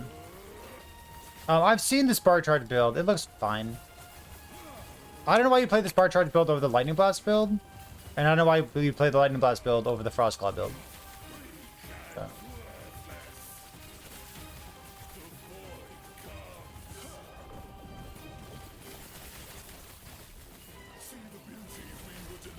You know what I mean?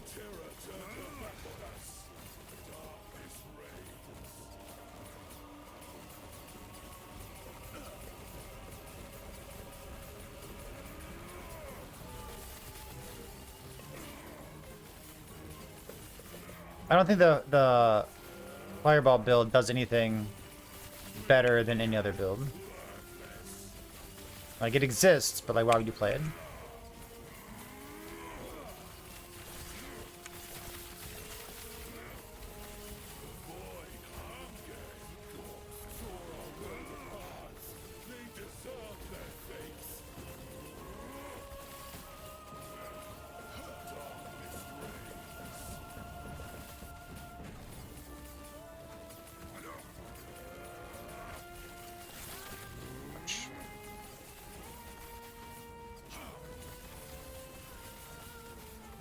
Oh, those lobbed projectiles is what I died to. Okay, gotcha.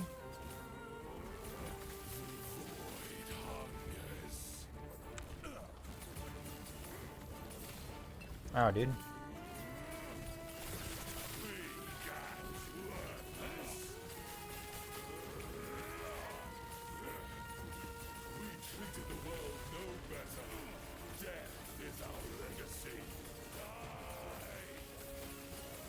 We've got a stack on us, okay?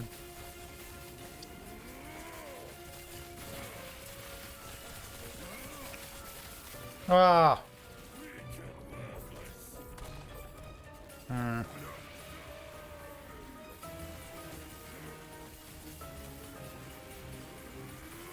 Got a stack of the minus maximum resistance on us.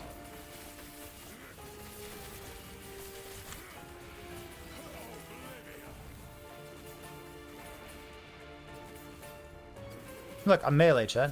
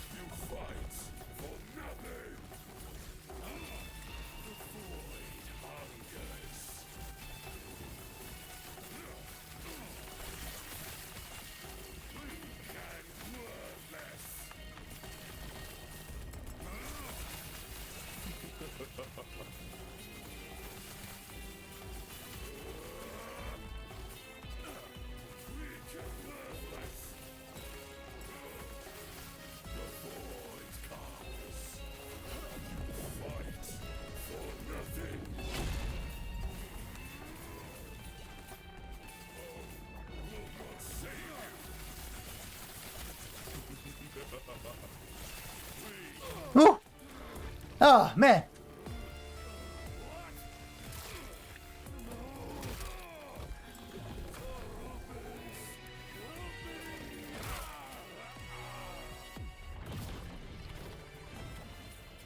Amulet? Yeah, dude. I should make a video on this build. What? Why? Why would I make a video on this build? You can rest now. Alright. T7 mana regen! What is this thing? An eyeless. Less armor, minus res. +1. That's pretty bad.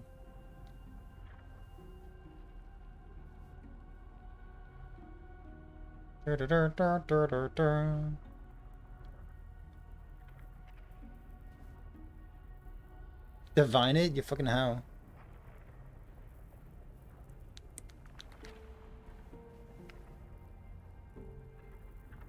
Noob experience is very close to this. Is it all negative? I mean, it's still +1 all skills. It's increased health, increased mana. It's pretty bad.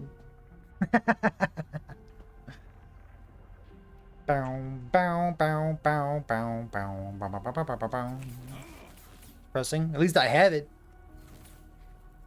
Oh, it's fun. See, chat, it's like, it's the good part of playing, like, you know, mid-tier builds. Because those can't roll negative. No.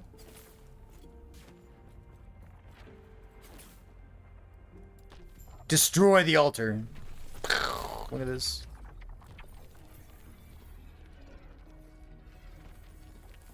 So I'll make a video right now on it.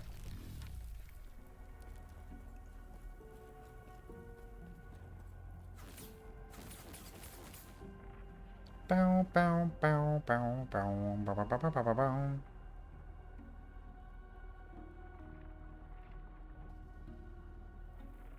I can just like download this stream. I can do it.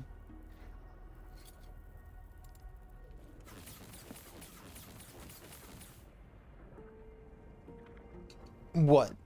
What? You bought Last Epoch last year, played a short period of time, switched later last year to Diablo, Vessel of Hatred. Do I need to begin a new character each cycle in Last Epoch? You don't have to. You can play in Legacy if you want to. Is it recommended to start a new one? I would, because that's why I like Last Epoch. One of the cool things that's happening, Mr. Command Cool, is in Season 2 of Last Epoch, you will be able to respec your mastery.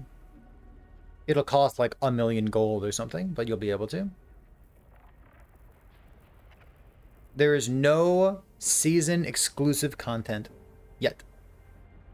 Maybe next year or the year after that, they might start introducing season exclusive content the same way that Path of Exile does season exclusive content and then like falls into Legacy or falls into standard in Path of Exile lingo. But right now that doesn't exist in Last Epoch.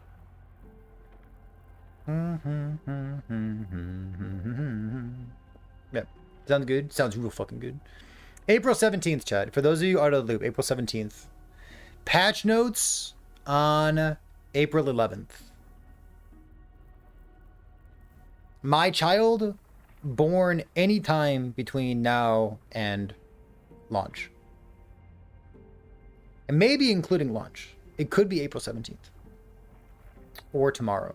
Who fucking knows?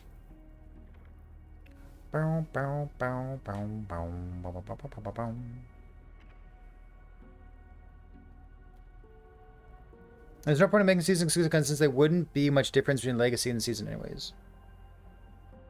Well, but that would be the difference. That would be the difference. The majority of gamers, it was like 75 or 80%, enjoy playing in leagues or seasons as opposed to playing in standard or legacy.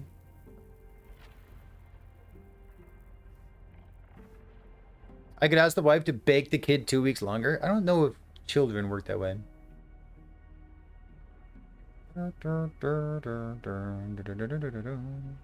Can I go check on my bread real quick? Oh, the oven's beeping. I have impeccable timing. Okay, hold on a second. Wait.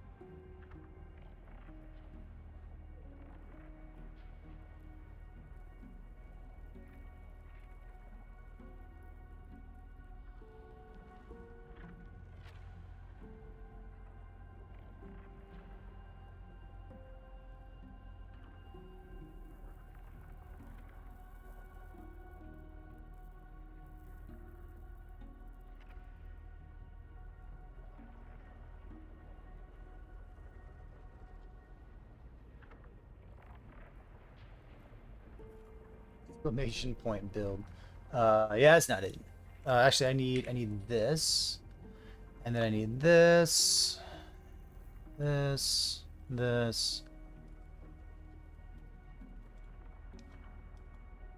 Boop. There you go. Ta-da! Yeah, if you want the build, you got exclamation point profile right now. Look at that! Oh, it smells so good. Look at that bread shed. She. Huh, okay. That's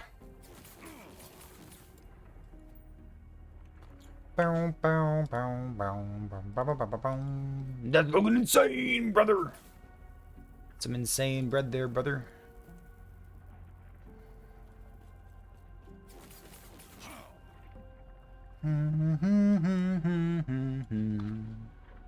What do you say? You say. I haven't done something like this in a while. What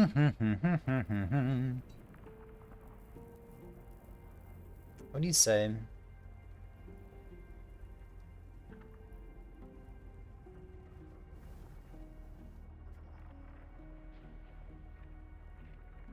Seasons, fresh start, season start.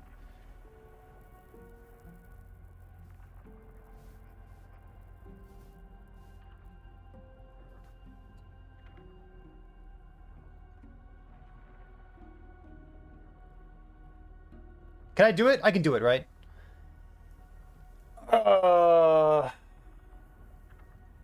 Maybe I can. We'll give it a shot. YouTube, welcome back. Season 2 is right around the corner. I've been taking a lot of time to not play Last Epoch and play different games instead, and I want to get back in the swing of it. That means that I want to practice my Harbingers because I'm bad at them, and I want to know what their abilities do. To do that, I played this character on twitch.tv/ParryThePig over the past 3-ish days or so, and I got a lot of questions of people asking, what is this? Spark charges with no Frostclaw? Unreal. So this video here is going to be a build guide. It'll be hashtag build guide. It is also a demonstration of how to progress through the beginning of a fresh start, a fresh season start, what items I was looking for this particular build, and how I spent my resources along the way. So this character is level 93. We just killed Aberoth. It took me 3 attempts. It should have taken 1 attempt to kill Aberoth. I was kind of loose with some of the things I did. Looking at my character here, the first thing I want to call out is, yes, we did drop a red ring of Atlaria. No, it doesn't do anything. I was using a different ring for the vast majority of what we were doing, and I just like adjusted around my resistances, and I was like res capped the whole time. So the red ring is not active. I don't have 180 attributes. It's just funny that we got this along the way. So we were playing a melee attack speed spark charge character. Let's talk briefly about what this character is doing. Just real quick, so you know what the character was, and then we'll talk about how we progressed from the very beginning of the game until Aberoth here. Of course, in season 2, there will also be Uber Aberoth, and there will be some kind of woven echo stuff going on as well. So that is obviously not here yet. So I don't know what to say about those. So 1.1 content for the time being. Let's talk. It's a melee attack speed character. Some people have never seen this character before, but it is amazing. This is basically what Spark Charger looked like before the Sork node was added that said Frostclaw gets to apply 17,000 Spark Charges per second. So we have a Fragment of the Enigma. The very first thing we did with our character is spend all of our runes of Ascendance on Fragment of the Enigma, and then we also did our Nemesis encounters until we found a Fragment of the Enigma. We found about 4 of them along the way up until level 93 here. This thing is a required level 46. We actually found one before level 46, so it was waiting for us by the time that we got there. Level 46 for me means like just after the campaign at the beginning of Manas. That's what that lined up for me. So we are building as much intelligence as possible. Our character at level 93 has 123 intelligence. And then intelligence for us gives us % increased damage. It gives us ward retention. Those are like normal things. And then they also give us flat damage for our Enigma. And it gives us flat critical strike chance because we're a Spellblade, and % increased critical strike chance because we have these Sork nodes there. So our entire build is basically just building as much intelligence as possible to fuel this item, and then getting a smattering of resistances, or this thing has % increased armor on it. We have a little bit of cooldown recovery speed on our belt, but basically it's intelligence and melee attack speed. Those are the 2 things that we were looking for by and large. We have a chance to apply Spark Charge on hits on our helmets, and then we have a chance to apply Spark Charge on hit on our idols as well. I'm just going to like briefly show you what these skill trees look like, because I really want to start talking about how we progressed our character. I think that's more interesting than going through like a very basic build like this one here. So our Mana Strike, at the very beginning of the game, we had these left nodes spec'd over here. I actually leveled with that instead of Glacier because I'm bored of Glacier. I'm always bored of Glacier. So we spec'd these nodes first, then we grabbed some Spark Charges after that, and then we made our character nice and ranged by taking this node over here. This is still a melee build, even though we get to off-screen, which means we're allowed to have fun, which feels great. And then to get more mana, we spent our last link of 15, 16, 17, 18 points, grabbing this extra mana stuff down on the bottom. For the vast majority of this character, we were actually speccing TP, along with the Ellie Nova nodes. because Ellie Nova applies spark charges as well with this node, and that makes your clear speed, oh my god, so good. If you've never played with TP Ellie Nova spark charges, go load up a character right now and play it. You will love it. It is just the most fun you can have in the game. So we leveled up like that because it's crazy clear speed, and then at like level 90 or something, we spec'd off of that because we wanted more damage instead. Enchant Weapon gives us melee attack speed. Nothing else here matters. Flame Ward gives us defense, and we actually dropped the elemental damage taken and picked up some extra flat armor. And I picked up that flat armor because I started using this this chest piece that has a bunch of % increased armor, and I thought that that would go pretty well. So this is 58, and then we get some extra % increased armor with our Spellblade Mastery once we smack things with melee attacks. So I'll just hover over what our mastery looks like. We have attack speed, intelligence. In Sork we have intelligence. In Room Master we have intelligence, that's important, and less damage taken. And then in Spellblade we have some intelligence nodes here because we're high enough level that we need to fill these things in. But the most important part is intelligence, this extra defense stuff here, melee attack speed, spark charges, melee attack speed, some extra mana generation, and then these things up here that allow us to have a little bit of extra ward per second, and more importantly, the critical strike chance per 15 intelligence. So let's stop and just talk about how we actually leveled this character. We started out with, you could start out with Glacier because Glacier is like, it's boring, it's very, very good, and it's faster than what we did, but we actually leveled up with Mana Strike. So we made our way through the campaign. We did not do Chapter 8, we did not do Chapter 9. Some of you are new players and you don't know about this, but you do not need to finish the entire campaign in order to start doing monoliths. The way that I do monoliths is that the way that I do the campaign is that I work through this part here, the winter setting in Heoboria. So right before you watch Elk Daddy die, right before you watch Heorot die, you have access to all of the skill points and all of the passive slots and idle slots needed in order to get 15 out of 15 on the bottom left corner of my screen here, and 8 out of 8 here. So by the time that you kill the boss in the Temple of Heorot, you have access to all the side quests that you need.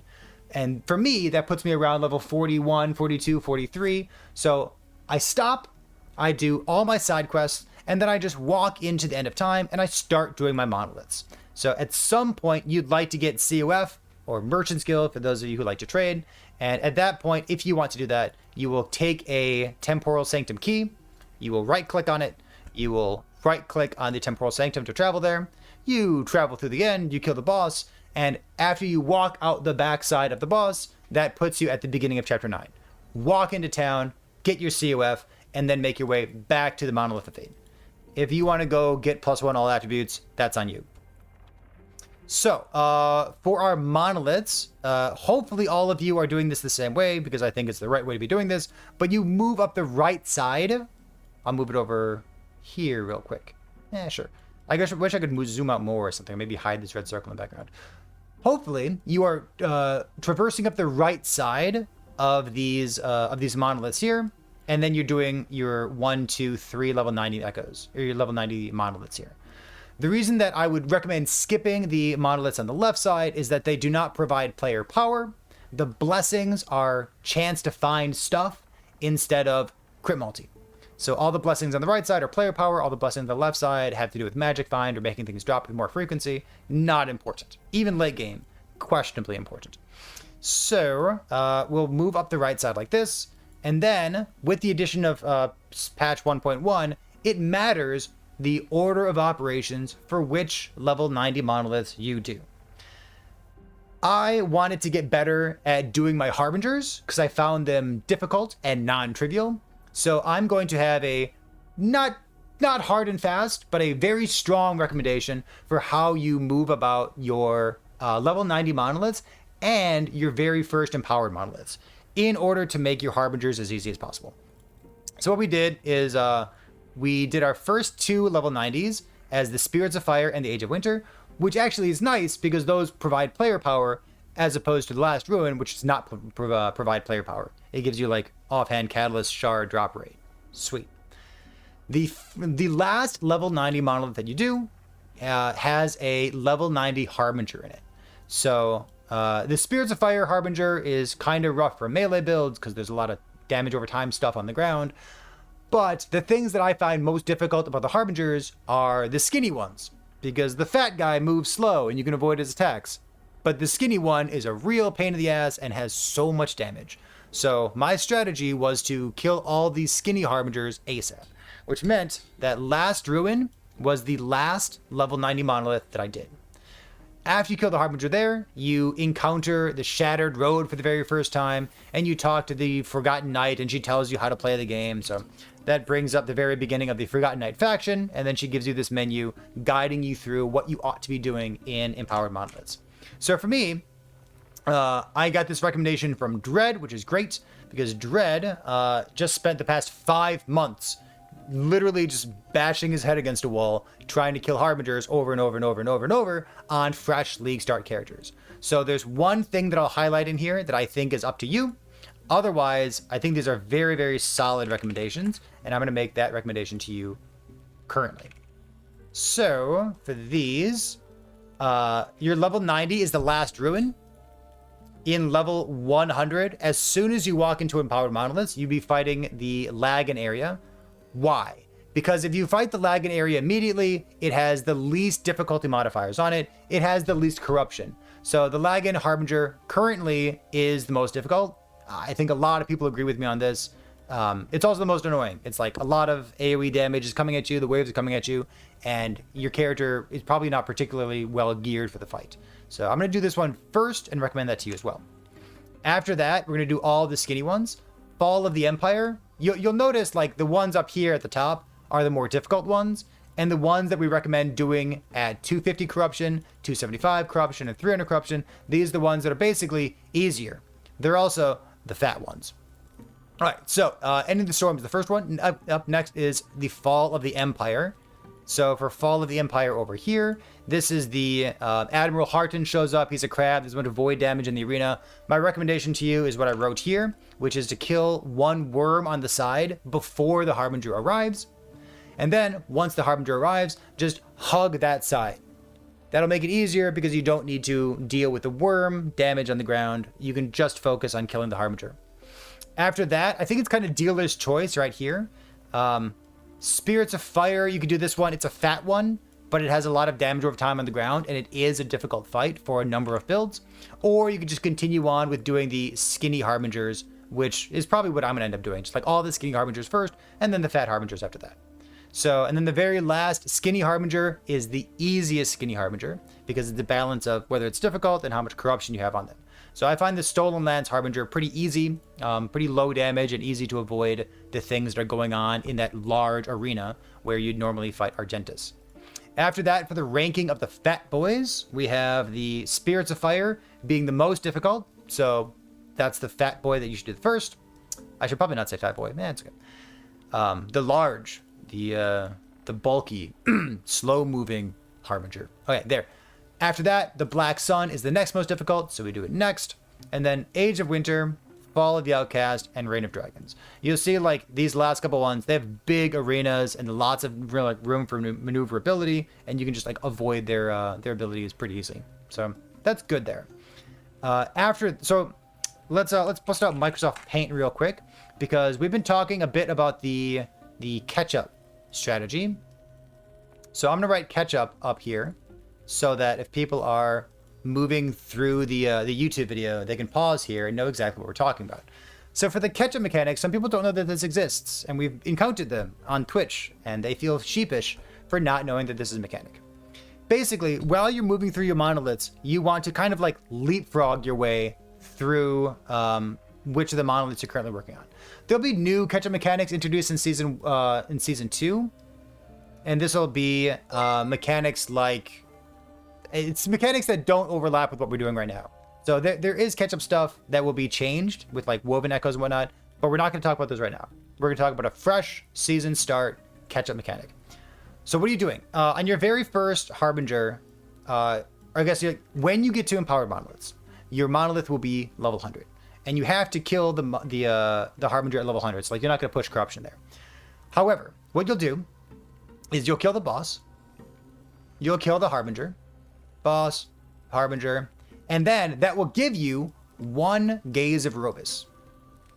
And remember, if you fight a Shade of Robus, with a Gaze of Oribus, you build extra corruption. So you'll do this, and then you will do 1 shade. My recommendation for you, if you want to fast forward past everything else, is always do 1 shade before you leave. If you want the TLDR of what we're talking about, always do 1 shade of Oribus before you leave one monolith and go to the next monolith. Why? Because it sets the corruption at that monolith as high as possible, so that the catch-up mechanic will slingshot you as high as possible when you go to the next monolith. So that's what you're doing here. You don't ever worry about something being too difficult, because as you are doing your monoliths, you can always lower the corruption if possible, if you want to, using the Sanctuary of Terra. Let me show you what this looks like real quick. Right here. So over here, I'm at 336 corruption. If I ever want to lower the corruption, I can do the Sanctuary of Terra, which always is present immediately next to the node here. So the point of pointing this out is that don't worry about having too much corruption. You can always lower it if you need to. So that's what you're doing here. Your next corruption, or your next monolith, is going to be like, 120 or maybe 125 or something. If it's too low, you do 1 shade of Oribus first, and then keep going. The other things that we need to talk about, instead of just like listing out exactly what to do, because you don't need that kind of hand-holding. The next thing that we need to talk about is when you are building up corruption and like kind of slingshotting yourself, leapfrogging yourself, using the catch-up mechanic. Let me demonstrate what the catch-up mechanic looks like. I guess, can I do that? I'm going to go do an echo real quick. When you're doing this, you want to make sure that you have enough corruption to do the next Harbinger. So I'm going to do this real quick so that I can show you what the catch-up mechanic looks like.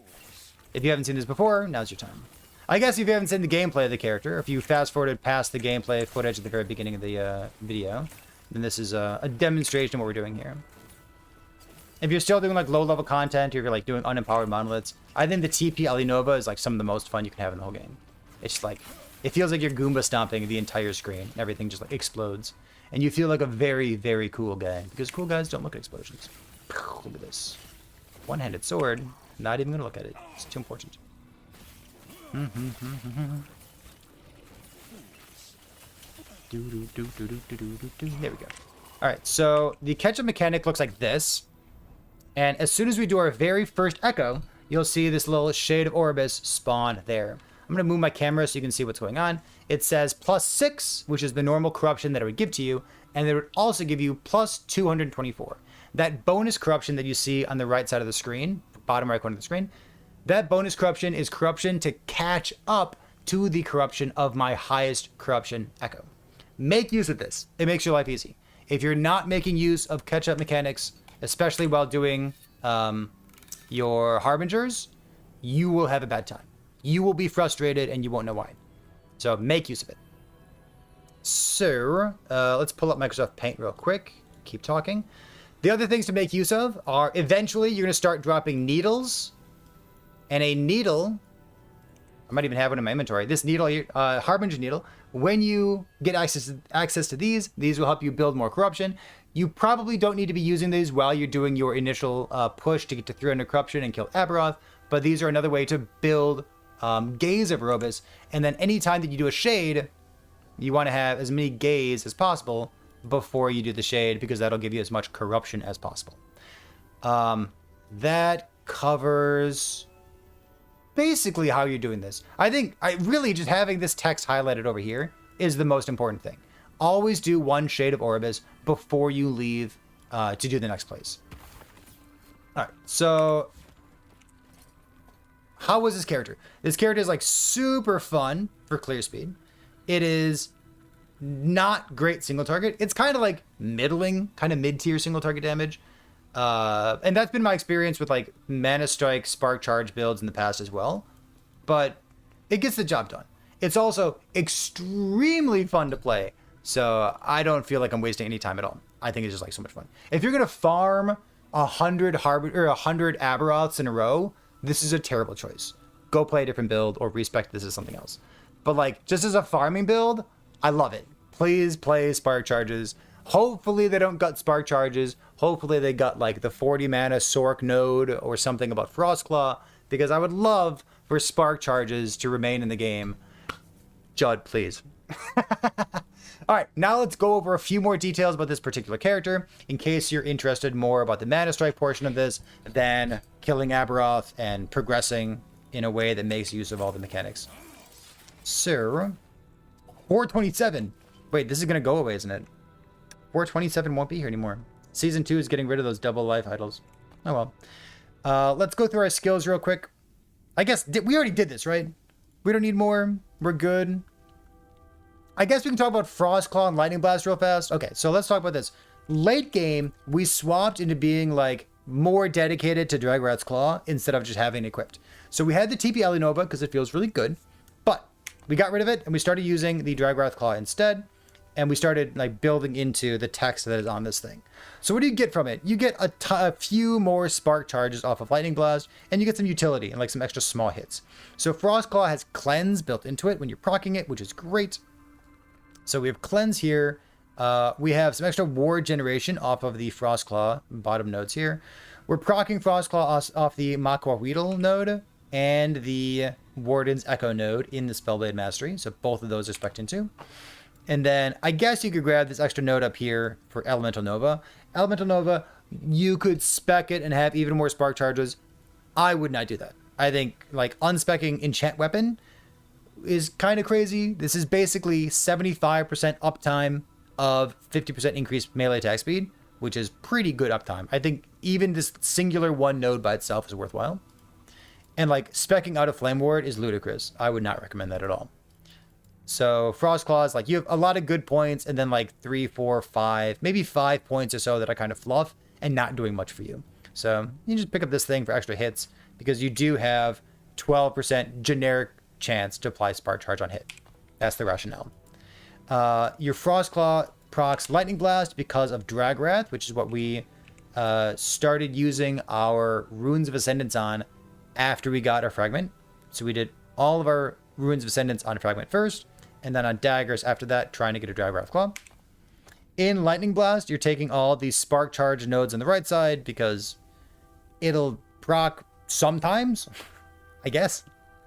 More importantly than that, at least for me, is the Lightning Aegis. So this is an extra little bit of defense for you that has very high uptime.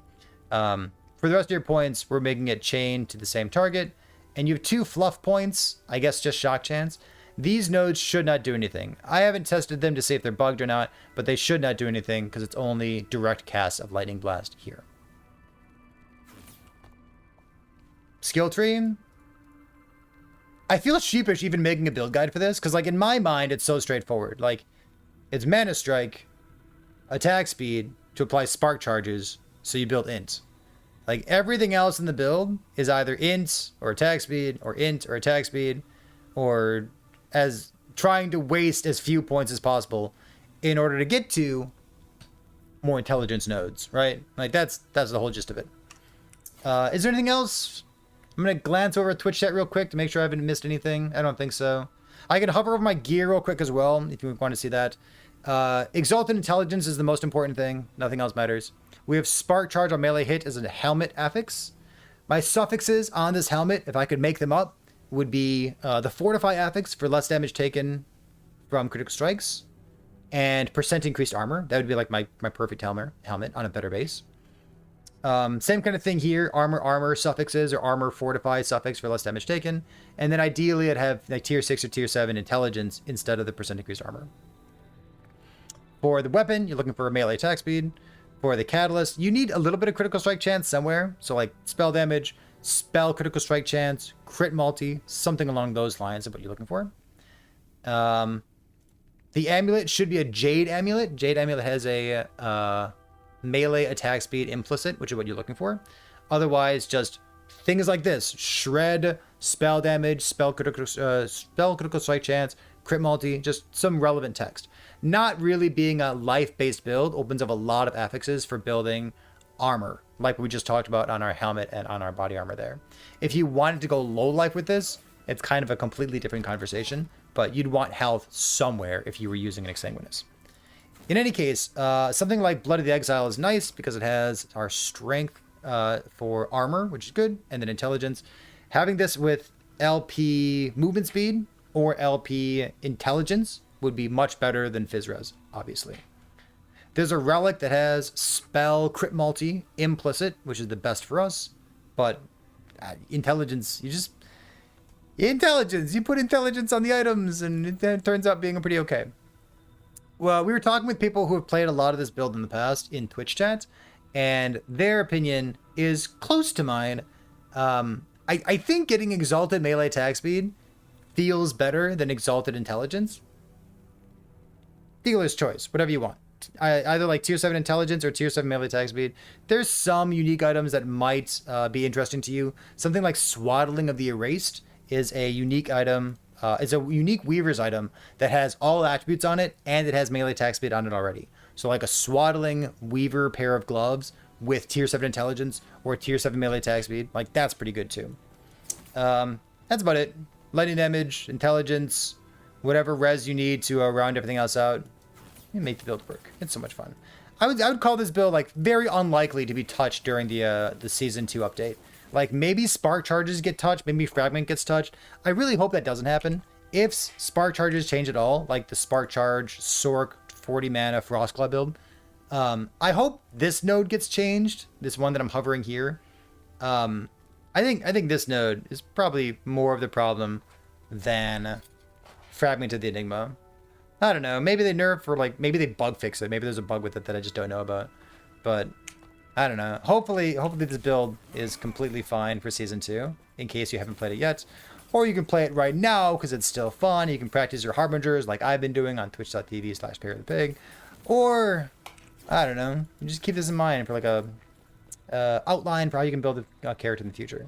But we talked about Harbingers.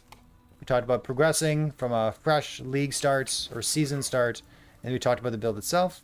If you have any input or things that you do differently for Harbingers or how you build this character differently, maybe you did the low life thing, you want to share your input about that, you can chat in the comments, and I'll see you there. Thanks for being here. Alright, fine. Boop. Can we go do another one? We'll go do another one. You don't get the catch-up mechanic. Build your corruption in one monolith. And then fight a different monolith. What don't you get about it?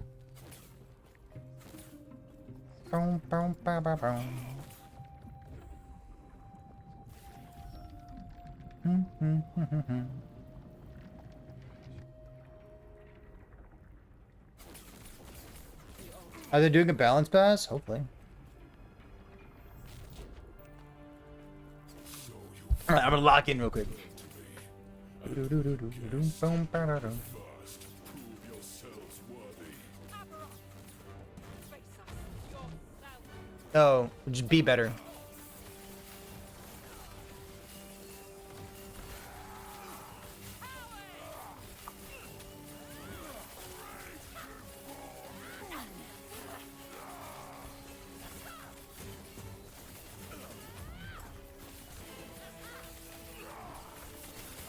Do I have a video explaining everything for brand new players?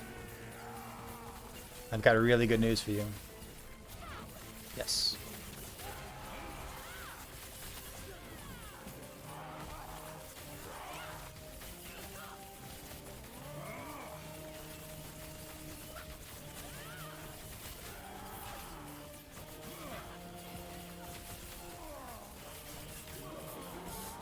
All right, get him.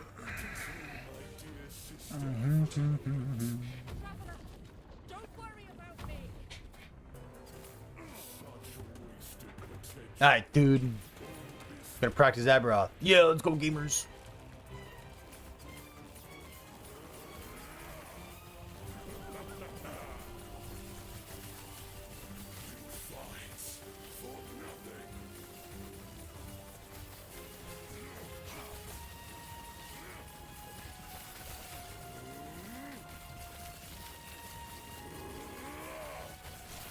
Oh my god.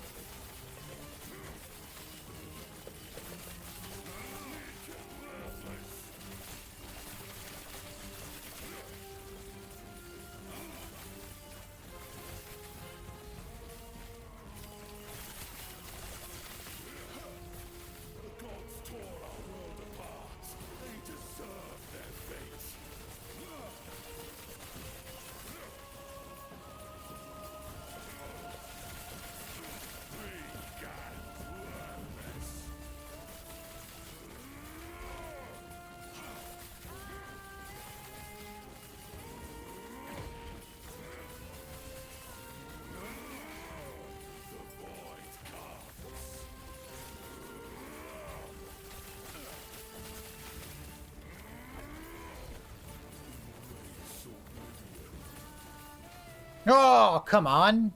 Did that red ball pop onto my screen?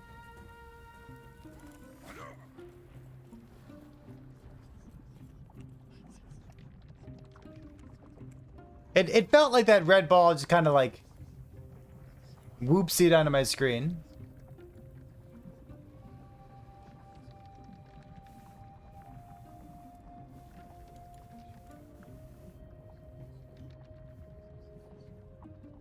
So I thought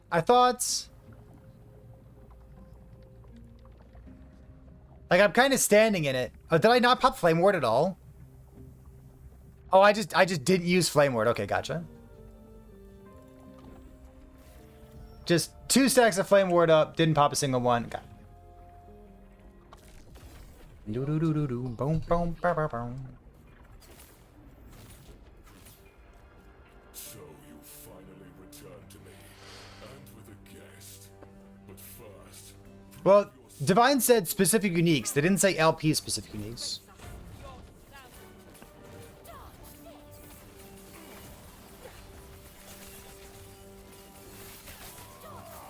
And like there are items that have low LP or high LP levels, but low rarity.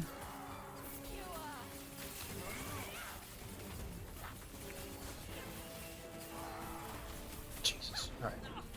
I'm cooked. Do do do do do do do do do.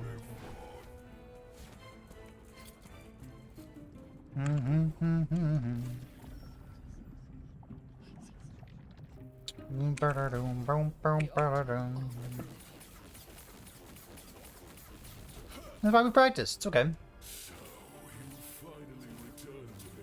We're a pretty squishy character too. But first, prove yourselves worthy. Like squishy. We have Flame Ward, which is great.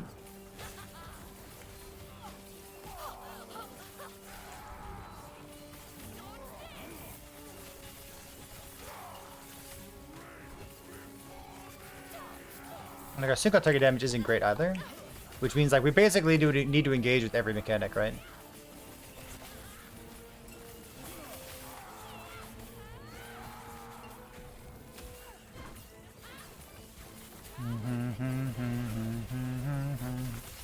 Divine, you should just play the game, homie.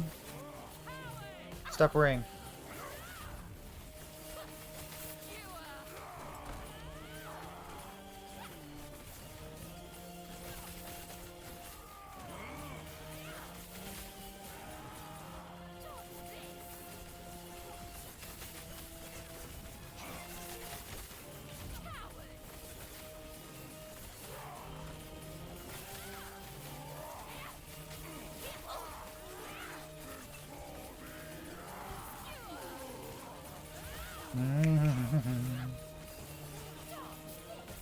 The Divine doesn't need a database.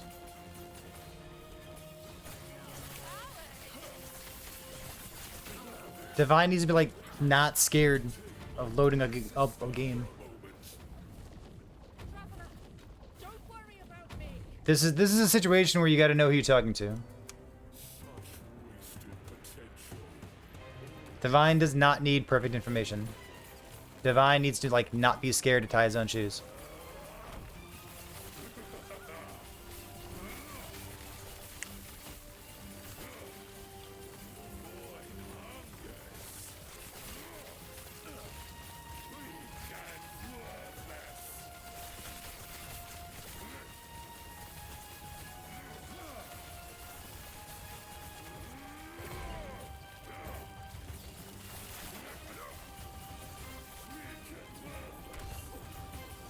That was terrible.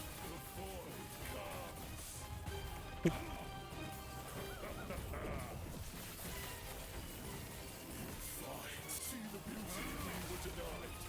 Terra turned her back on us.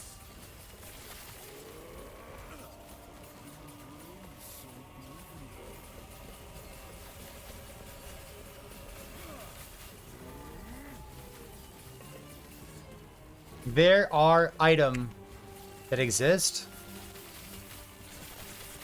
that would take multiple days to farm.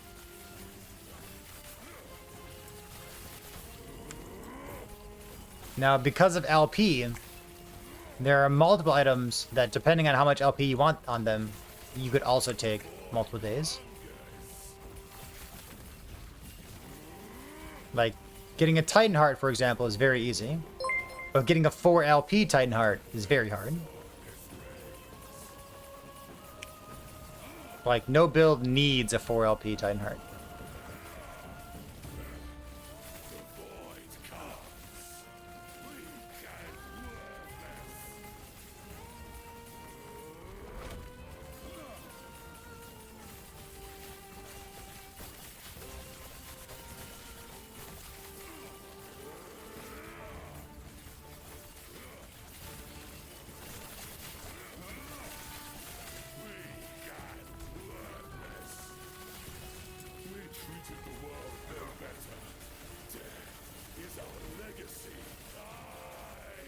Okay, no stacks on us. That's good.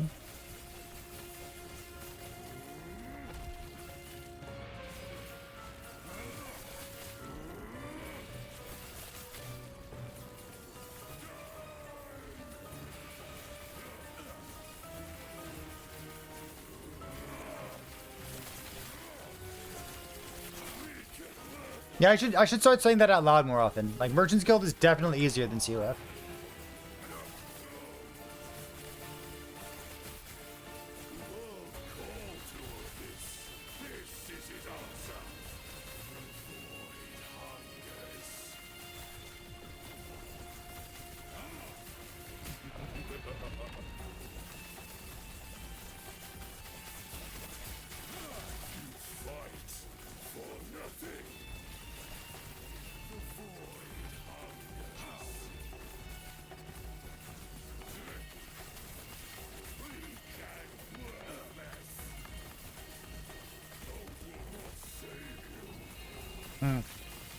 My snap freeze missed.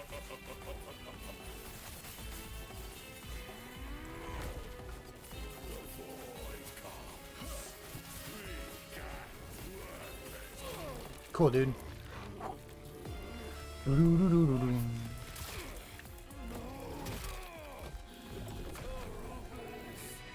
That's fun.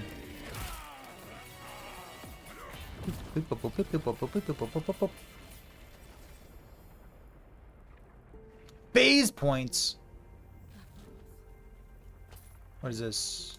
Aegis when hits. Phase point, arrow guard, set items. Man, that's kind of. Oh, there's null portents. I don't really care about that, do I? We've done it, traveler. Bloop.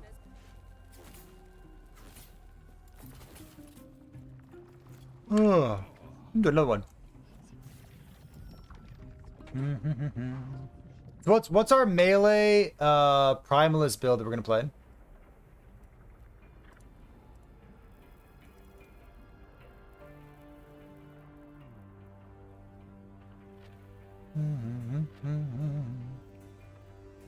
Was that first? Yeah, that was the very first one. Definitely not the 7th.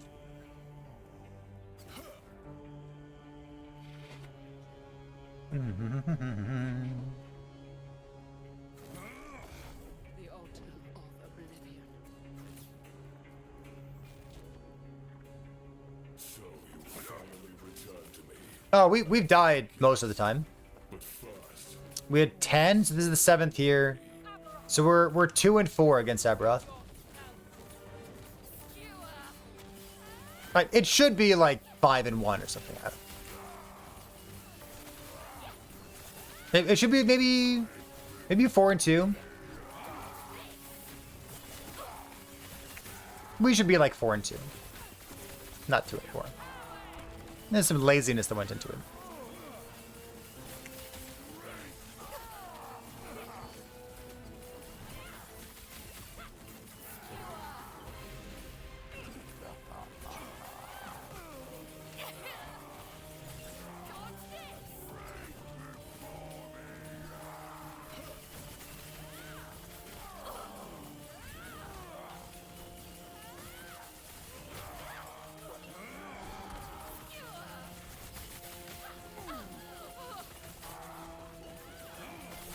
Did I forget to click flame ward? Yeah, one time.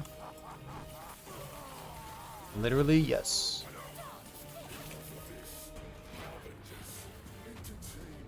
Ba ba bum bum bum ba ba bum. Literally, yes. Well, and I got a clip of it too. Is this it? That's me not clicking flame ward.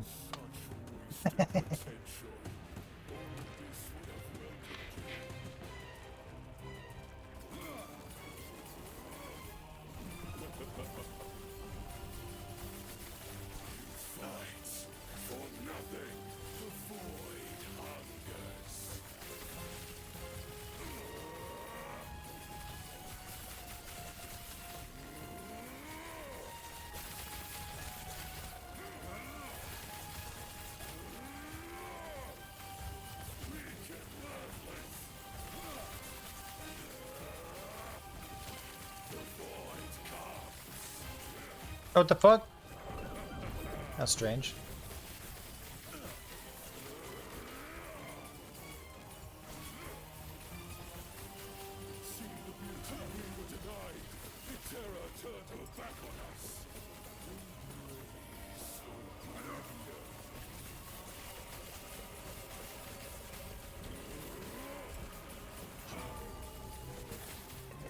Oops.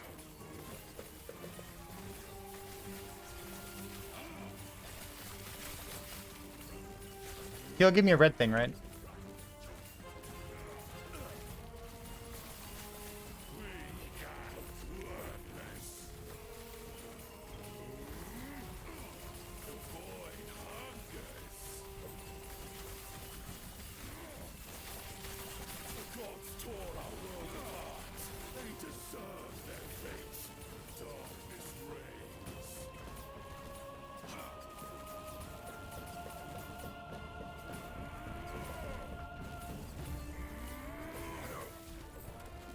Oh.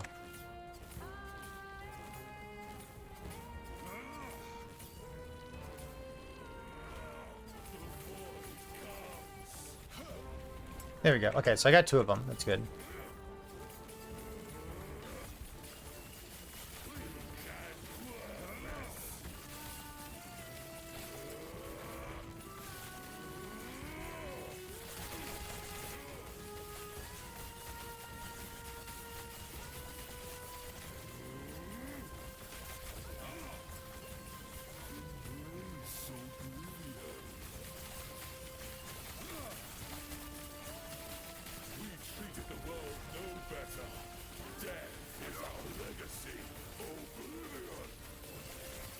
No stacks, that's good.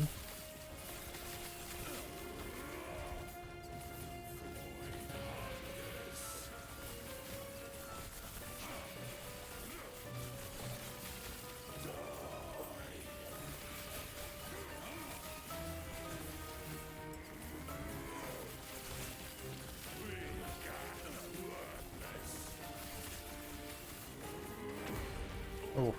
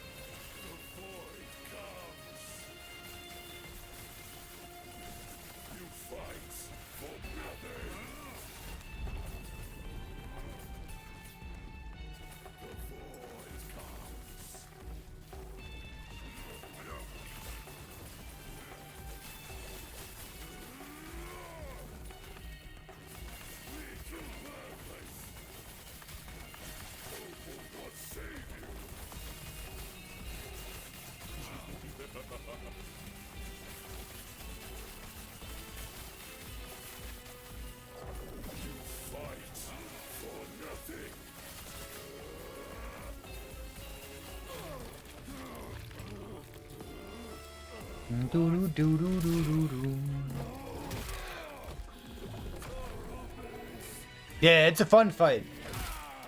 Like, I've said this before, but I genuinely enjoy, like, having low damage.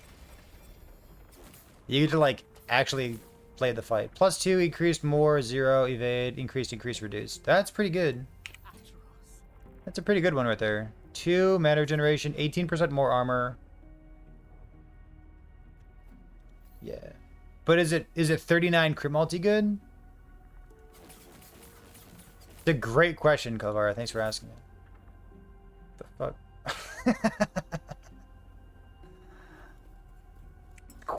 Pew. So what's Uber Raboroth gonna do?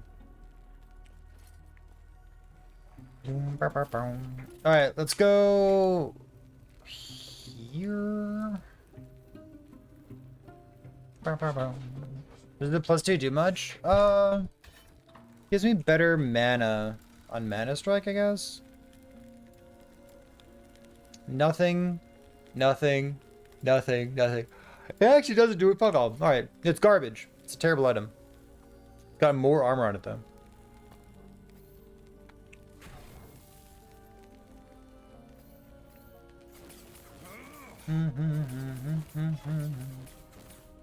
But at least I have it. Good. It gives frenzy. That's kind of cool.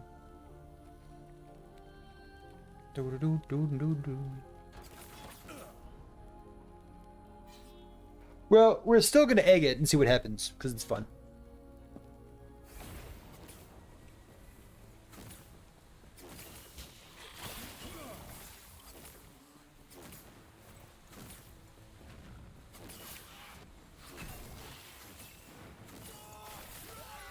Bum, bum, bum.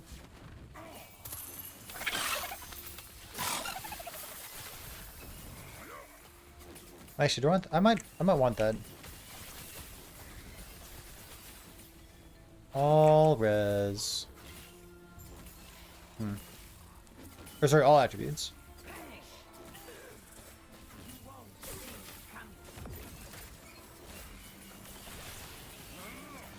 Man, having the unspec'd snap freeze, pretty convenient, huh? That is pretty convenient.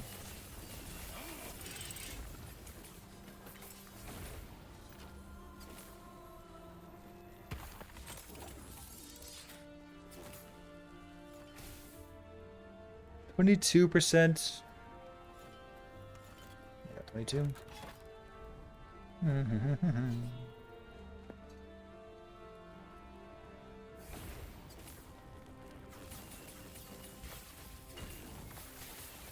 Yeah, I don't really know why Snap Freeze is in the game.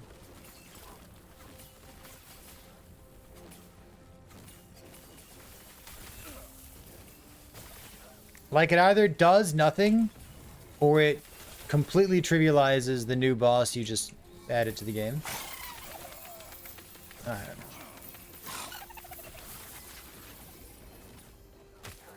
Valdir's Chalice. Okay.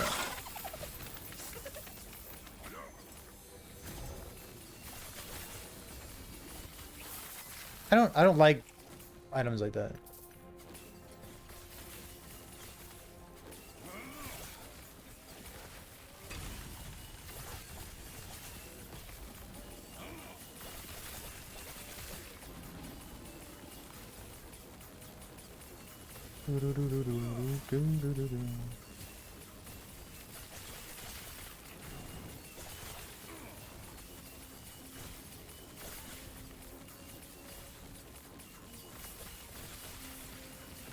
Oh, somebody asked a question about primalists. And it was like a Warcry question. It was like, how do primalists get critical strike chance? This question was either from 5 minutes ago or from 3 hours ago. I saw the question, but I never answered it. What was that question? 3 hours ago? I think it was 3 hours ago. Oops. Oops.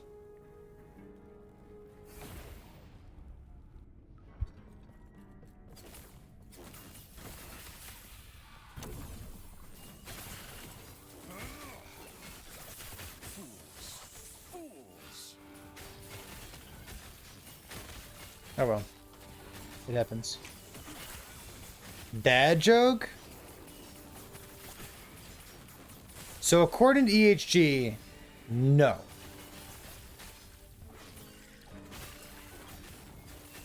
Because catalysts have reduced drop chance on primalists to reflect the fact that you don't want them.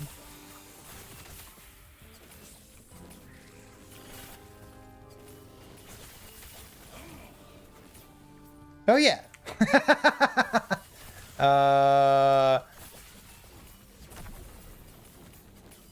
Item affinity. And it's a long enough chat command that it goes on 2 lines, right?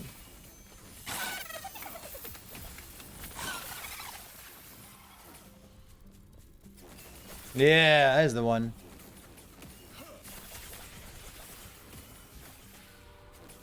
I know my chat commands. Got chat command for everything.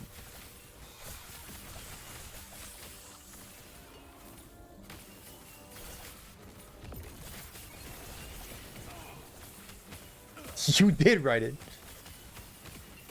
You think I'm gonna rewrite that when I could just like copy paste it? That's working smarter.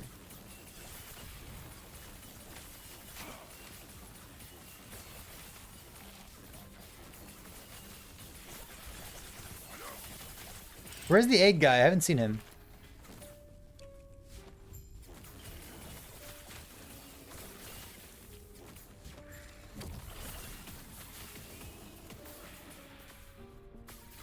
This is gonna sound like a meme question, but I promise it's not. Are we gonna get any like new Easter eggs in season 2? Hey Divine, have a good one. Thanks for being here. There's the I think it's called a broken key.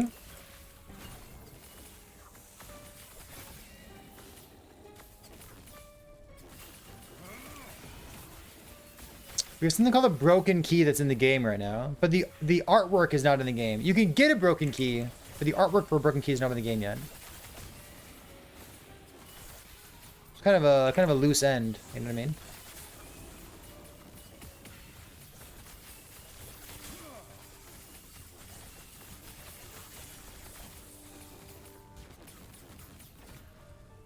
All right, replace this thing. This guy. I guess I can do a Bone Climber Barbate, couldn't I?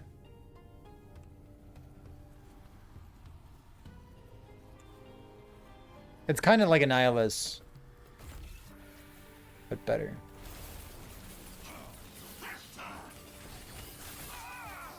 Because I might actually use it.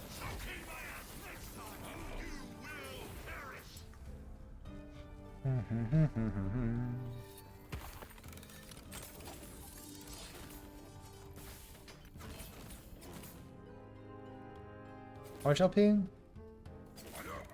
Only 2? Boring. I don't know what, I got dodge on it right now. It's boring. I don't know what melee build I want to play. I'm going to play a melee primalist.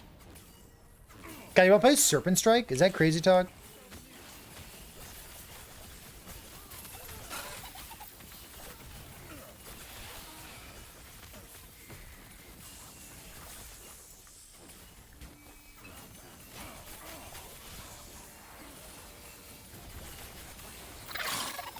It'd be nice to play something that has clear speed. Instead of negative clear speed.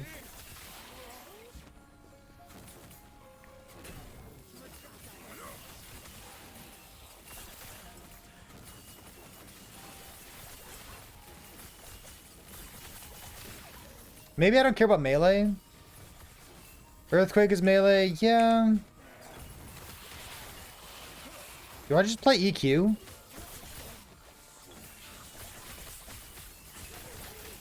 I mean, it's good.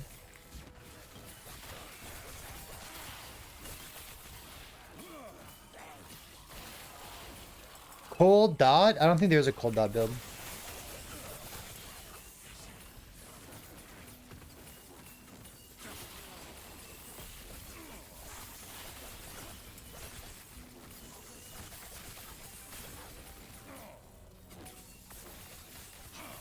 Maybe there's like a Frostbite Shaman Avalanche? Maybe that's what you mean.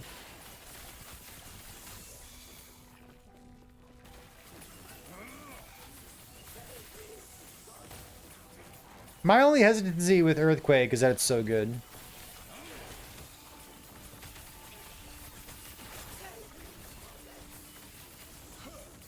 This Swarmblade. I do like Swarmblade. What kind of Swarmblade are you playing?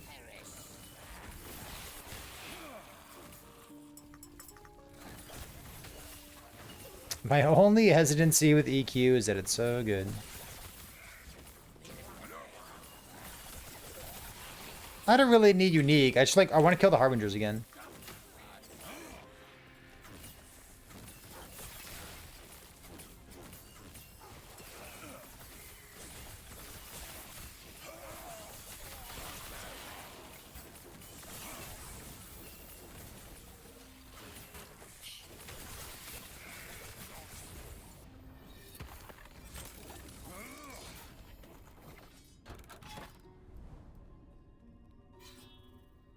Bonk. Spell EQ?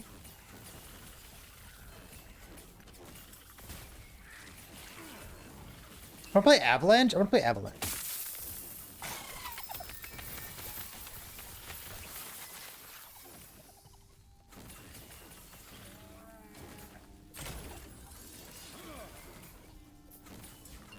I guess it's not melee. I don't know. Is swipe garbage these days?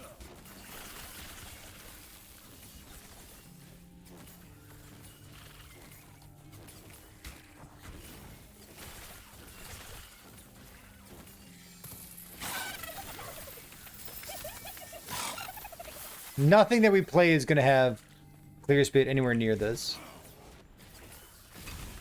Which is too bad. Can I play spark charges?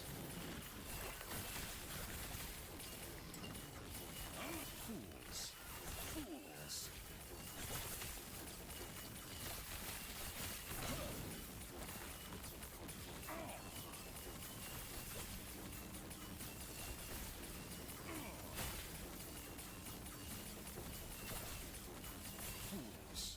Fool. 100% pierce chance?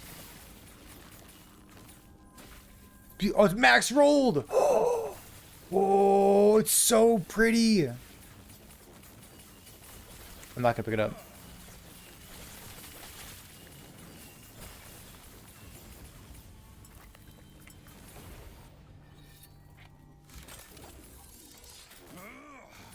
Perfect tier 7 modifier, look at that. I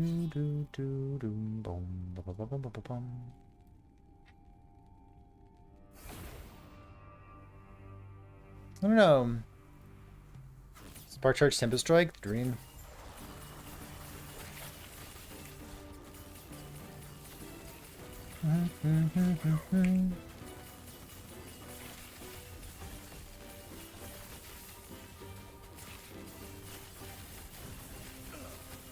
Oh, because I'm never going to use it. That's why.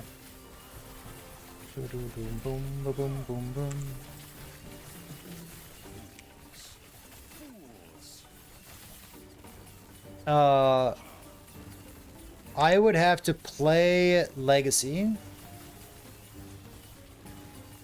to care about that. And I would just rather not. I would simply rather not. Take all res, right? Ta-da! Beautiful. If I pick up that Pierce Fireball helmet, I feel like I'm lying to myself. Like, maybe I'll use it someday. And, like, I know myself well enough. I will never, ever use that item. I also won't remember that I had that item.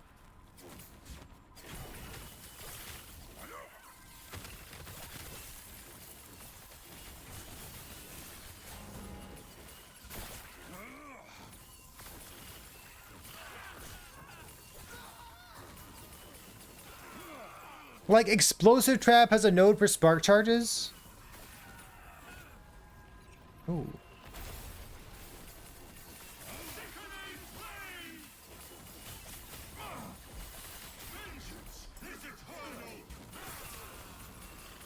Just give me like one teeny tiny little spark charge node in swipe.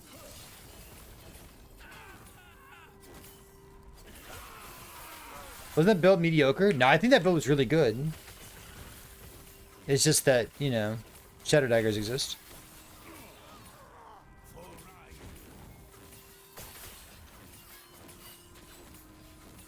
Yeah, it's SSF. I mean, it's SSF, but like I could end my solo challenge as well.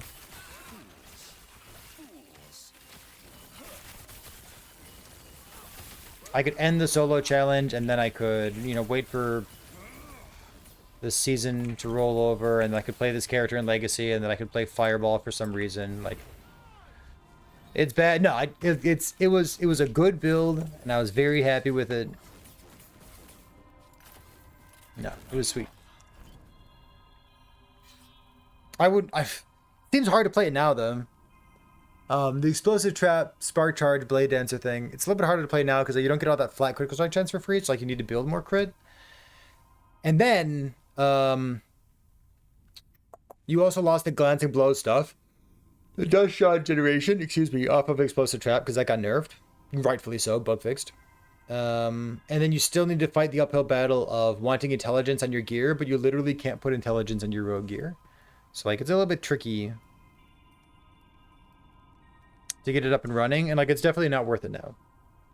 Especially because, you know, there's other builds that can perform better with less of a effort. But it was sweet. We played it on the right patch at the right time, and it was really cool. It's kind of like how we played Bazaar, you know? At the right time, on the right patch. And we just, you know, we made memories, and now we don't play those builds anymore.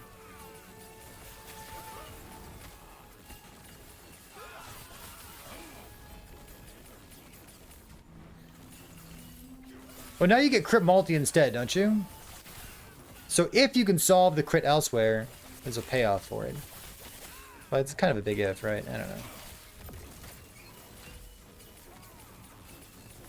I stopped following Snap.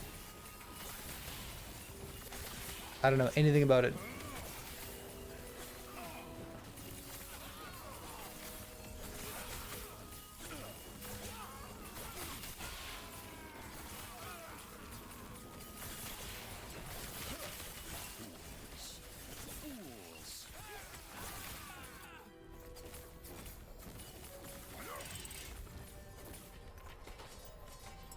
I don't know a thing about it.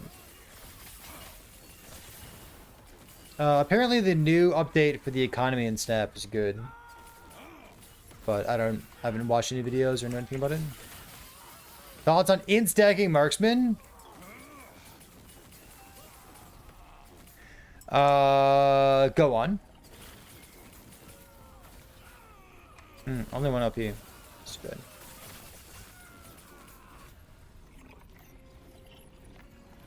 I don't care if I don't just banish it.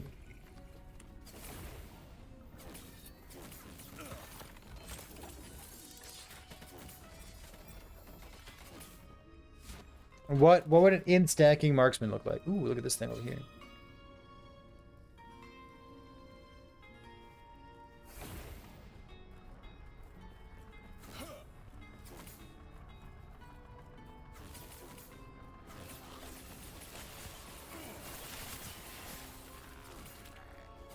With elemental arrows? Is there a payoff for stacking int with elemental arrows?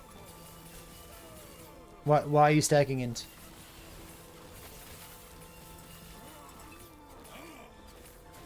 If there is a payoff, I don't know what it is. Do I think it'll make it good? Yeah, I suspect so.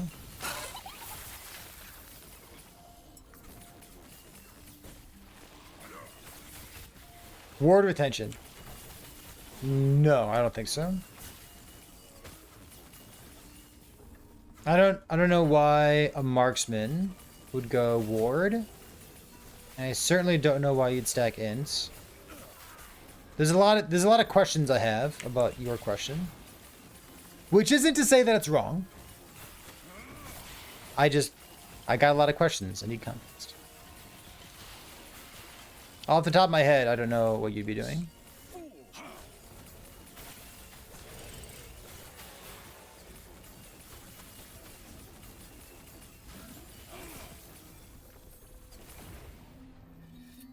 In stacking is really hard to do on a marksman because you can't put int on your gear. And if you can't put int on your gear, then you need to use all legendary gear. And then when you're putting int on your legendary gear, you need to find items that have int on them. So they have to not be rogue gear. So that you need to find items that are from different classes that have int on them, and then slam them on a generic unique items and then put them on your marksman. Was it me? Yeah, it was me. That's what we're talking about right now.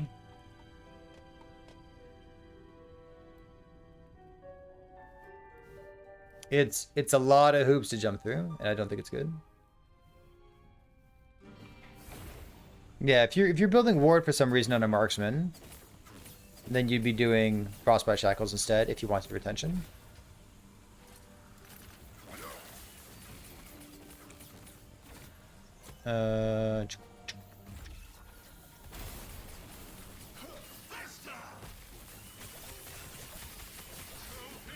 But on the other hand, like, marksman gets a lot of life gain on hits and life gain on skill use. And I don't know if you'd want to be giving that up. Like, if there's a payoff for it, like, if there's some random node that says, like, you know, 10% more damage per intelligence or something. Like, maybe there's a payoff for building intelligence. I just don't know what it is. Is Spriggan Avalanche a thing? People were using Spriggan as a mana generator by swapping forms. So you're like a human form self-cast Avalanche build, and then when you run out of mana, you just like swap into Spriggan for 2.5 seconds. And you come back with full mana. So that's a thing. But is there like a full-time Spriggan form Avalanche build? No, there's not.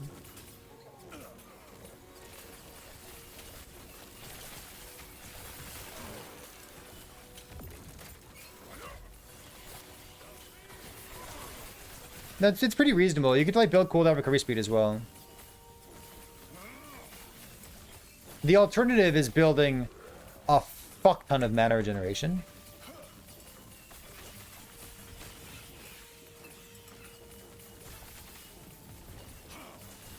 And then also stacking lightning res. But you're a shaman, so you already get a bunch of generic elemental resistance. So you can go either route, right?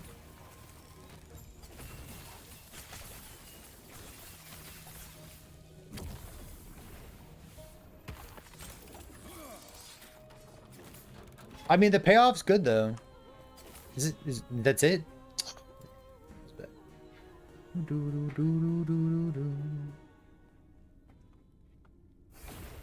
want T7 melee attack speed on a dagger.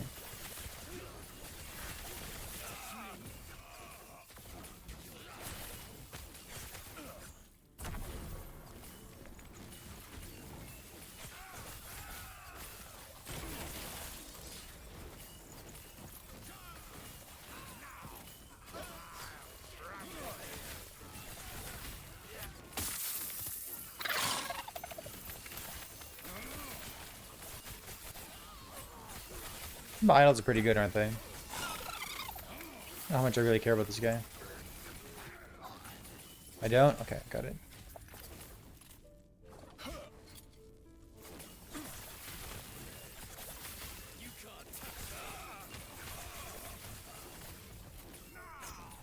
I don't think I can sign up to have just one tier 7 intelligence modifier on a carcinization ring.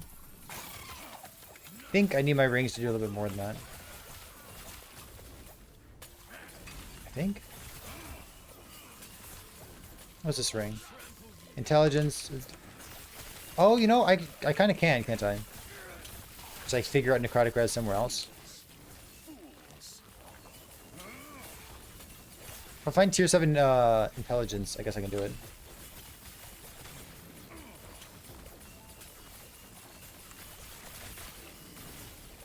Mm-hmm.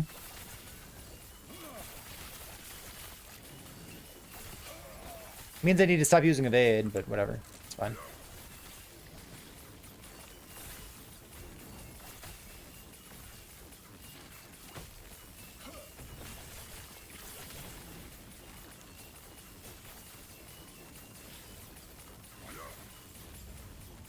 I use it with some frequency.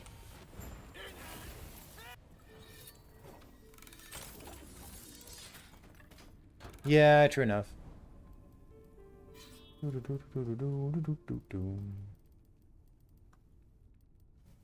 Let's go here. I'm kind of putting off playing a Primalist. I'm playing Spark Charges. I could just keep playing Spark Charges. That could be fun.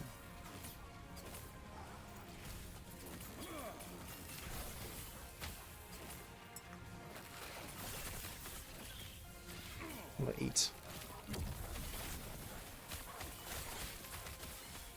I want to play a melee build, and I also want to play a Primalist build.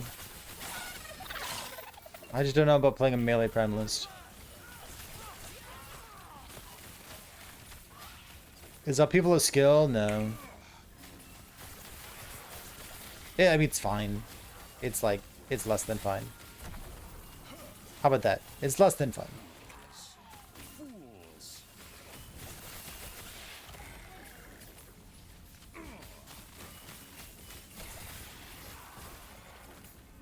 Wrath, welcome back.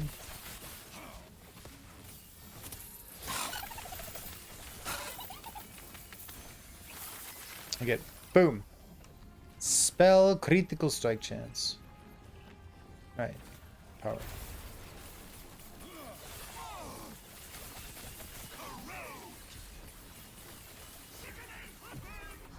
%65 armor, so good.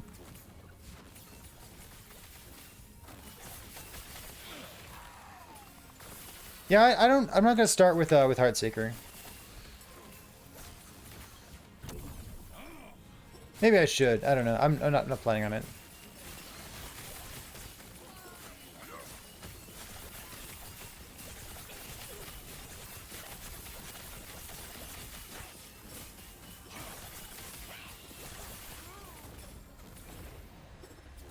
I feel like that's gonna be every fucking streamer playing Heartseeker.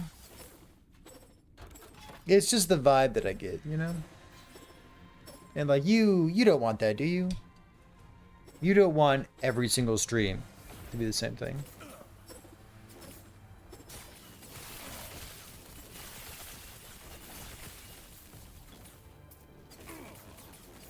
Yeah, I don't know. I think Sentinel's gonna be more, or sorry, I think Heartseeker's gonna be more popular.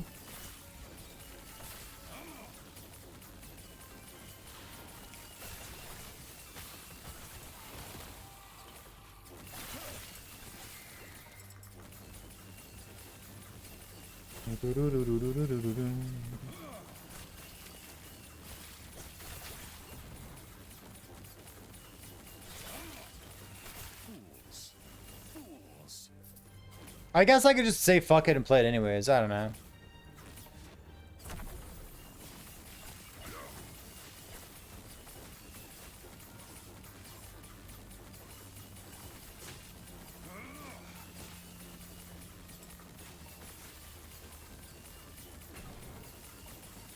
Or Falconer, yeah.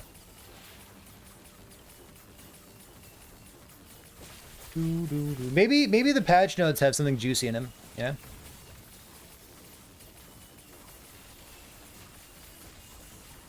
Maybe there's something we don't know about yet. Yeah? No, Dredge decided that he doesn't want to choose my build anymore. I think it's because he's a coward and doesn't want me to choose his build.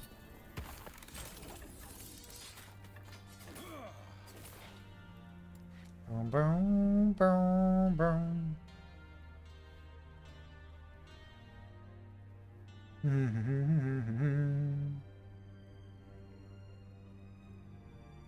Blade Dancer is squishier than Sentinel?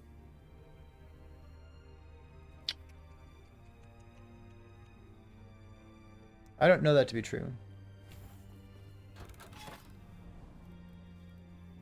You'll choose a build for me? And...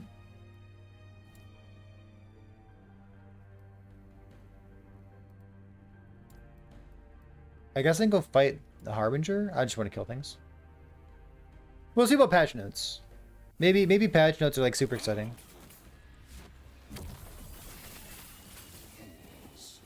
Fools.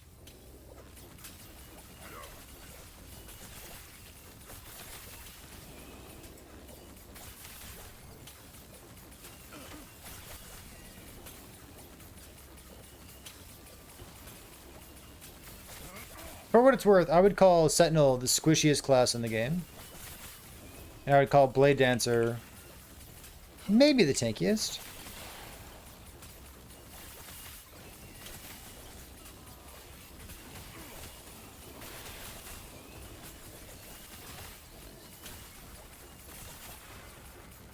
Yeah.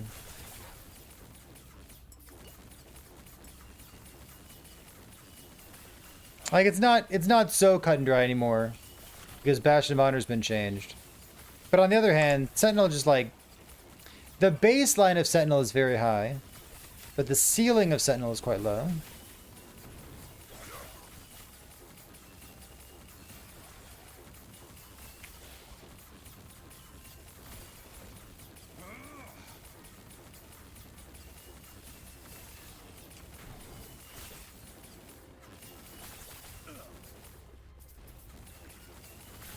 Maybe the patch notes change that. I don't know.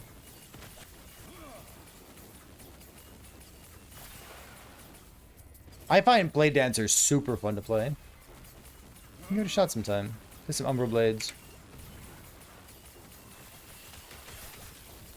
Play some Umbral Blades, or maybe play some Explosive Trap plus Acid Flask. Go load up some build like that.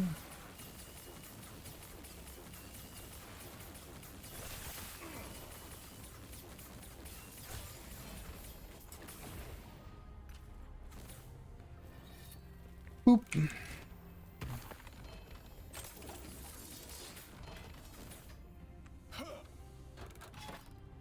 Like, Rebuke exists, but we pretend like it doesn't, so it's no big deal.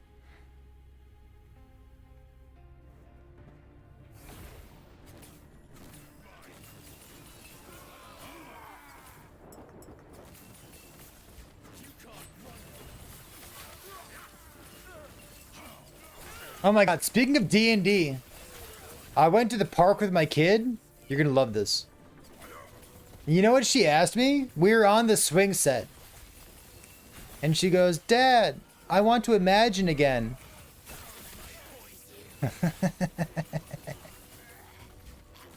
For those of you who weren't here, I was interested in knowing whether my kid could actually imagine things. Because, like, I've, you know, I don't know how child brains work. But I was like, oh, hey, like, can you imagine? She said, yeah. And I was like, yeah, like, can you make pictures happen, like, in your head? And she's like, yeah. And I was like, okay, well, let's play a game. So I just, like, I told her, like, close your eyes. And I was like, okay, I'll tell you what to imagine. You close your eyes. And you make the pictures show up in your head, okay? And she goes, okay. She's 3, by the way. And I described like an apple to her, and then like we like did the apple thing, and then she's like, oh, I want to do it again. So then like this was all like 2 days ago or something, and then she wanted to like imagine Moana. So then we like role played something from like the Moana 2 movie, and I realized after the fact, I was like, I'm literally just DMing her right now. This is what you do when you DM for somebody. So today we were on the swing set again, and she goes, I want to play Imagine. So she closes her eyes, and both times when she closes her eyes, she goes like this. She takes her hands and she goes like, Mamma mia. So she holds her hands like this, and she's like closing her eyes, and she's like, ah. It's so cute. So then she wanted to do the apple thing again. So I had her like imagine walking into a store and talking to the shopkeeper. He's like, oh, you know, what color is the apple? He said, what's it taste like? Is it good? Is it yucky? It was completely adorable. So anyways, I think my kid can imagine. I think she can. I think she's good at it. I think she likes it too.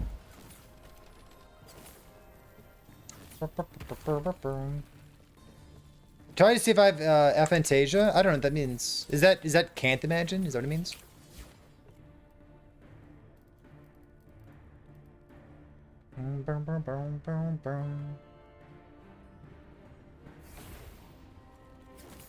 I'm pretty sure she can. As in you can't see with your mind's eye. Yeah, I'm pretty sure she can. But yeah, I guess that's literally what I was doing.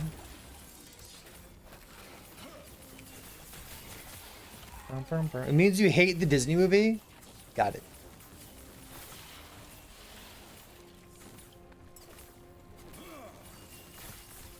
So anyways, next time we have like a big lull in content. The next time we need to wait 12 months before Last Epoch has another patch. I'm gonna do a learn how to DM stream. I'm gonna DM for my kids.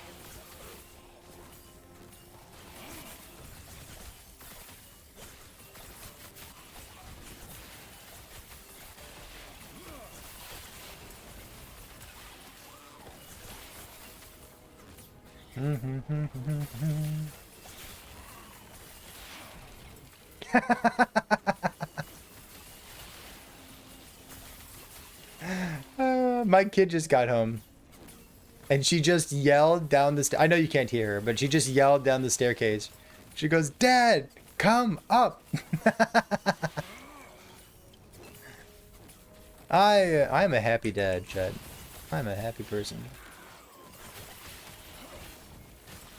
Tell you what, I think I will go upstairs and see what my kid's up to. We'll call the Spellblade character finished. It is so much fun to play. The single target damage is kind of mid, but like, fuck, I love spark charges. They're so good. So I guess tomorrow's Sunday.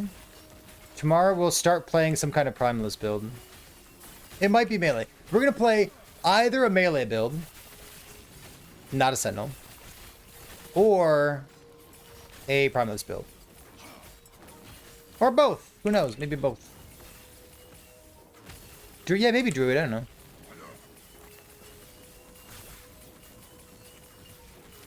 It's like there's a chance that I play a melee build, like multi-strike or something, as my first build, right? And if I do that, then I kind of want to have like a melee experience against the Harbingers. So I can practice, you know what I mean? This practicing has been fun. I've enjoyed it. Let's jump over to Twitch and see if we can host someone. I recorded a segment of me talking about this build and like our progression through like the start of the game and then like Aberoth. Maybe I'll put that video up on YouTube. I guess I should put that video up on YouTube. I don't know. We'll see if it's actually like a useful video. I feel like it was a little bit rambly. Maybe it was rambly. I'll just toss it up there and see what people like about it. But let's jump over to Twitch. Let's find someone out there playing some video games. We'll give them a little host. Verify my email address. Stop it. I don't want to.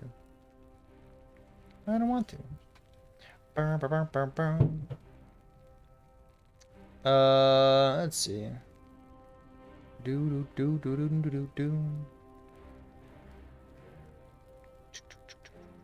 Do I know any of these people? I know QB. What's this person? How about this? Getting back to campaign practice. Who's this person? I'm gonna pop up in 2 streams real quick. Give me a little vibe check. Verified accounts chat only. Do I need to verify my account? Wait. Oh, I'm logged in on the wrong account. Oh, that's hilarious. Oops. Oops. Okay, well, in any case. Let's go host QB, see what he's up to. Playing something. Spellblade again? Maybe Spellblade again. I'd kind of doubt it, but there's a chance. Chat, thanks for being here. See you next time. Have a good night.